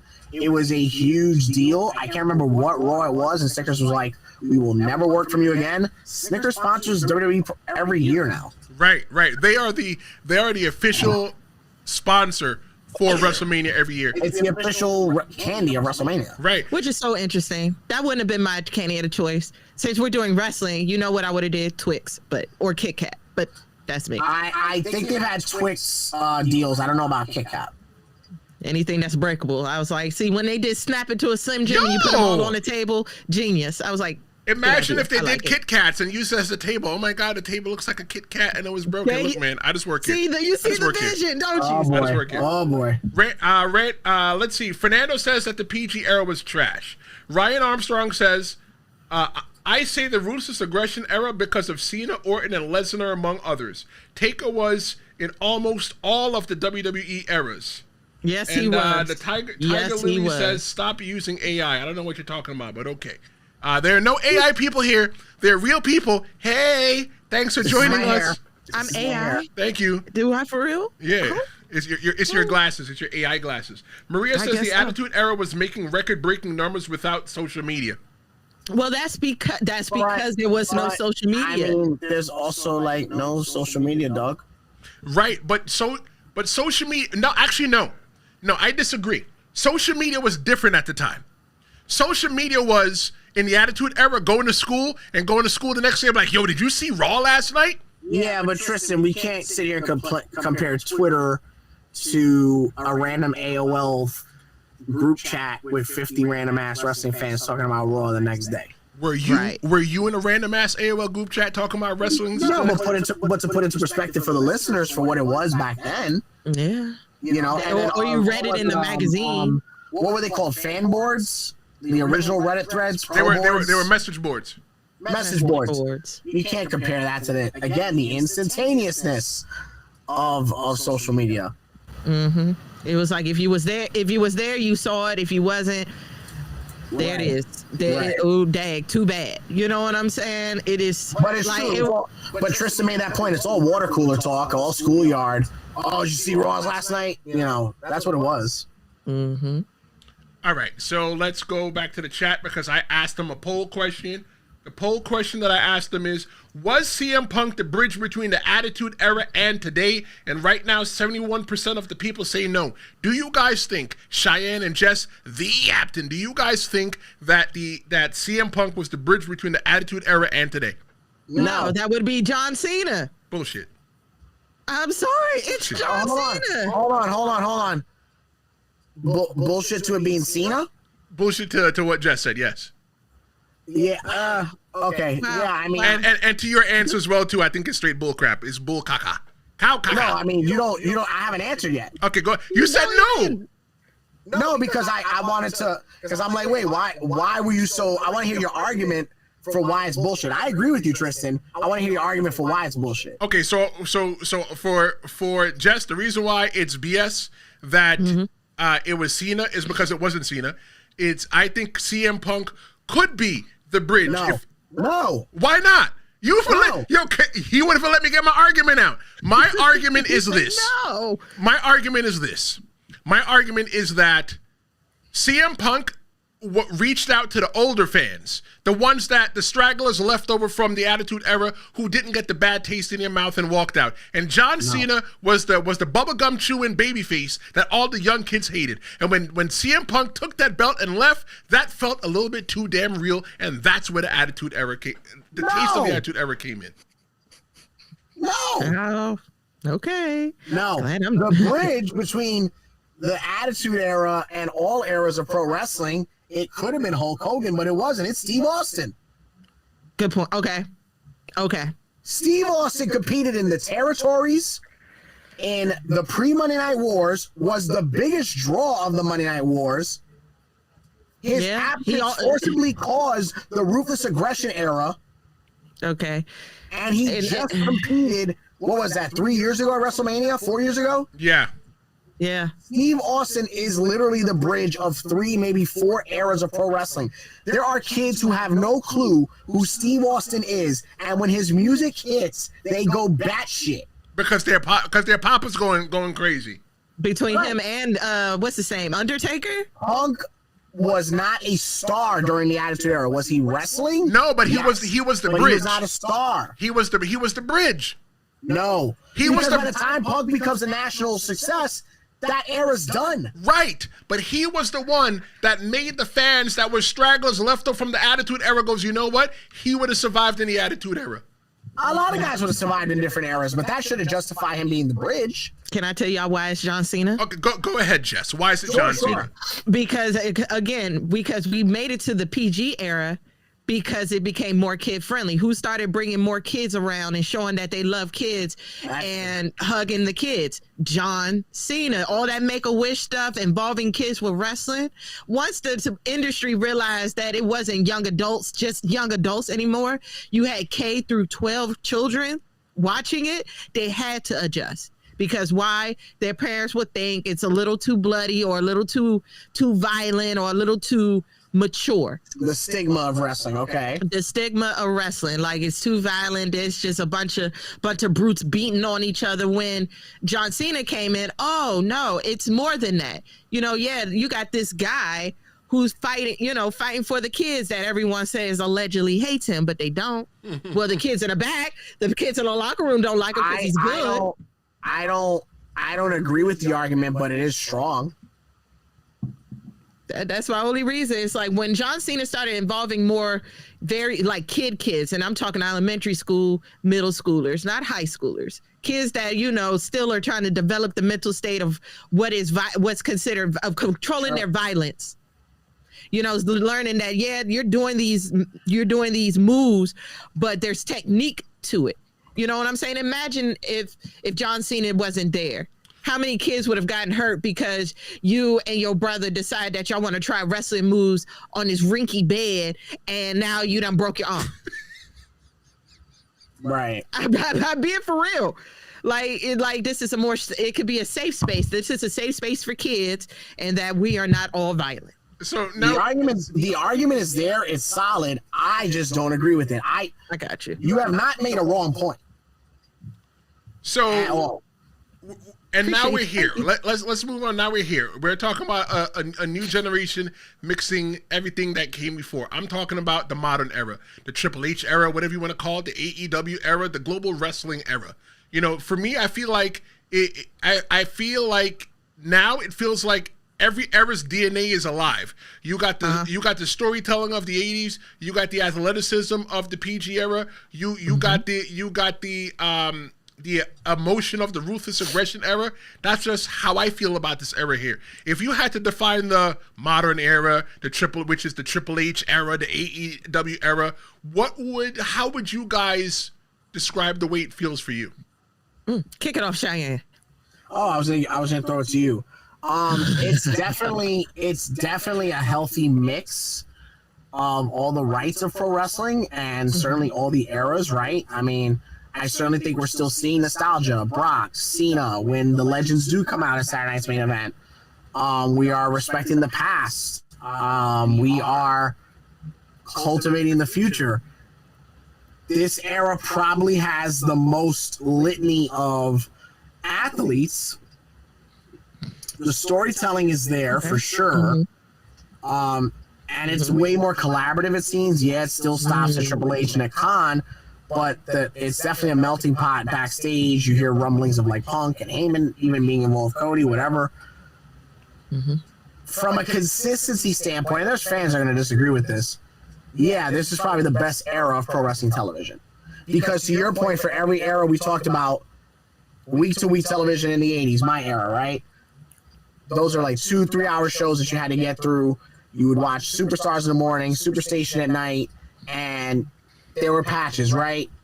Attitude era and Nitro before that era, not a lot of good regular wrestling programming happening from week to week, right? Right. Ruthless Aggression, there's a lot of duds in the pay-per-views of Ruthless Aggression. My opinion, consistent television wrestling this era. That's the biggest takeaway from me. Okay, what do you think, Jess? I'm gonna have to agree with Cheyenne, only because it is now accessible to watch. Yeah. Like, I think the one thing that all these eras have in common, except for right now, Netflix. Now, okay, but the accessibility should not be your main barometer.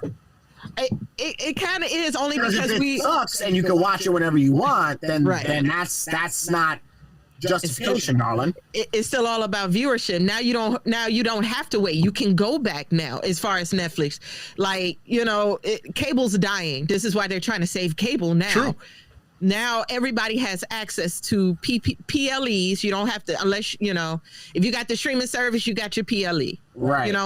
Unless you was gonna pay $50 to $60 to watch your PLE, you wasn't watching it. Now I'm just using Saturday Night Live. Saturday Night Main Event. You got Peacock. You got Saturday Night Main Event, right? Well, that's not a new thing. That's an old thing from like way back in the WrestleMania 1 days. Yeah. But Jess, here's what I want you guys to look at. I want you. The question that I'm asking the chat, and I want to ask you guys. Actually, you know what? I'm not going to ask you. I'm just going to answer it because I want to give you guys something better to do. I want you guys to pick an era. Whatever era it is, you're going to get 30 seconds to stand on your business and convince everybody that it was the best era. The question that I'm asking everybody right now is today's era the best because it learned from the past?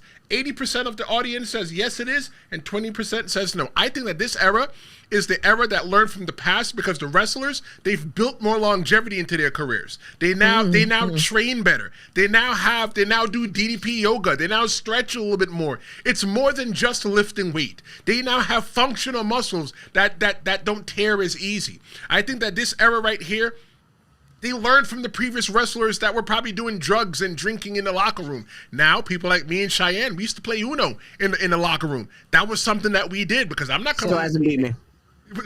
Bullshit.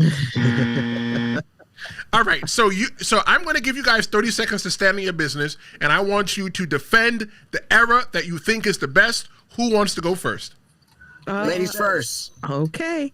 So I'm going to have to give it up to this era right here, the Netflix era. Just like you said, Tristen, they are more healthier. They're trying to stay, they're healthier. They're more athletic. They really do care about themselves, that they want to wrestle for a long, long time. You're not doing too much drugs or doing miscellaneous stuff outside of your matches.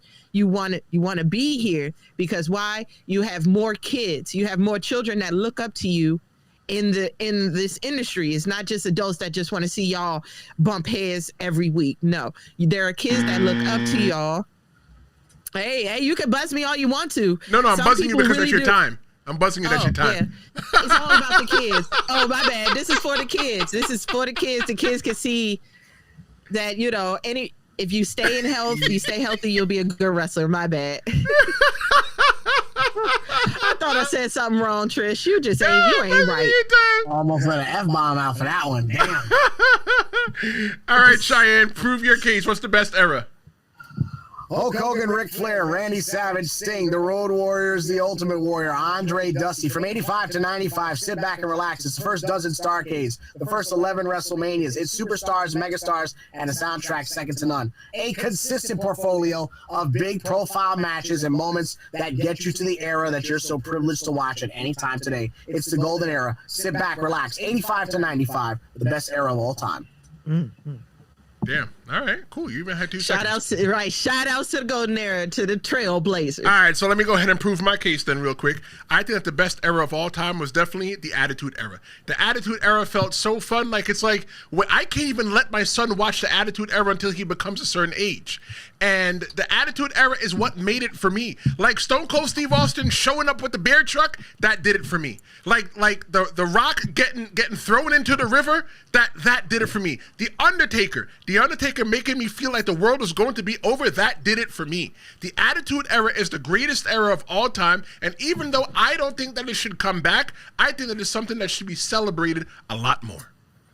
Mm-hmm. In hour 4, we are going to be, Cheyenne and I are going to be the only two here. Jess is going to go I don't know. Jess, what you going to go do? Feed my face. She's going to go feed her face. I'm going to go feed my face. But for hour 5, I want you guys to call 973-826-0101. We are getting ready to kick off the next hour of Stream-A-Mania. Can't believe that I'm still here. But at the end of the day, wrestling is not about which era was best. It's really about the one that made you feel something. You can see that by Cheyenne giving his era that made him feel. I gave my era that feel, and Jess gave her era that feel. It's about the emotion that connects every generation of fan and every performer who's ever stepped inside of the ring. Well, we're getting ready to go into episode, hour 4 of Stream-A-Mania. Jess, thank you so much for hanging out. Can't wait to see you again. Jess will be back on Monday for another episode. Cheyenne will be here with me in hour 4. Make sure you call 973-826-01 to be a part of Stream-A-Mania hour 5. We're looking forward to seeing what you got to see. Keep it locked. This is Stream-A-Mania on the Tristen Law Show. I keep hitting the wrong button. I got big fingers, everybody. Welcome back to hour number 4 of Stream-A-Mania. Thank you so much to everybody that's been hanging out the entire time here with me. Like, golly, I mean, we've done some things here. I do got to make one minor change because I caught it kind of late. But yeah, you know, it's what happens when you're doing when you're doing everything live. When you're doing everything live, what do you expect, huh? We're live, pal. That's right. We are definitely live, pal.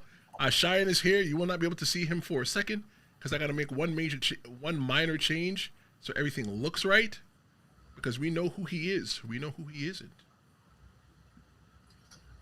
Here is Cheyenne. Cheyenne is back for the next hour of Stream-A-Mania. Cheyenne, thanks so much for joining. Thank you guys for having me. Stream-A-Mania hour number 4 now. Buttons are for the week.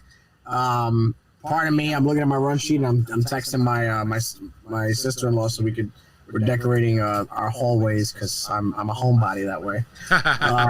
So yeah, I want to shout everybody out, the chat, great banter. What a pleasure it was to talk with Jess and get a different perspective with pro wrestling. We're doing a killer thing here tonight, and we're only doing it because of you. So shout out to Tristen. Chat, blow up Tristen with praise. This is Tristen's idea. This is his moment. You know, Tristen set the table so that all of us could eat, including the fans, because our opinions matter. And I just want to shout out Tristen. There's 2 of me now. I love that. So yeah, bro. You know, everybody, if you can, I'm obviously on a little bit of a delay because I'm not seeing it ticking all that well here, but you know, guys, I hid my porn so that I could put you guys on the screen. So blow up the chat, all right, and put Tristen over. I did a podcast yesterday, and my friend messaged me, goes, "Hey, I saw your porn last night." I'm like, "What? What are you talking about? I only watch porn on my tablet like an adult." But listen, guys, thanks so much for joining us here on hour 4. 9 o'clock on Thursday, November 6th. We are here. And Cheyenne and I are here. We have a really big announcement that we're going to make. I just want you guys to hang out for a little bit because, you know, granted the announcement was here, I might have dropped the Easter egg or a little hint on the community section of our YouTube channel. You know, I might have dropped the hint. That's something that, you know, if you get it, you get it. If you don't, you don't. But I tell you that big things are coming. When Cheyenne says that I'm setting the table for everybody to eat, I'm really passionate about that. But what we're talking about in hour 5, we're going to be talking about what AEW and TNA have to do to level up to WWE. Everybody wants to know, can AEW or TNA truly ever compete with WWE? Not in headlines, not in hype, but in dominance. And tonight, we're breaking that down, what each company needs to level up from production to storytelling to star power. Welcome to hour 4 of Stream-A-Mania, and this is not going to be about tribalism. This is going to be more about growth of the whole entire industry. In my lane, I am the performer with the insight and with what the talent feels and how representation matters. Cheyenne, he'll be here for the structure, the branding, and the fan perception. Even though Cheyenne is the voice. He is the voice because he's in the wrestling business as well, too. But I want to know this from the chat. Who is closer to catching WWE? Is it AEW or is it TNA? What do you think, Cheyenne? Who's closer? Oh man, I think from the standpoint of star power, AEW. From the standpoint of weekly television, TNA. You see, I think that it's TNA as well, it's AEW as well too. But I feel that that's the reason why WWE is working with TNA, because I feel that not only do the wrestlers, but the fans need another option. The fans and the wrestlers, they need TNA to survive. Because when there was only one place for everybody to go, it was kind of meh.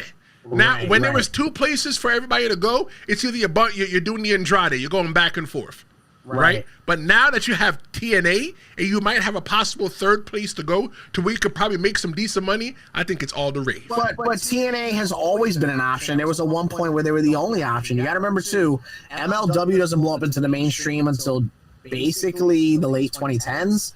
I mean, when the Monday Night Wars were over and WCW closed its doors, it even took TNA a year and a half to become, a thought. Well, it was always a thought, but to become launched at that. So TNA has always been the alternative, which is what they initially marketed themselves as. Then, of course, you have AEW. MLW became into the mainstream, especially with streaming and availability. And then the NWA has always been around, but it's had these different resurgences, right? With TNA at launch, pre-COVID, NWA launching again. I definitely think TNA. I feel like I'm not giving you guys an answer, but I feel like it is the answer. Star power wise, AEW, television product TNA, because even going back to the COVID era, everybody praises WWE and obviously AEW, but TNA was putting out incredible television week to week during the pandemic. And I just feel like that's the right answer. They kind of have the TV formula for their roster, for their time slot down. Not that AEW doesn't, but there's some weeks that it's like it's a little bit ill formatted. Okay. I feel you make some really good points, but let's dive in. Let's take a look at. Let's start with the company. Let's start with AEW. And AEW, in case you didn't know, AEW is the number 2 company. They're the one that burst onto the scene, and they promised change to the whole entire world. What we're going to do is we're going to evaluate AEW's journey, successes, and where it's plateaued. Let's talk about the early momentum. For me, AEW felt like a rebellion. It felt like the alternative that mattered. It felt like what we needed in the pro wrestling business. But I think there was one problem with AEW in the beginning, Cheyenne. You know what I felt that problem was? What's that? They didn't know who they were. They were trying to figure out their identity. Were they the wrestling company that just let anybody wrestle? Let me tell you, there's a lot of people in there in the AEW's early days that were straight garbage juice. They were garbage juice. But then AEW eventually worked out some of its kinks, because I used to watch AEW every single week, and I can't remember the time when I got lost. Maybe it was the 10,000 super kicks from the Young Bucks. I don't know. But there's people out there that enjoy and like that style of wrestling. Well, I actually feel like almost dumb for not realizing that, they might have launched without an identity, right? They probably launched with the idea of they launched specifically saying we are going to compete with the WWE. We're going to be in scale, and it was announcement after announcement, right? Like Jericho, the Bucks, Cody, these were the top free agents. Every wrestling promotion that's going to launch is going to have new stars, either for the national fan, the casual fan, or the diehard, right? Because you might know every wrestler in the world, but it's like, oh, who's this guy? You might be like, oh, this indie guy that I love is going to finally make it on TV, what have you. So you make a great point that I feel I'm very upset that I didn't think of initially. But I really do think that All-In pay-per-view, that's the one, right, where Moxley... The All-In pay-per-view does not define him as an identity because that's pre-AEW. But is it All Out that has the Moxley debut, the Jericho Omega title match? I think that's a great pay-per-view that identifies their identity, and I think they kept that identity for a bit. I think that first pay-per-view set a great tone. It did, because I remember me and my friend Lewis, we purchased it.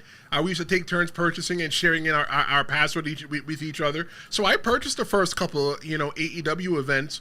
But I think it did set the tone and let everybody know that they were here. They had a presentation that was just as polished as WWE, and it didn't feel like it was something that they did at, the Phil Sheridan Arena in New Jersey. Sure. No offense, because I've wrestled in the Phil Sheridan Arena. I get.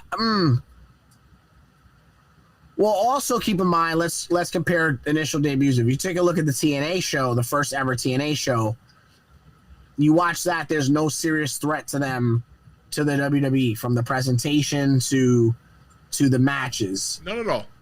It's an alternative, but it's not a serious threat. The first AEW pay-per-view before they were PLEs, kind of sort of is like, whoa, this is a serious threat. You know they're not going to beat WWE, and if they are, it's not going to happen overnight. But it's certainly that perception is reality. Like, oh, there's a smack in the face to the marketplace. Well, okay, I say this then. The only reason that AEW probably felt like a threat, and sorry if anybody feels that it's disrespectful what I'm about to say, but the only reason AEW ever felt like a threat was because of Tony Khan's money. Because, so are you trying to, okay, so with WCW, I mean, it's the same argument. So Tony Khan's money, but did it have the same validity as when Turner buys the NWA in 88, 89?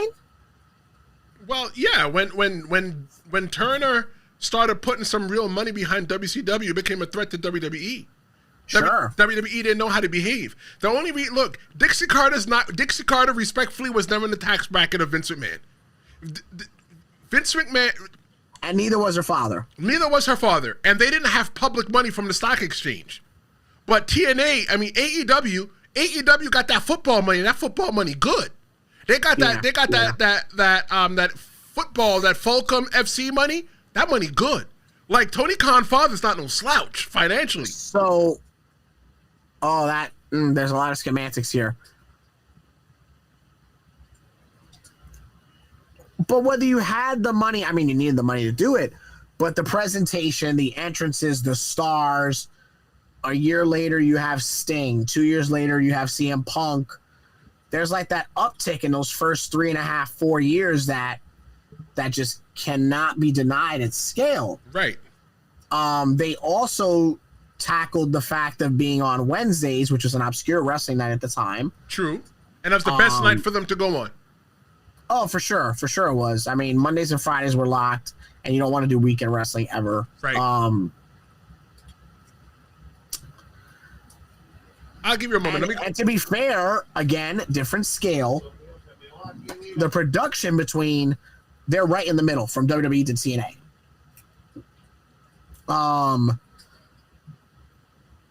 I really think the star power is clearly there in AEW. In AEW, it's there. Whereas, TNA is just, they're just doing better week to week, consistently better week to week television. I agree. I don't want to make it sound like I'm ragging on AEW. Like I'm not. And we're not. I'm not one of those. I'm a WWE guy, so fuck everything else. I'm not like that. I look at wrestling in totality as best as I can. Let's go to the chat real quick, and don't forget, I want you to have your voice heard. Do an hour 5, 973-826-0101. Leave a message. If you got a hot take that you want to leave it. If you got something a question you want to ask me, leave it. You got a comment that you want to make and I can make a conversation out of it, leave it. If you think that your voice sounds funny, still call. If you sound like, if you're a big grown man like me, you got a squeaky voice, that's fine, call. If you're a little dainty woman and you got a deep voice, that's fine, call. I'm looking forward to hear from you. But here's what the chat says so far in this 4th hour of Stream-A-Mania. Heel Vega says that AEW is closer right now. He says that TNA is affiliated with WWE. He says that Stu drops his view on wrestling. And Cheyenne, if you're looking for a different YouTube channel to check out Stu's view. He has a very unique way of just conveying how he does wrestling. I don't want to tell you, it's different. It's different. And when I clicked on it, because I look at everybody's channel to see what everybody do. And when he came to the channel a couple of days ago, I stood and I looked and I went, well, that's different. For me personally, because of the differentness, it made me watch. Okay. He's not a semi-retired pro wrestler. He's just different. So yeah, check out Stu. All right, let's go back to the chat. So Stu says, with his view, TNA is closer, and there's only one reason, because they work with WWE. It's a trick question. All right. BC says definitely TNA. Stu, with his view, who's number one in the chat, says that AEW is just black and gold NXT, and eventually the top guys will come to WWE. Not Swerve or Osprey or Hangman, but Ricochet will go back one day. Mercedes will eventually, and Willow will go too. Do you think, Cheyenne, that Mercedes Moné will ever go back to the WWE? Without knowing? Yes, but I don't know if it will be after this deal or after the one after. Why do you think she'll go back? Well, I mean, the rumblings are, and again, I have as much facts as anybody else who speculates, right? Right. The rumblings are that part of it was obviously creative, and the other part of it was cash. Like, she felt that she was in the same tax bracket, if you will, to take a term from Tristen, as Becky Lynch and Charlotte Flair, and she was not monetarily satisfied with what she was offered. She was not made a bad offer. She just felt that she was closer to the neighborhood of a Charlotte, of a Becky. This was at a time where those top women were not making numbers close to Roman, John, etc. I definitely think with the way that she's changed, as an intellectual property, I definitely think the way that money has changed even before TKO buying WWE, and I think the way the money has changed since TKO has bought WWE, they can certainly afford her if nothing else. And then not too dissimilar to AJ coming back, Charlotte coming back from injury. There's a whole new crop of women now for her to get in there with, and that in and out of itself is very, very appealing. So yes, I do believe she'll come back someday, but I'm actually going to say it'll be not this deal, the following. I think that when she comes back to the WWE, anything that she wants, she's probably going to be able to negotiate it. But I think that when she comes back to the WWE, when she does, the only reason I think that she'll come back to the WWE is because she's a New England girl. She's a New England gal. And in our bloodstream, people that lived in the East Coast, the Northeast of the United States, we know WWE. We grew up with WWE. Sure. And it's where she would probably, I'm speaking for Mercedes, never hearing from Mercedes, but I think that's someplace where she would want to retire. When she's ready. I don't think she's ready to retire tomorrow, but when she's ready to retire, I think that's the place that she could be. All right, so let's go back. But you can't beat that, because the crowds, the payout, and the emotions are going to be night and day. Not that AEW is not in sold out buildings, but it's a different scope, right? Like the magic is a little different. Now, I don't know if her winning all those championships helps her legacy to the I think it's helped her legacy to the level of which is it's gone as far as it can. It's not like she took one title, redefined a Fed. It's just everywhere she goes. And here's the thing: a lot of indie promoters refuse to pay whatever her fee is, supposedly, because it's so high. Right. So the methodology is there. You want to pay all that money for Mercedes Moné to come to your company, just for her to win the belt and show it on AEW? It might be worth it. It might be worth it at that point. Right. It might be. So in the chat, Heel Vega says that Sonny Kiss and Joey Janela were garbage juice. But Stu says, with his view, that Sonny Kiss could have been something, but Tony only brings them out doing June for commercials. A lot of the first run AEW indie talent that was hired could have been stars. They were just misbooked, misguided, whatever you want to go with. I'm not sitting here telling you world champions. I'm not sitting here telling you face of the company. The first crop of indie guys that AEW signed could have been stars.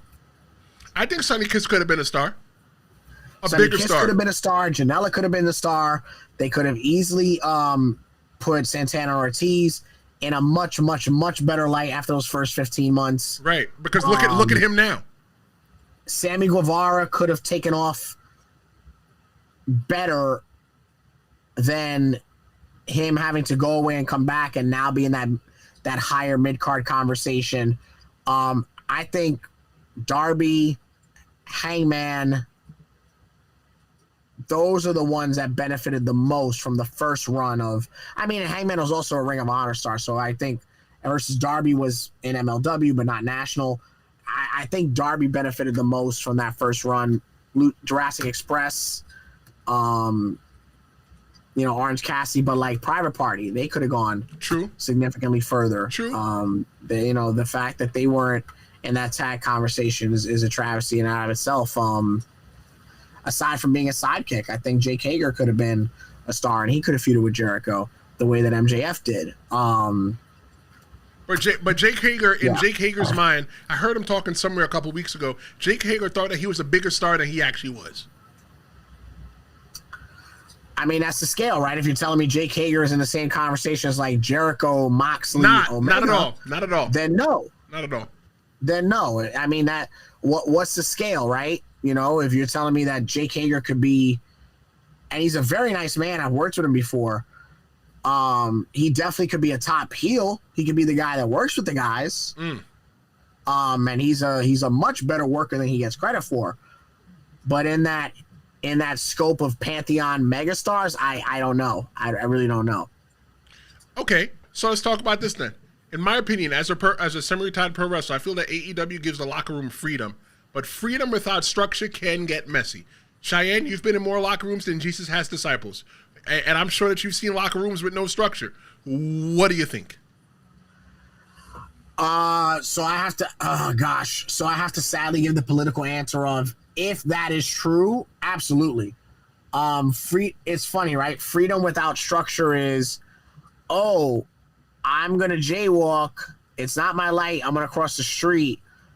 It's 5 o'clock traffic and there's cars zooming across all 3 lanes. I'm gonna go for it.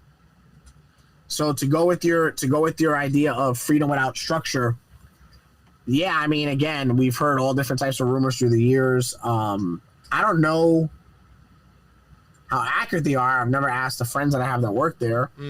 I've never gotten into that with them. But if that's true, then yeah, because it to a degree, and I mean, all top stars have done this, but if Jericho can walk into an office and say, I'm not doing it, right, and if he says that every time he's presented something, then that's a problem. If you have Mercedes Moné who says, I don't want to work with her, she's not in my league, and the job is to create her to get to your league, or whatever the case is. I'm just making up hypotheticals for the argument. But yeah, any locker room with freedom but no structure, right? That's like, guys, we bought you all water to take back to your hotels, and one guy takes all the cases of water so he can take it for the loop over 5 days. Right. Yeah, that's tough. But you also hear in pro wrestling, this guy didn't want to put that guy over. To one degree or another, it's collaborative, right?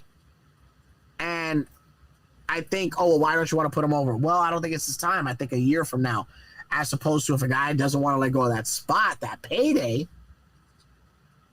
and those things are very, very true.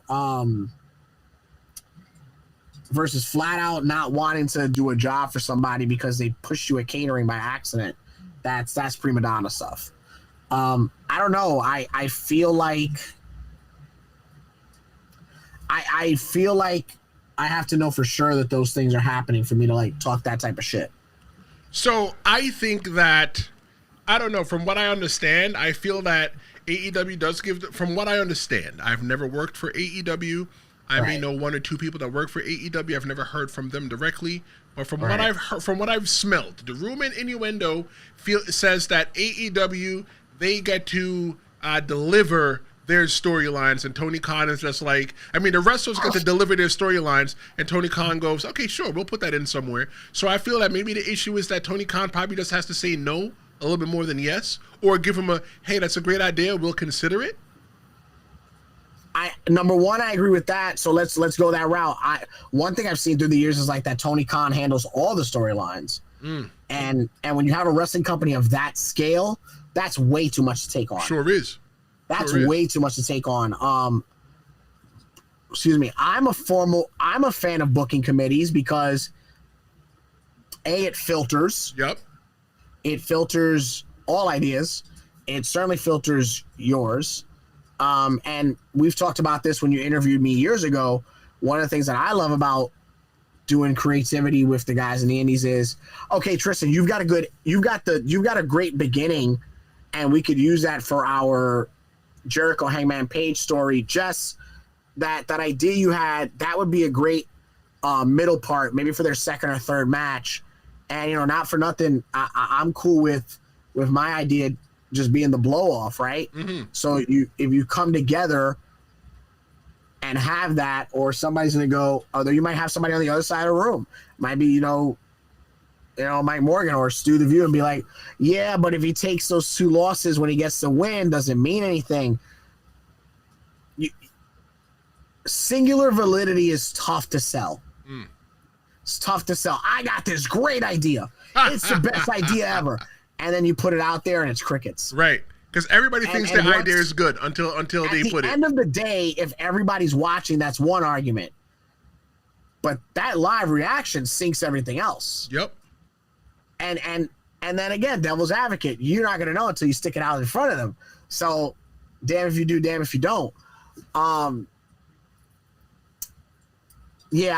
The one thing I will say is that if it's true that Tony Khan handles all that singularly, thoroughly, concisely, that's a poor decision if that is true, because I don't have the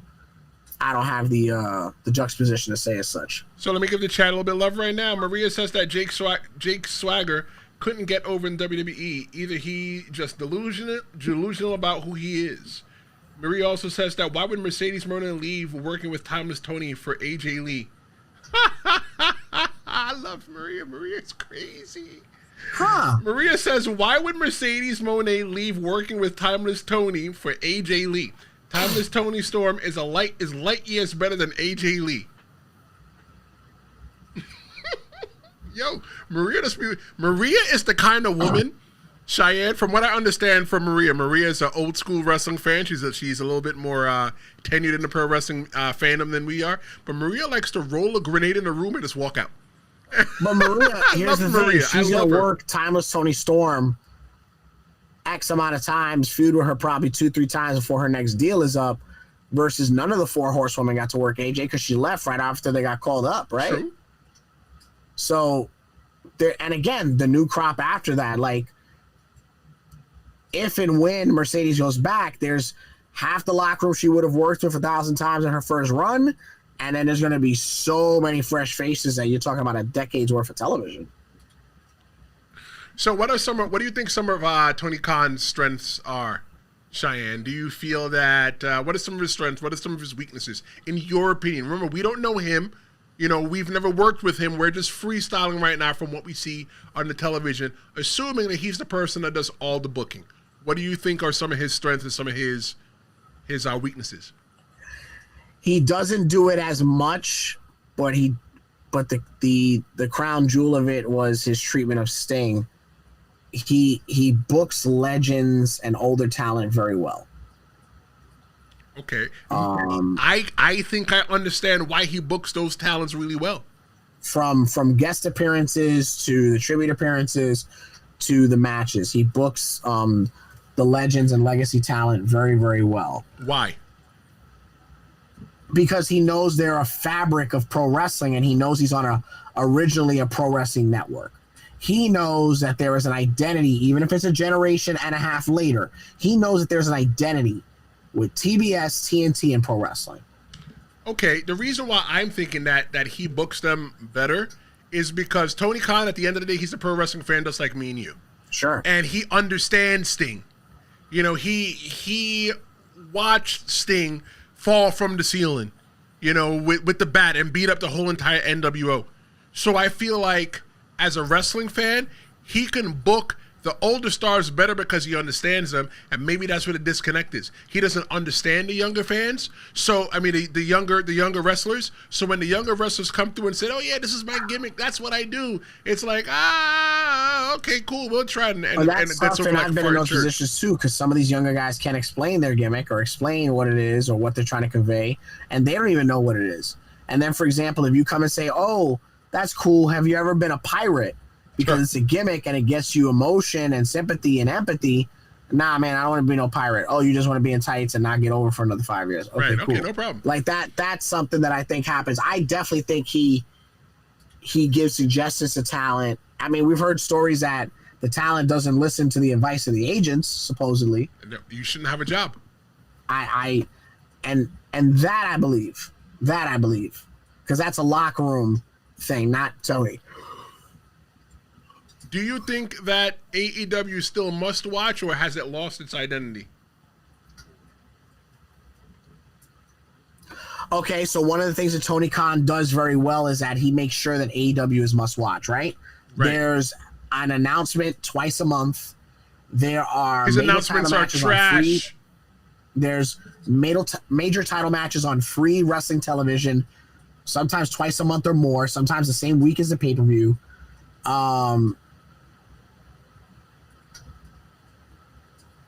Again, it's not consistently must watch, but I'm probably still watching no less than 2 Dynamites a month out of 4 because of the sales pitch.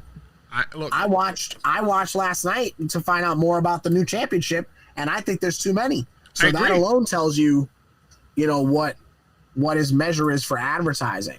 You see, Cheyenne, I think the issue is that Tony Khan, he underdelivered when it came to the announcements. He would hype up the announcements and make you think, oh my God, something great's going to happen. What's happening? Tickets are going on sale somewhere.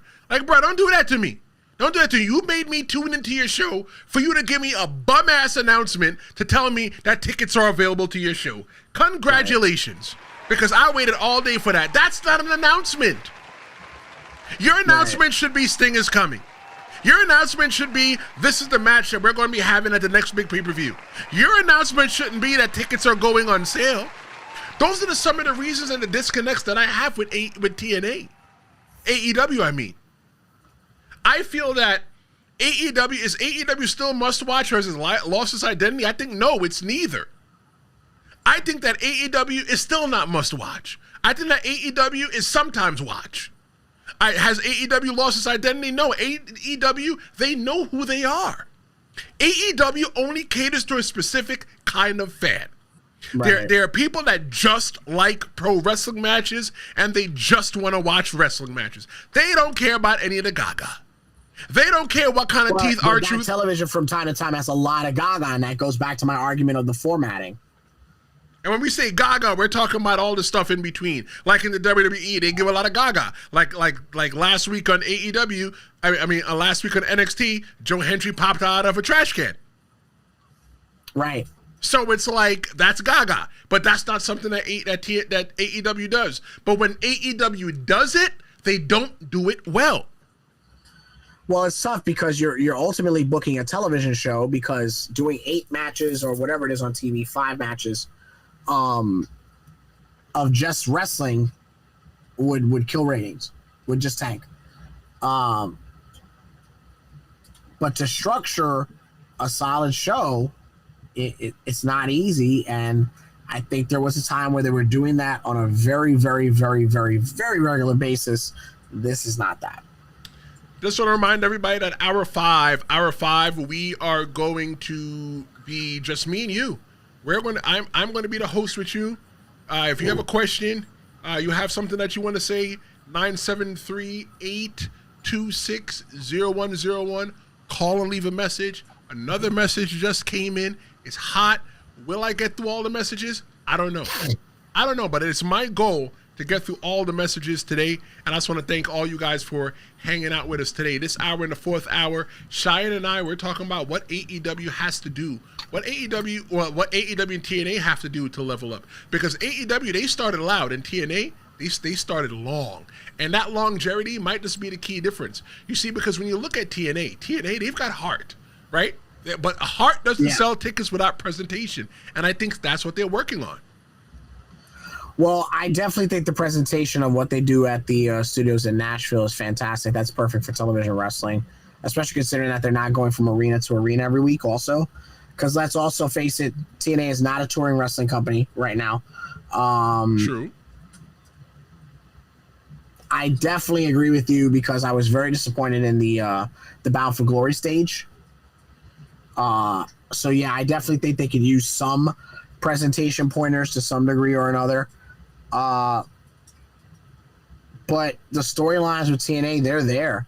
And we just went all the way from what, June or July with whatever the summer pay-per-view was, or where we all thought Santana was gonna win the pay-per-view, and we wrote it out another 4 or 5 months. Right. You know, everybody was hooked on that. This Tessa Blanchard storyline with the backstage interviewer, everybody was involved in that. We just had that blow off. The Hardys and the Dudleys for the last time ever, that was just an attraction match. Right. We were all invested from the announcement onward. Right. It was nothing special. So I definitely think the storylines are there. The interest, the what's going to happen next, it's there. I think that what TNA has good now is that TNA has they have the better roster depth. You know, I think that by them being in bed with the WWE, you get to know more of their wrestlers. I think that TNA right now in 2026, TNA has one black eye. They got two eyes, but one of them is black. You know why that eye is black, Cheyenne? Why is that? Because they don't have TV properly. If they had national television like they had on Spike TV, you could say, all right, let me turn it on. When you want to watch TNA, Cheyenne, do you watch TNA? Yeah. How do you watch TNA? I can't say on this broadcast. Go ahead. You're in a safe space. I watch it on my computer. How do you watch it on your computer? And please don't say Pornhub.com. Through the World Wide Web.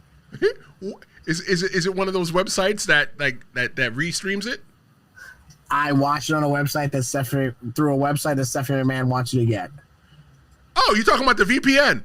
Yeah. Bro, I got a VPN too. I watch NXT in the UK every single week.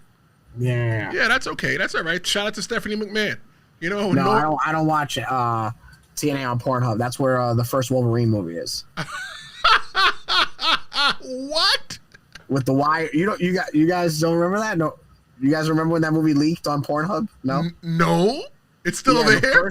I think the first Wolverine movie with the green screen, the wires, the whole shit leaked on Pornhub. That was a big deal during the video piracy era of like 08, 09. Yeah. So I think that I think that TNA just need better TV. How are you owned by a media company but you don't have great TV? Well, that was the argument when Ring of Honor? When they had the affiliation with like New Japan, and New Japan was on at like 3 a.m, right? For like 3 years. But you know, who was it that owned Ring of Honor for years? Sinclair, right? Yeah, Sinclair. How the hell could they not get a damn television deal? It's the same conversation. They are a television company. How is it that you can't? To me, right. that stuff doesn't make any sense. And they had the slots at that time too. You see, I think the importance, though, is owning your niche instead of chasing WWE's formula. And I think that's where TNA messed up when they began. Because they had the whole entire idea of, you know what? Everybody says, oh, don't take a page out of WCW's book because WCW went out of business. WCW decided to carve out their own lane. And that's how WCW became a real threat to the WWE, WWF. Yeah. Now, when TNA was carving out their own niche, if you watch that video of Elix Skipper walking on the side of the cage, doing the Hurricanrana, you see me sitting there. I was going to TNA every single weekend at Soundstage 21 in Universal Studios Orlando. But when WWE got Hulk Hogan and Eric Bischoff there, I think that's when the problem was. The problem is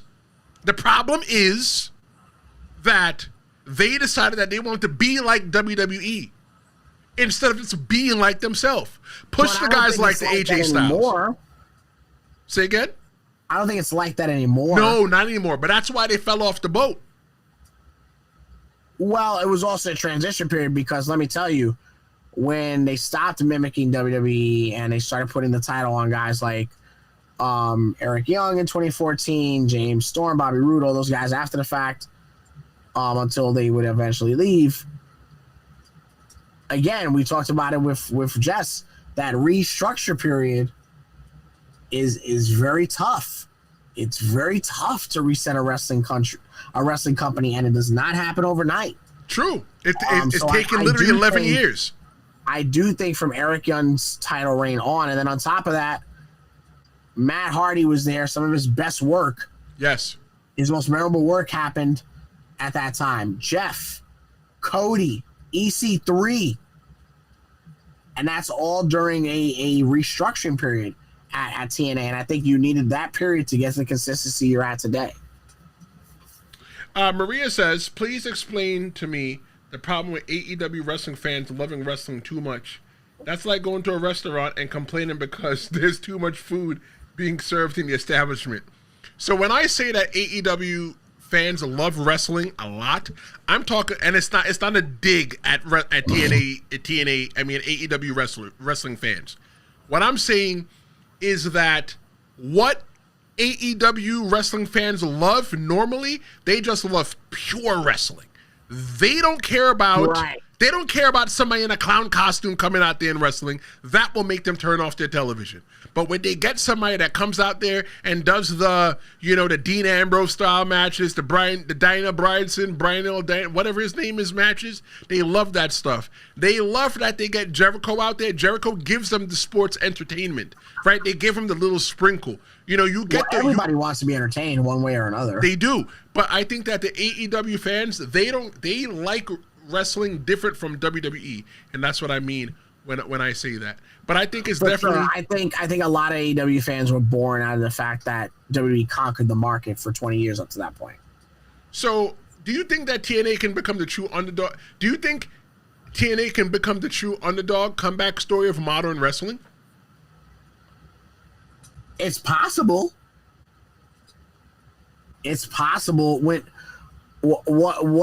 what in your eyes would establish them as that? As an underdog or the comeback? The comeback. I think what would establish them as the comeback, if they can get back to playing into bigger arenas, I think what would establish them as the comeback is if they are able to be a threat to AEW. Not to carve out, not to jump in AEW's lane, but to get eyes from AEW and shift them over to TNA. I think that's what would make them a threat. If you've been watching anything with this WWE NXT TNA partnership, that alone should get you watching TNA wrestling. I agree. I watched. I mean, it's very, very possible to say that they're close, but that's tough to measure if they can or can't because of the fact that they're affiliated, for one. I want to word this the right way. Ugh. That's tough. I mean, who's the top star right now besides Santana? I can't tell you. I'd be lying to you. All right, so Santana, Ziggler, because Cardona's not signing anybody. Kazarian, Hendry's still there. We'll put him there. But I feel like Mike Santana is the biggest star because he's the one that I normally see on NXT. Yeah, Moose is a big star, but like he's not the biggest star within the realm of TNA. I think the biggest star within the realm of AEW, TNA is Mike Santana.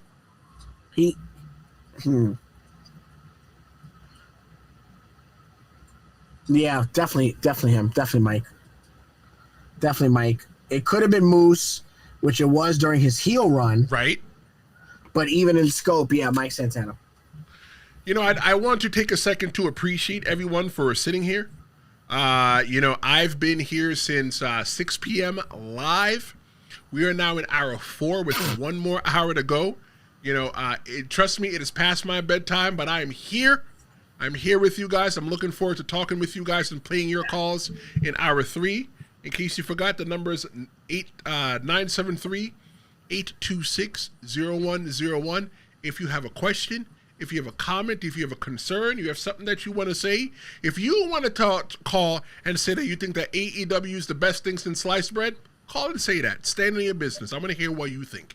If you think that TNA should just go out of business, all right, I don't agree that it should go out of business, but you know what? Call and explain why you think it should go out of business. Whatever you think. 973-826-0101. In the 5th hour, the next hour of Stream-A-Mania, it's going to be just us. Okay, so let's take a look at this. So what exactly separates WWE from everybody else? It's not the money. It's the machine. You see, because WWE has mastered consistency, their worst show still looks good. But part of that machine is the money, and part of that is the presentation. I mean, right. But they look great.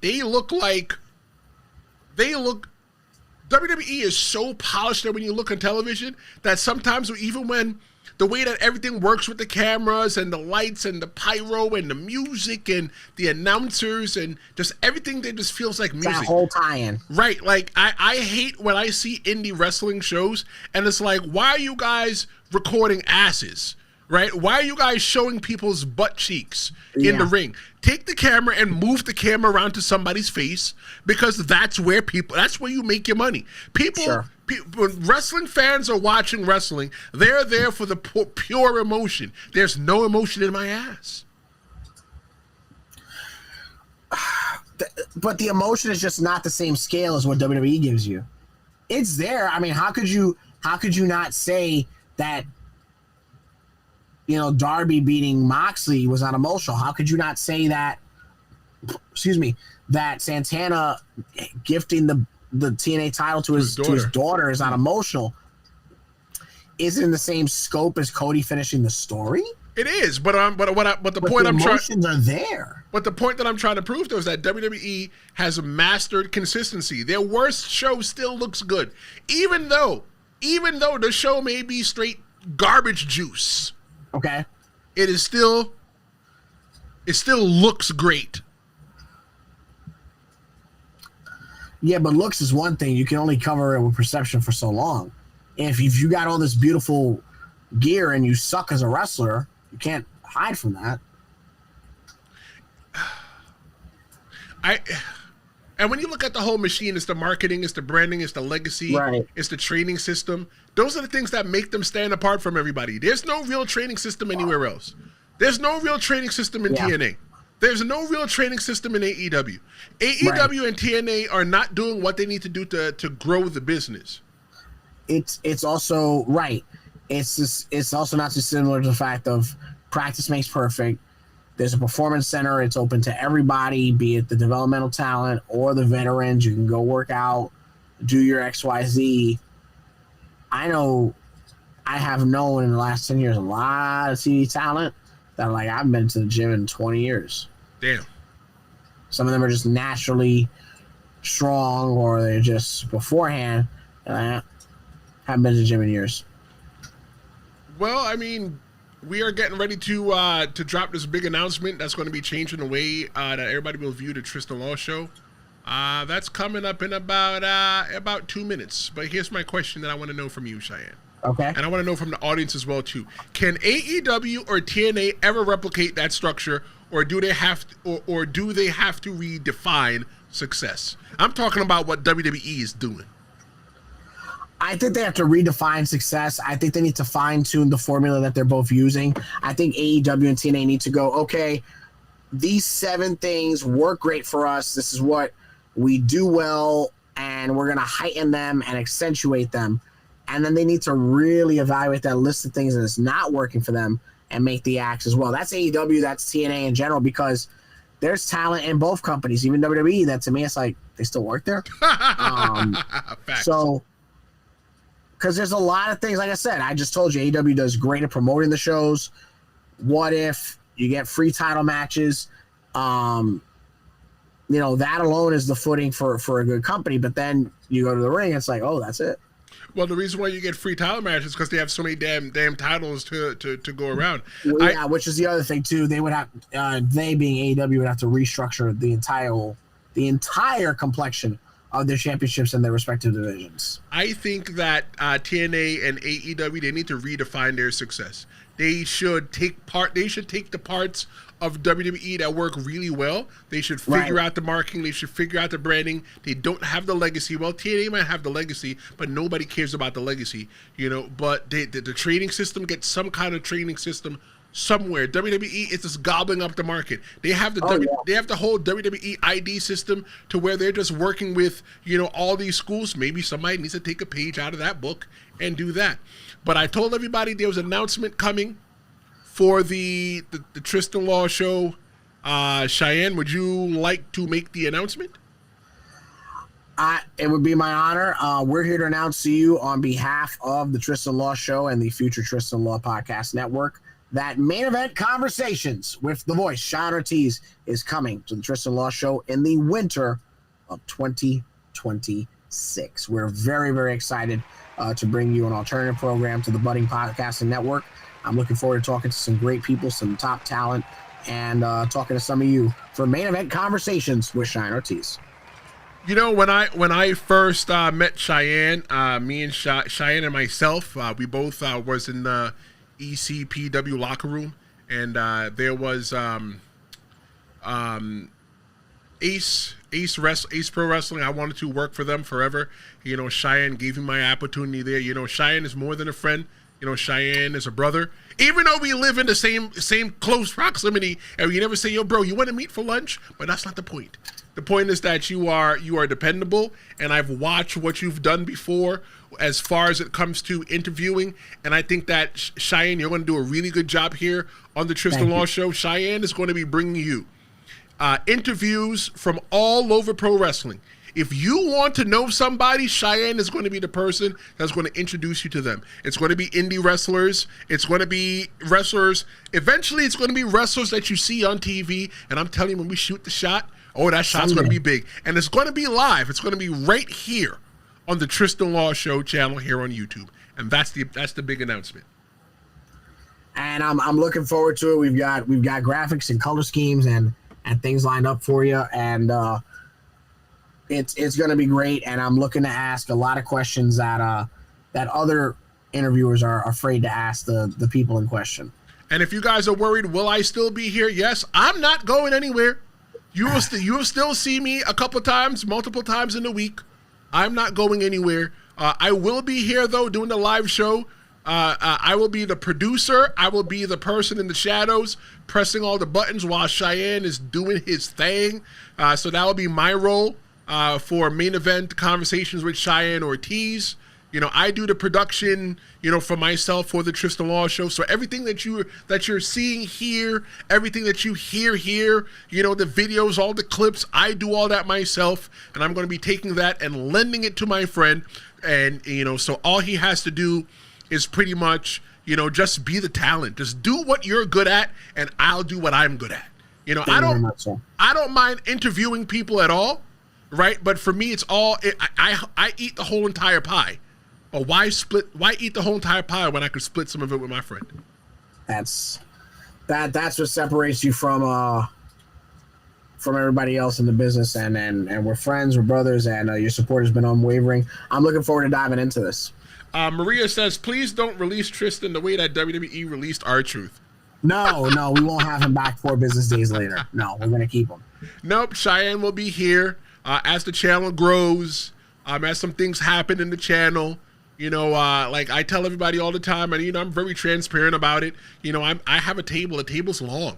You know, there's people in the chat that maybe one day we may be able to work together. You know, I intend to bring the Tristen Law Show, the channel, the network, I guess, you know, on the road and right. and meet you guys. Do live shows in person. Maybe a WrestleMania is coming.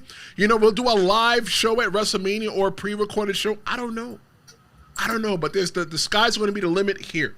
Maria says, no, Stu's View says, congrats. Fernando says, awesome news, can't wait. Fernando says, AEW is an alternative. It's not trying to be like WWE and shouldn't.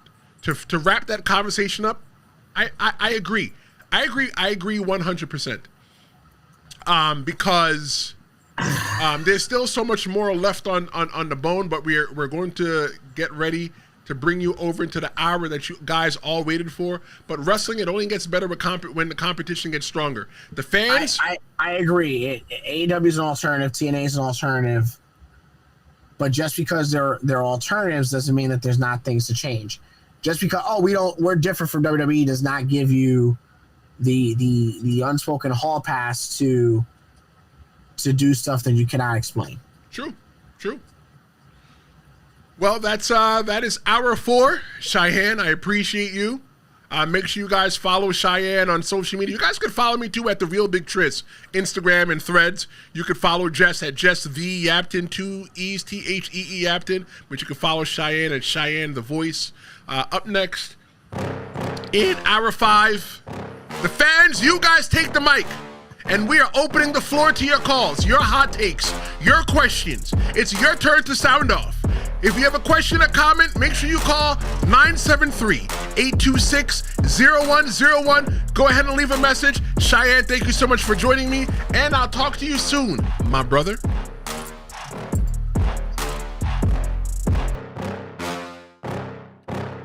Welcome back to the final hour of Stream-A-Mania.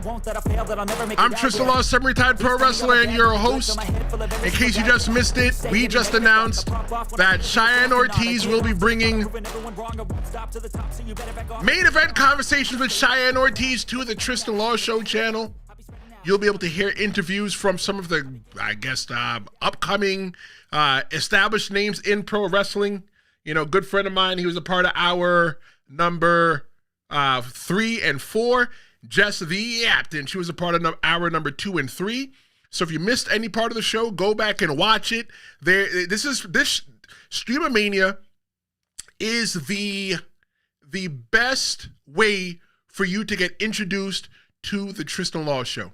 But tonight we've had 4 hours of debates and discussions. We had 4 hours of hot takes and wrestling love, but this last one belongs to you. Hour 5 of Stream-A-Mania is all about the fans, the people who keep this whole thing running. If you want to be a part of Stream-A-Mania, hour number 5, the number is, golly, I'm so tired, 973-826-0101. The phones are still open. I'm going to try to get to everybody's message, and another phone call just came through. Everybody is calling. I appreciate you guys calling and leaving the message. You know, this is just this is a little journey for us. I'm excited to hear what some of your voices sound like. You know, I hope that you guys utilized your names that you use here. So here's what's going to happen. I'm going to introduce the fan calls. And if you are still a little bit too shy and you don't want to call, that's fine. You can leave your message in the chat. I am going to open, I'm going to leave a message. You can leave a message in the chat, and I will go to your message. Ask me anything. You got a hot take, you got a question that you want to talk about until 11 p.m. Eastern time. 11 p.m. Eastern time. We are going to be together. This is your time to be heard.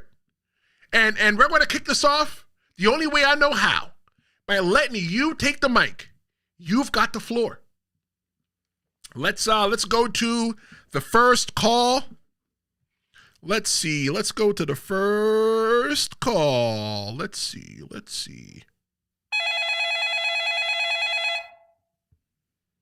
Tristen, this is Lynette calling from Brooklyn, New York. And my question to you is, in your opinion, which WrestleMania main event is your favorite? So Lynette, she's calling from Brooklyn, New York, and her question to me is, what is my favorite WrestleMania main event? Damn, that's a tough question. All right. My favorite WrestleMania main event of all time has to be Stone Cold Steve Austin. Golly, there's just so many of them. All right, fine. I'm going to pick one. Gun to my head, pick one. My favorite WrestleMania match of main event of all time is Stone Cold Steve Austin and Shawn Michaels, when Shawn Michaels gave the belt to Stone Cold Steve Austin and left because he lost his smile. That was during the Attitude Era. What was that? WrestleMania 14. That was doing the Attitude Era, or was that 14? Yes, because it was Rock and Austin in 15 and 16, right? Tell me if I'm wrong, guys. I've been up all day and I'm trying to make this whole thing work and not fall asleep in here, but I'm here. You don't got to worry. But I love that match. I love the talking about earlier how Attitude Era felt like it was booked like a car crash. I 100% feel that whole thing was booked like a car crash. You know, Mike Tyson had just gotten out of prison. Mike Tyson was known as the baddest man on the planet. Mike Tyson was knocking people out in the boxing ring, and he was not a slouch in the ring. I think that just watching the whole pull apart with Vince McMahon, with Stone Cold Steve Austin and Mike Tyson, and Vince McMahon is like, come on, man, you messed up the money. You messed up the money. But in the end, Mike Tyson turned his back on DX, Shawn Michaels, and sided with Stone Cold Steve Austin. The reason why I think that worked is because Mike Tyson is a legitimate fan of pro wrestling. Thank you so much, Lynette, for your call from Brooklyn. Let's go to the next call and see what we get. How you doing? My name is Oscar. I'm calling from Orlando, Florida. I have a question. Do you feel social media is helping or hurting pro wrestling in 2025? So Oscar from Orlando, he's asking me, is social media hurting or helping pro wrestling in 2025? That's a great question. In 2009, when I was wrestling on the indies, I was wrestling for BWO. Google me, Tristen Law. I remember telling the promoter that, hey, I think that we should put people's Twitter handles and social media on the bottom just so that people could find us. Because the reason why I put my social medias here, and it's funny how I'm pointing there at the same time, the reason why I put my social media here is because it gives you that personal connection, right? The thing for me is that I feel that I like when I can follow my favorite creator or my favorite celebrity and just see what they do. Yeah, I may message and they may never write me back. But I promise when you always message on the channel, every chat gets responded to. I respond to everything on the channel. So is pro wrestling being hurt by social media in 2025? No. I feel that pro wrestling is benefiting from social media because earlier Universal, who was here hanging out with us in the chat, and I think in hour 1 or 2, one of the things that he said was that, you know, ratings are down and they continue to go lower. 100% true. But in this day and age, in 2025, it does not matter. It doesn't matter what your ratings look like. At the end of the day, what really matters to a company is the virality of the clip. Any clip, anything that's super viral or super hot that happens on WWE, you can find it on YouTube later on. You can find it on Instagram. You can find it on TikTok. I watched a video between one of the breaks where it was Solo Sikoa, and Solo Sikoa came out playing with the hand in the NXT set, the bone hand. The hand came out, and he's walking out with the hand, is holding the hand. That showed a personal side. So I think that social media helps pro wrestling because it allows us to humanize the wrestlers. When we get the ability to emotionally invest in the wrestlers. And when you use it to forward storylines as well too, just like when Cody Rhodes got attacked by Kevin Owens over the summer, I think that's a great way to use social media for pro wrestling. So is pro wrestling being hurt in 2025 by social media? Nah. I think just like Ben Parker told his grandnephew, with great power comes great responsibility. You are wielding a power in social media. There are two kinds of people in this world. On YouTube, there are two kinds of people. There are consumers and there are producers. And everybody needs everybody. Without people like me producing content for you, there's nothing for you to do on November 6, 2025. Maybe you would have found something else to watch on YouTube. Maybe you don't watch YouTube this long. There are people, I don't know exactly who, but I can look at the numbers and I can tell you that they have been people that's been viewing this thing since the beginning, doing the 3-hour countdown where the clock counted down from 3 hours down to 0. And I put 3 episodes up there because if it's your first time getting to see me, you can understand what we do here on the Tristen Law Show. People have been watching. Social media is not hurting at pro wrestling. It's helping pro wrestling. It's giving people like me, semi-retired pro wrestler host, a place to give you, a place to where you can hang out and talk about wrestling. Because you know one of the things that I always hate? Why is it that pro wrestling doesn't get the love that the NFL gets, right? NFL got its own shows, right? NBA got their own shows, MLB got their own shows, and even soccer has their own shows. So why is it that we don't get our own shows? I put on a show that is TV ready. I want that whenever you watch the Tristen Law Show, I know that a large percentage of you watch this on your TV. So I'm telling you this, that social media is not being hurt is not hurting pro wrestling. It's helping pro wrestling.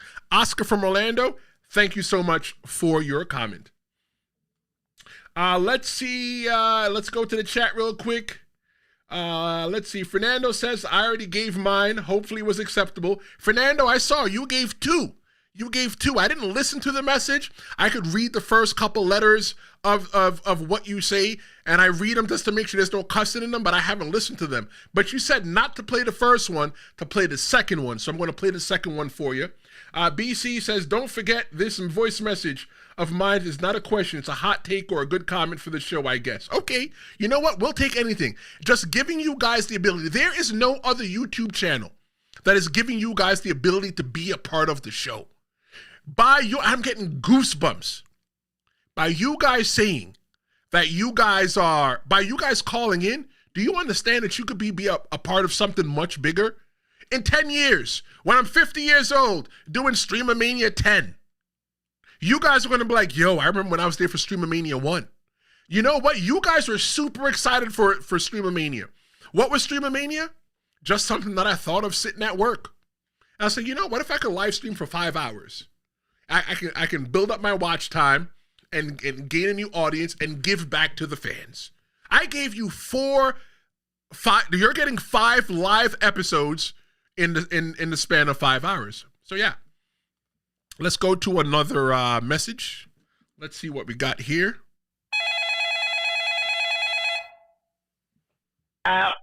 This is Nick calling from Newark. What was that in the beginning? Yeah. This is Nick calling from Newark, New Jersey. You guys heard what he said. You know that this guy's definitely from New York. Watch, listen. Yeah. This is Nick calling from Newark, New Jersey. And my question is, what is the biggest misstep in the Invasion storyline, and what you have done to make it monumental? Ooh, good question, Nick from Newark. He's actually from us people that don't live in Newark, New Jersey. The people that live in Newark, New Jersey, they call it Nork, N-O-R-K, Nork. I call it Newark. Well, you know, it's Newark. I've wrestled in Newark before. But Nick from Newark is asking me, what's the biggest misstep in the Invasion storyline? And I think that he's talking about the Invasion angle from 2001 with WWE versus the Alliance, which was WCW and ECW. In my personal opinion, I think the biggest misstep in that whole entire thing was letting the WWE win. It was a little bit too predictable for me. And they should have let the Alliance win and then possibly allow WWE to work for them, but in the same exact time, WWE is trying to figure out how they, get their show back. I think that WWE rushed the storylines because they bought them, then brought them into, WrestleMania, what was that, 17, 18, and then, the rest is just history from there. What I would have done was I would have stood on business in that booking room with Vince McMahon. I would have said, Vince, there has to be a way that WWE loses.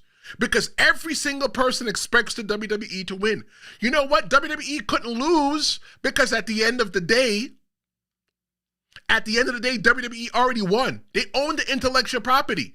So in storylines, imagine how crazy it would have felt in 2001 if WCW and ECW, who got knocked out by WWE, came back in storyline and knocked out WWE. You'd be like, oh my God, so what is WWE going to do now? But after that, it fell flat. Granted, I think one of the issues why it probably couldn't have worked is that WWE didn't have the big stars like Hogan. They didn't have Hall. They didn't have Nash. They didn't have Sting. They had the biggest star that they probably had from WCW at that time was Booker T and DDP. There's nobody else that was that big. That's a really good question, Nick from Newark, that you asked me. What would I have done differently? Honestly, with knowing what we have now, maybe, ooh. So instead of me using the excuse that WCW, that the Alliance didn't have the big enough stars, maybe what I would have done was I would have defected more stars over back to WCW.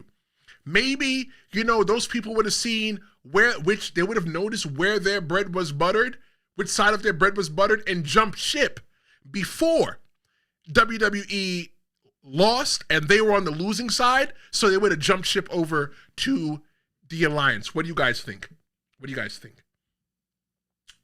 Let's see, going back to the chat, and thank you, Nick from Newark. Stu says that he hated his message. Fernando said, he said that he hated his message. You know what? You may have hated your message, Stu, but I appreciate what you did to call. You're not calling into a radio station. You're calling a special hotline that I have set up for the channel. You're calling that show. You're calling that number. By you even subscribing and hanging out here and then calling, you're taking a chance on me. And I appreciate you taking a chance on me. And I will try to deliver to you and everybody else going forward. Looks like the next message is going to be from a woman. I think that Jess the Yaptain, that's why I love her being here, because she speaks for the woman. We got one call from Lynette, and it looks like the next call from Stephanie. I can't see what she says, but let's play Stephanie's message. Hi, Tristan. My name is Stephanie, and I'm calling from Orlando, Florida. And I just wanted to let you know I do really love your show. And my question that I have for you today would be, what would be the first steps if I wanted to become a wrestler? So, thank you. Thank you very much, Stephanie. So Stephanie's calling from Orlando, and she said that she wants to know what is the first step if she wanted to become a wrestler. Honestly, for me, the first step that I chose when I wanted to become a wrestler, I'm not going to give you the long story of how I got there. The first thing that I needed to do was I knew that wrestling was physical. If you want to be a pro wrestler, listen to me what I'm telling you right now.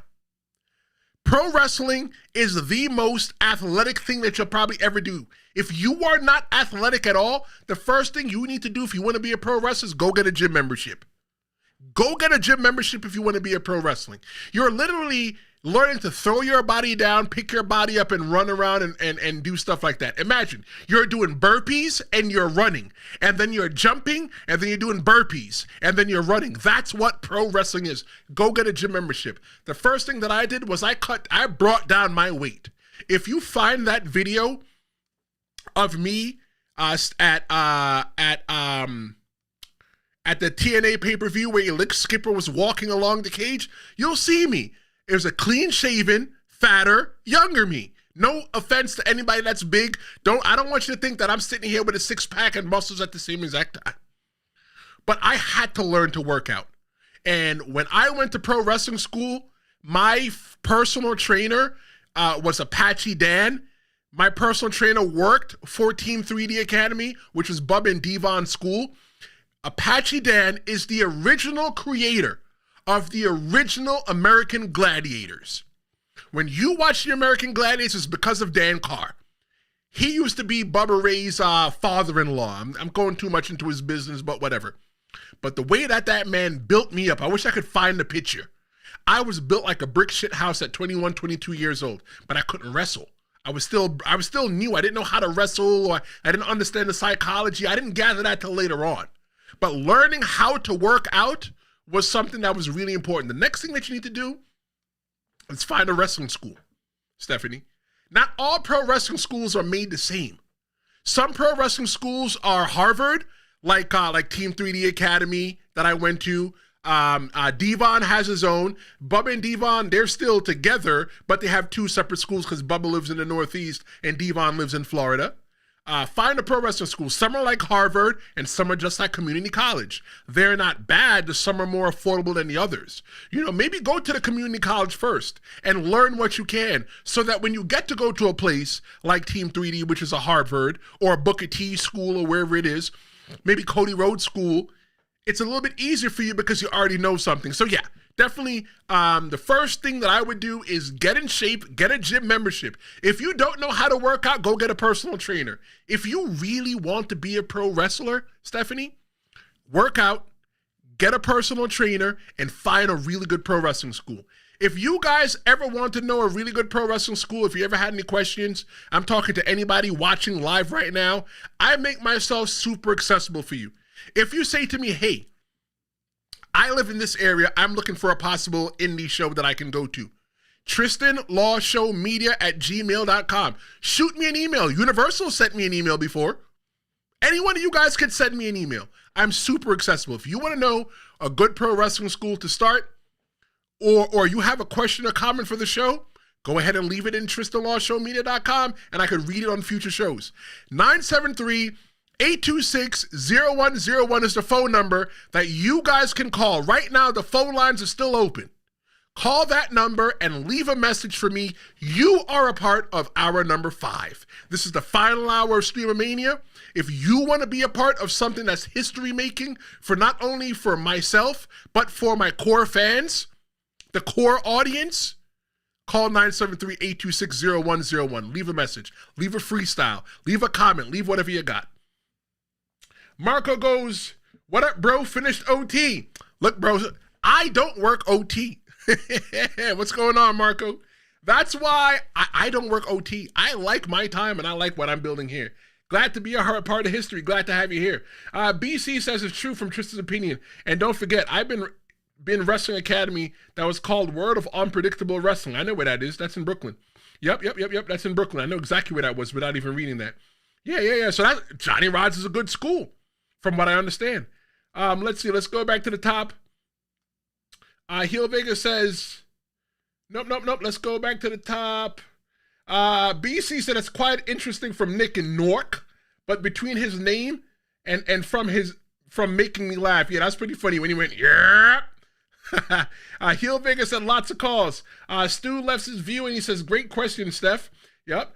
Heel Vega said the community you're building is growing faster and faster. You know, Heel Vega, it's for me, it's about the community. What I'm building here is I'm building a space in case, I know you're here all the time. I'm building a space to where we can all sit around and get to talk to each other. If you see me in person, you can be like, yo, that's Tristen Law. Don't be ever too afraid to come talk to me. You want a picture? Come get a picture. You want my autograph? I don't know how much it's worth now, but later on, it's going to be worth something. I'm going to be that guy. Let's see.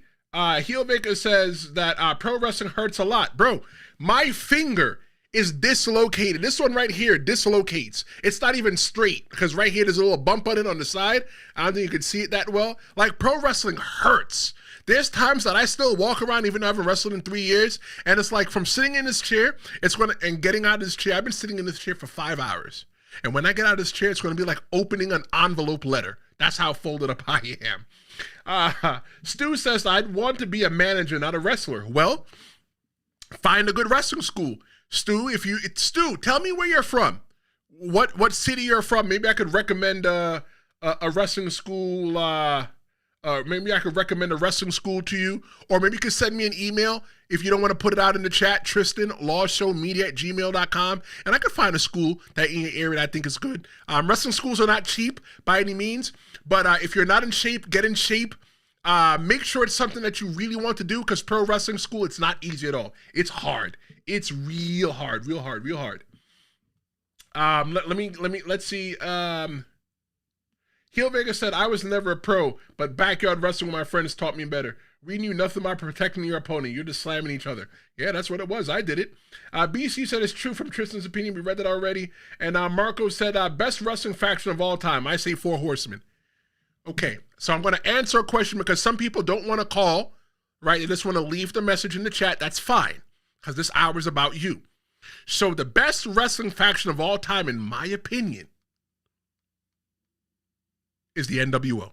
The only reason I say it's the NWO is because once you are NWO, you're NWO for life. I think one time half of WCW was NWO. So I think the greatest faction of all time was the NWO. Thank you so much, guys, for your call. Thank you so much, Stephanie from Orlando. That was a great question.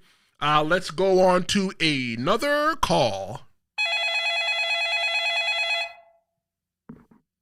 Hey, this is Dom.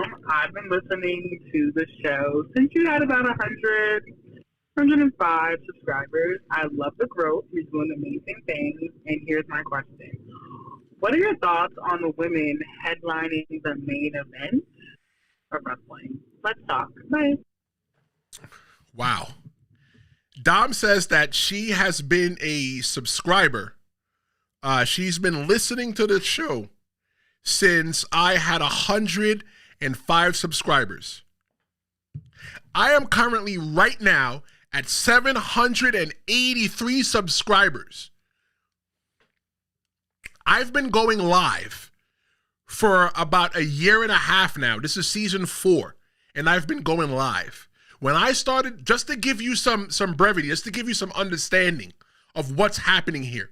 When I started going live in season 3, which was July of 2024, right? 2024. Yep, in July 2024, I only had 40 subscribers on this channel.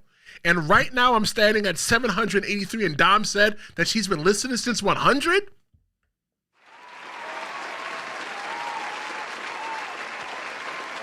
Dom, you get a hand clap for that. You get a hand clap for that. I appreciate, I'm humbled by the fact that you could tell me that that you're pretty much almost a day one. You're a day one. So her question was, what are my thoughts on women headlining in the main event for wrestling?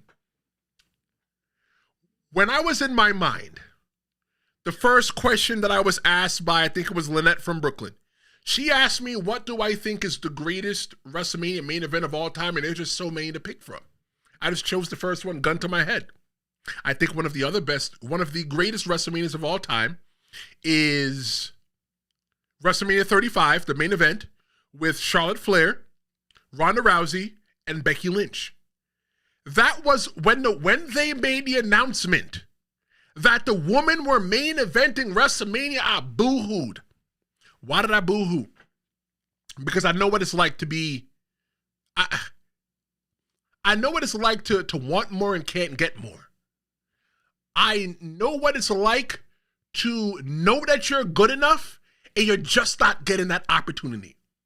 Talking about it earlier with Jess when we were talking about in hour 2 about black women in wrestling not getting their fair shake. There was a time when pro wrestling was only TNA. The T for and the A for behind.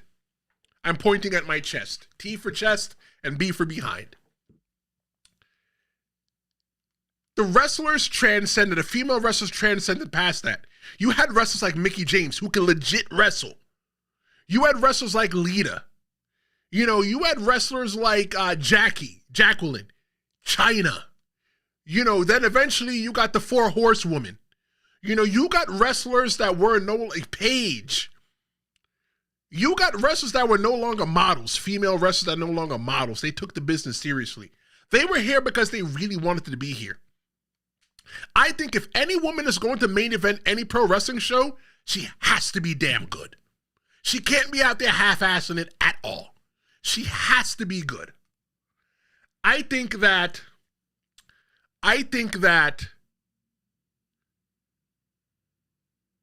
women deserve the fair chance in wrestling. And I'm going to make this even more broader. Black women, white women, Chinese women, black men, Chinese, Asian men, Hispanic men. If you want to be the main event in pro wrestling, you have to work for it. Nobody's going to give it to you. You have to be able to say that I'm better than that person and go out there and prove it. For that WrestleMania 35, Charlotte Flair, she's a dog. She is a future Hall of Famer. She's a beast in the ring. And then with Becky Lynch, Becky Lynch and Charlotte Flair could not have done it by themselves in WrestleMania 35. Listen to me for a second. They needed somebody like Ronda Rousey who transcended female sports, who was the woman that made that she made women's fighting in UFC important. They built women's fighting around her. I think she got the brakes beat off of her by Chris Cyborg. It's not an MMA channel. I don't know. For Ronda Rousey to say all the things that she says about the WWE and she has that bad taste in her mouth, I think we need to give her her flowers for a little bit.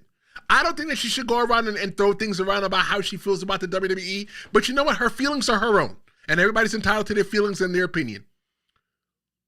But what Ronda Rousey needs to do is understand that she was a part of something big. Does she understand that? I never read her book. Maybe I should get it and read it. I like to read. I got 2 library cards. But yeah, that's definitely a good question, Dom. What do I think about women headlining the main event for wrestling? Let them do it. Let anybody do it. Because let me tell you something. As a semi-retired pro wrestler, if I'm wrestling a match, the match that I always want to wrestle is the first match. You know why? Because I get dressed first and I get undressed first. The end. Going to the chat. Stu says, the grind never stops. We're going to get you to 1,000 subs soon. I only get to 1,000 subs because people like you guys just like to watch me. So I am the YouTuber out there, the YouTube guy, the wrestling YouTube guy that says the things that you want to say. I allow you to say the things that you want to say. Maria?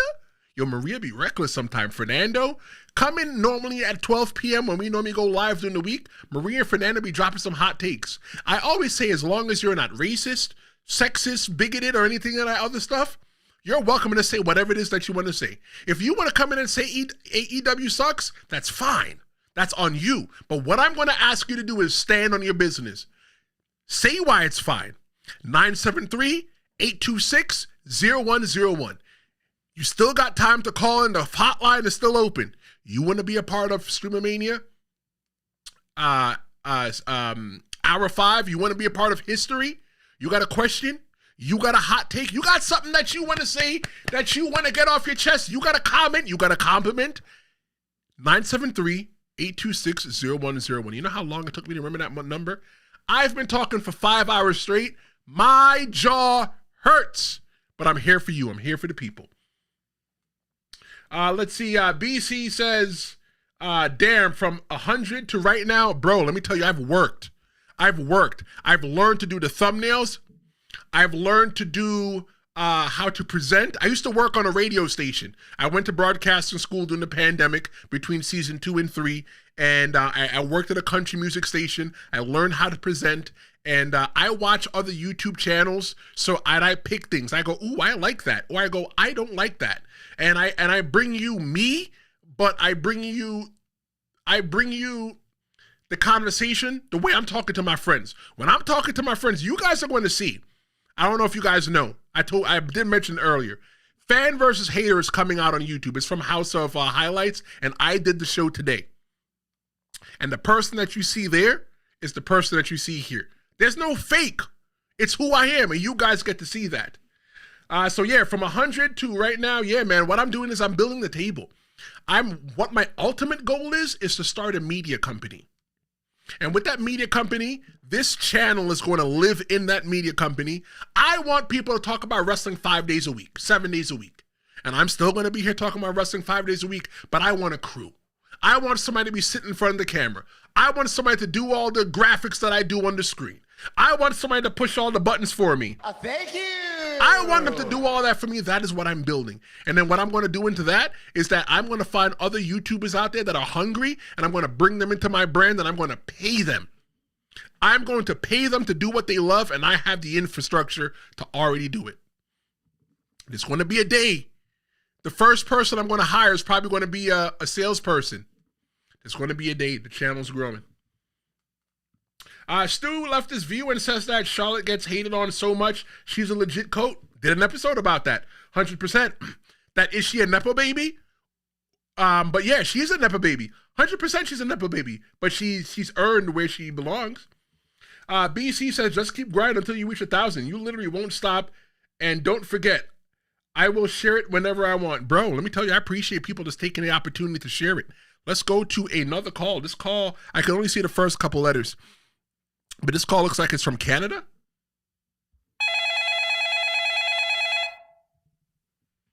Hi, my name's Karen, and I'm calling from Toronto, Canada. Who is your favorite pro wrestler of all time? Wow. Who was my favorite pro wrestler of all time? That is what Karen from Canada is asking. My favorite pro wrestler of all time is the game Triple H. I remember watching Triple H in the ladder match with The Rock for the Intercontinental Championship. And don't forget, you guys can call 973-826-0101 if you haven't, to call to be a part of the show. I remember watching the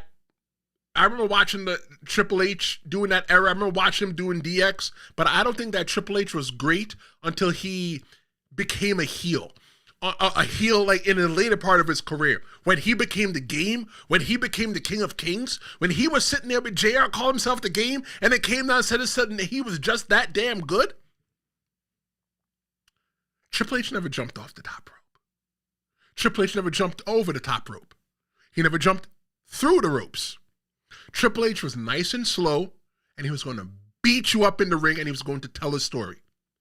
When I was wrestling in the ring, where else would I wrestle? When I was wrestling, the wrestler that I embodied myself off of was Jimmy Snuka. The person that I embodied myself with, the spirit that I embodied was Triple H, Edge, and Randy Orton. I loved Edge for his facials in the ring.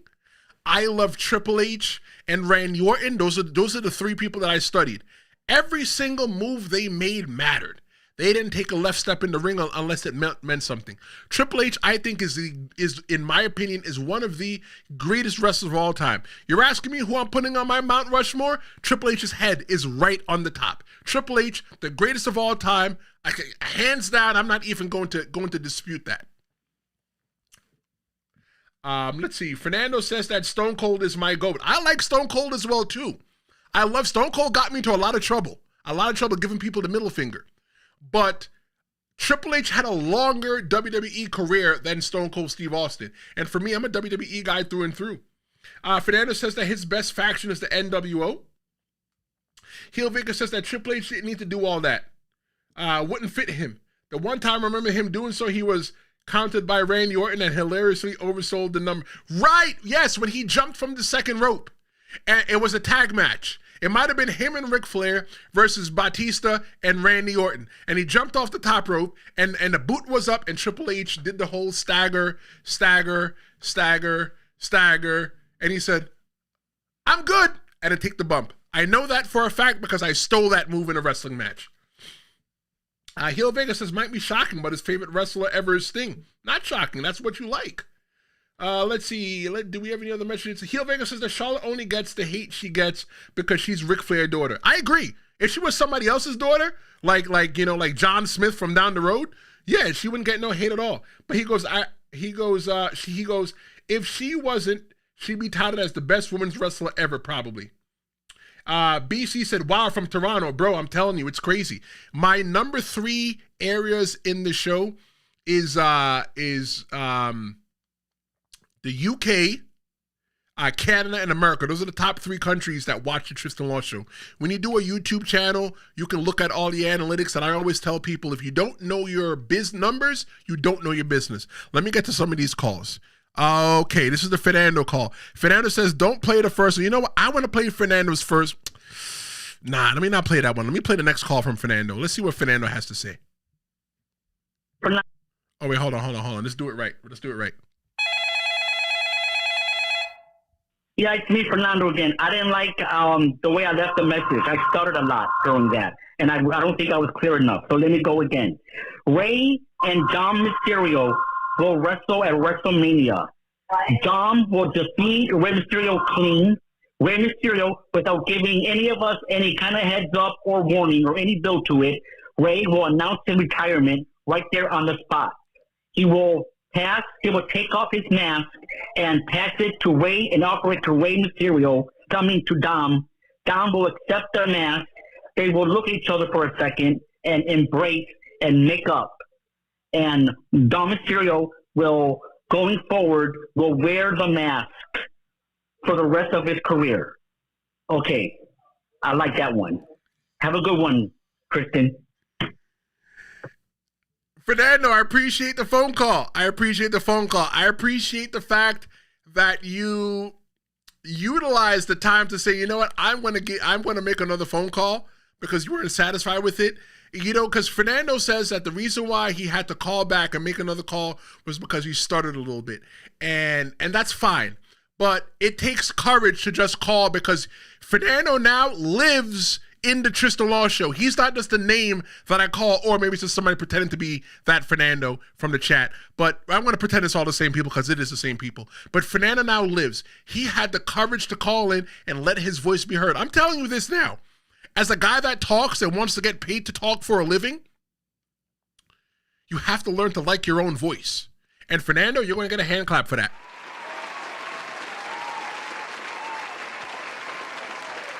So Fernando's question is, well, it's not even a question. He was booking Rey Mysterio. I had that conversation earlier with somebody, and I was telling them that, and I said it a couple of days ago, the Judgment Day is going to turn their back on Dominic Mysterio. Why? Because Dominic Mysterio didn't need them as Saturday night's main event. He smells himself, and he thinks that he smells good. And they're going to turn their back on him, and there's only going to be one person that's going to help Dom. It's going to be Rey Mysterio. But because Dom, being the man who he is eventually, I feel that it is going to culminate into a match. And when Rey Mysterio eventually retires, the only person that should get that mask is Dominic Mysterio, and that's the mask that he should wear out every single day. Because it shows that it's the same exact way that Rey Mysterio took the mantle from his uncle, Rey Mysterio. And now he gets to be the son of Rey Mysterio, el hijo de Rey Mysterio. That's cool, Fernando. I like that. I think, though, that Dom right now is a babyface, because he's the person that we love to hate. We love to hate Dom so much because we can't wait to see what kind of hijinks he's going to get into. It's almost like Eddie Guerrero. Fernando, great call. It was great to hear your voice. It was great for you to be a part of Stream-A-Mania. You know what? I'm going to call this Stream-A-Mania 1 because I'm telling you this, it's going to be coming back again next year. Just know that 973-826-0101, you guys can call that number anytime. You guys, if you guys see the topic of the show before it airs and you want to leave a hot take about the topic, leave it. Call 973-826-0101 to see what you got to say. I got another call here for you. Let's hear what this one says. This is Hill Vega. I'm calling from Middletown, New York. Tristen, big fan of the show. I think you're doing phenomenal. Congrats on all your subscribers. I looked at the count just before I tuned into the live stream today. I wanted to talk about LA Knight's position, man. I don't know if anybody saw what happened on Monday Night Raw. Punk dropped a promo, name dropped a bunch of people he'd love to face. But LA Knight was nowhere to be seen. LA Knight wasn't mentioned on the program. Now, he might be in trouble for holding up that Jey Uso sign. However, I want to get your opinion on it. Do you think what he did was right? Do you think what he did was wrong? And do you think he's been punished for it? Thanks again, man. Big fan. Yo, you guys are so damn nice to me. Thank you very much, Heel Vega, for being a part of the family. Yeah, thanks for being a part of the Tristen Law Show family. Do I think that LA Knight got in trouble for holding up a sign? I got a quick story. I want to circle back to that. So I wrestled at a show, and I wrestled at the show in Middletown, New York. Actually, where you're from? Holy crap! So I wrestled a show in your town, right? And what happened was it was at like the fairgrounds where ECW used to be. And there was a bunch of kids out there holding up a sign. And I went and I ripped up the sign. The sign belonged to a kid that was special needs. I didn't know that. He worked so hard on the sign. And he cried and he was very animated. Shouldn't have did that. This is a lesson to anybody out there who's a wrestler or aspires to be a wrestler. Leave the fan sign alone.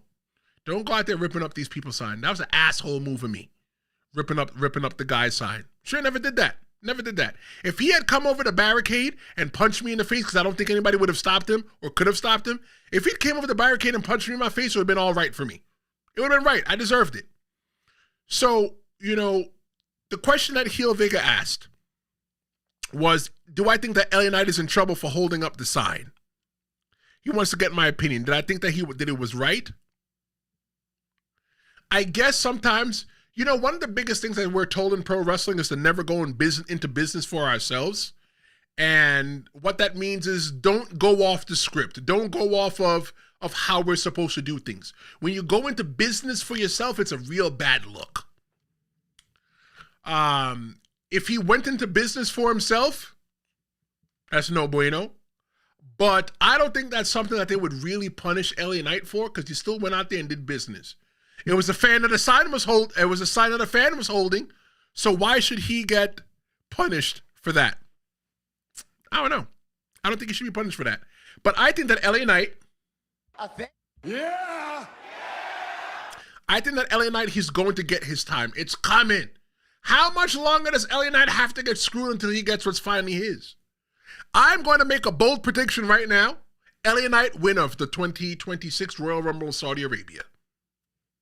I said it. It's not going to be Chris Jericho, because the rumor in the window right now is that they're not flying anybody over. Logistically, it's hard to do surprises in Saudi Arabia. I don't know. Could be a swerve. I don't know. My name is Tristen. I just work here. Let's get another call in. I'm trying to get all the calls in before 11 p.m. 11 p.m. is when this all goes down. Let's get that other call going. Wait, hold on. I lost it. Where's the call at? Here it goes. Hey, my name's Garrett. I'm from Dallas, Texas. I just want to say that I've been wanting Gunther and Roman Reigns for so long, but honestly, I think we should really get Roman and Seth one-on-one at Mania next year. I think that's kind of what I thought we were going to get, but now I think it's going to be Punk, Cody, and Drew in a triple threat, and then we'll get Cody and Roman one-on-one. So you have Punk. So you have Roman and Cody one-on-one, and then you have Punk, Drew, and Seth in a triple threat for the world title. I'm going to be honest, I don't want to see Jay in another world title. Not unless he turns heel. It'd be more interesting. But yeah, I don't know. Hey, Garrett, thank you for calling all the way from Dallas, Texas. I'm in New York, and he's calling all the way from Dallas, Texas. Thank you so much for your call. So he says that he's been wanting Gunther and Roman Reigns for so long, but honestly, he thinks that we should get Roman at a WrestleMania next year. I think that Gunther and Roman Reigns facing each other is definitely inevitable. It's something that is going to happen. But it has to be for some kind of belt. So, but like, cause what would we, God, I wish I could talk to him now. Garrett, if you're in the chat, tell me, what would the story be? What would it be between Gunther and Roman Reigns? Roman versus Seth? Me personally, I'm kind of good on that. Maybe that was the way that they could have given Roman Reigns the World Heavyweight Championship. But remember the last time we gave Roman Reigns a belt? He turned into a belt collector, collected two. They made one and then had to make another belt just to give to somebody else. Instead of saying, hey, Roman, let's give us back that belt. But for WrestleMania this year, do I want to see Jey Uso again too?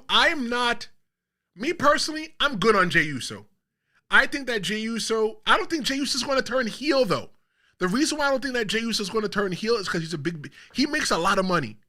He goes out there and does the whole yeet thing with the kids. That's all great. But I think it's even great if Jey Uso turns heel because it's going to break a lot of hearts by turning heel. So if I was looking at WrestleMania, granted, Seth Rollins could be back by WrestleMania. So if Seth Rollins is going to be there, it could be Seth versus Braun. I could see Seth versus Braun. That could be the match at WrestleMania. That's where I see Seth Rollins. Roman Reigns, I could see Roman versus Jey if Jey turns heel. And yeah, that's what I see. And Cody, man, who's going to go? Cody versus LA Knight. LA Knight's going to win. He's been looking for the World Heavyweight Championship for so long, but he's going to win, and he's going to be the person that goes after Cody Rhodes. Damn it. That's what I think. Garrett, thanks for your phone call, man. Let's see. Let's get another phone call in because it's almost 11 o'clock, almost the end of Stream-A-Mania. My mouth hurts. Oh, lost the call again. Yeah, my name is Jay. I'm from Cali. I just want to say that since Saturday Night Live is in DC, I think it would be fitting that we see John Cena's final opponent be Daniel Bryan. That's all I wanted to say, man. Have a great night. Wait a minute. Y'all, let me ask you a question. Doesn't this caller sound like the last one? Hold on. Let me go back. Doesn't he sound like Garrett? Hey, man. My name is Garrett. I'm from Dallas, Texas. I just want to say, hey, man, my name is Jay. I'm from Cali.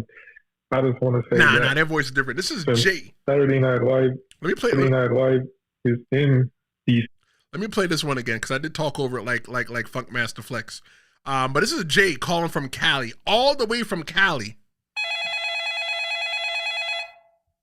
Hey, man, my name is Jay. I'm from Cali.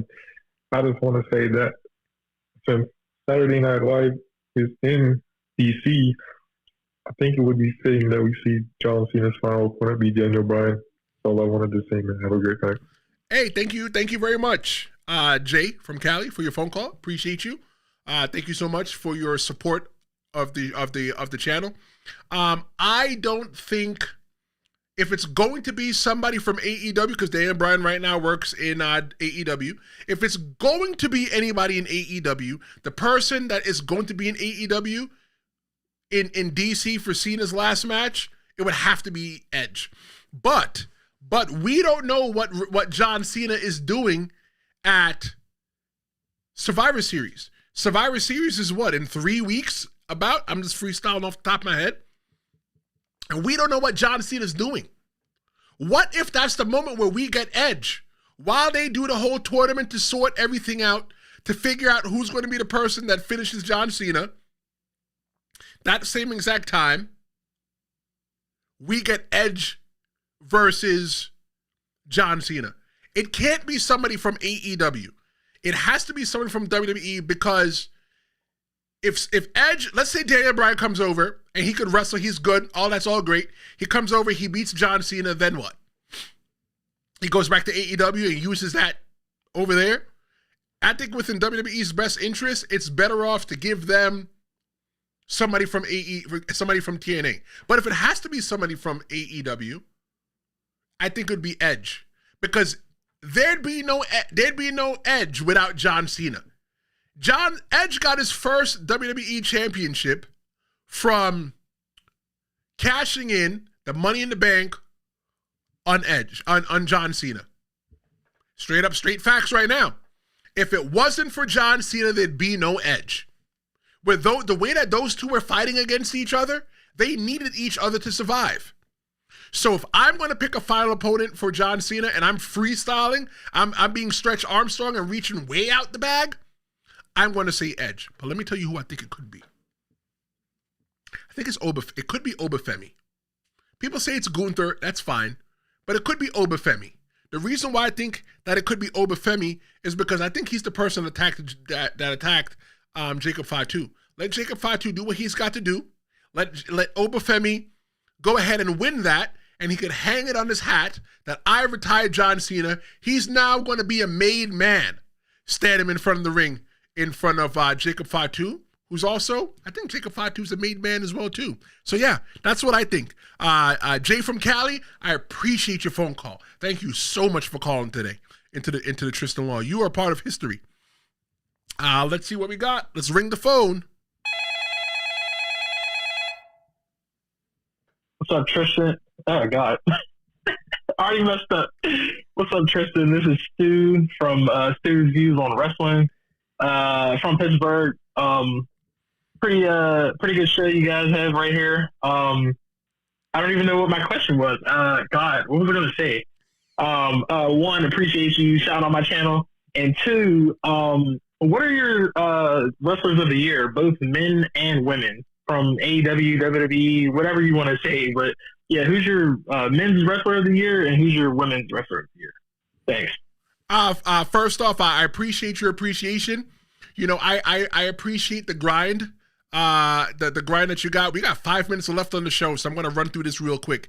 I appreciate the grind that you're running through on your show, and I see what you do, and it's unique. Guys, go check out Stu's view on YouTube. The way that he does what he does, it's different. You know, and I think that as Stu continues to do it, it's going to get polished and it's going to become even better. Stu, don't stop. We all started somewhere. Remember, every building in the world all started with one brick. And I think that you're putting down your first couple bricks. People stay with Stu, see how he's doing, and watch him grow. But okay, so to make this quick, I'm going to pick one wrestler of the year.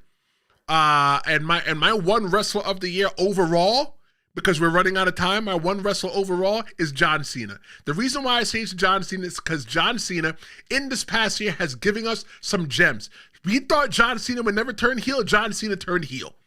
We thought that John Cena would never be the unseen 17. He became the unseen 17. John Cena, even though he was heel, we still clapped for him because we knew what we were getting. We knew that we were getting some gems from John Cena. So if I'm going to pick a wrestler of the year real quick, I appreciate the phone call. I appreciate the message. You know, maybe something I could do towards the end of the year is do awards. Maybe have Jess and you guys all vote and we can give out awards and stuff like that. But yeah, wrestler of the year right now is John Cena. Let's move on to the next phone call.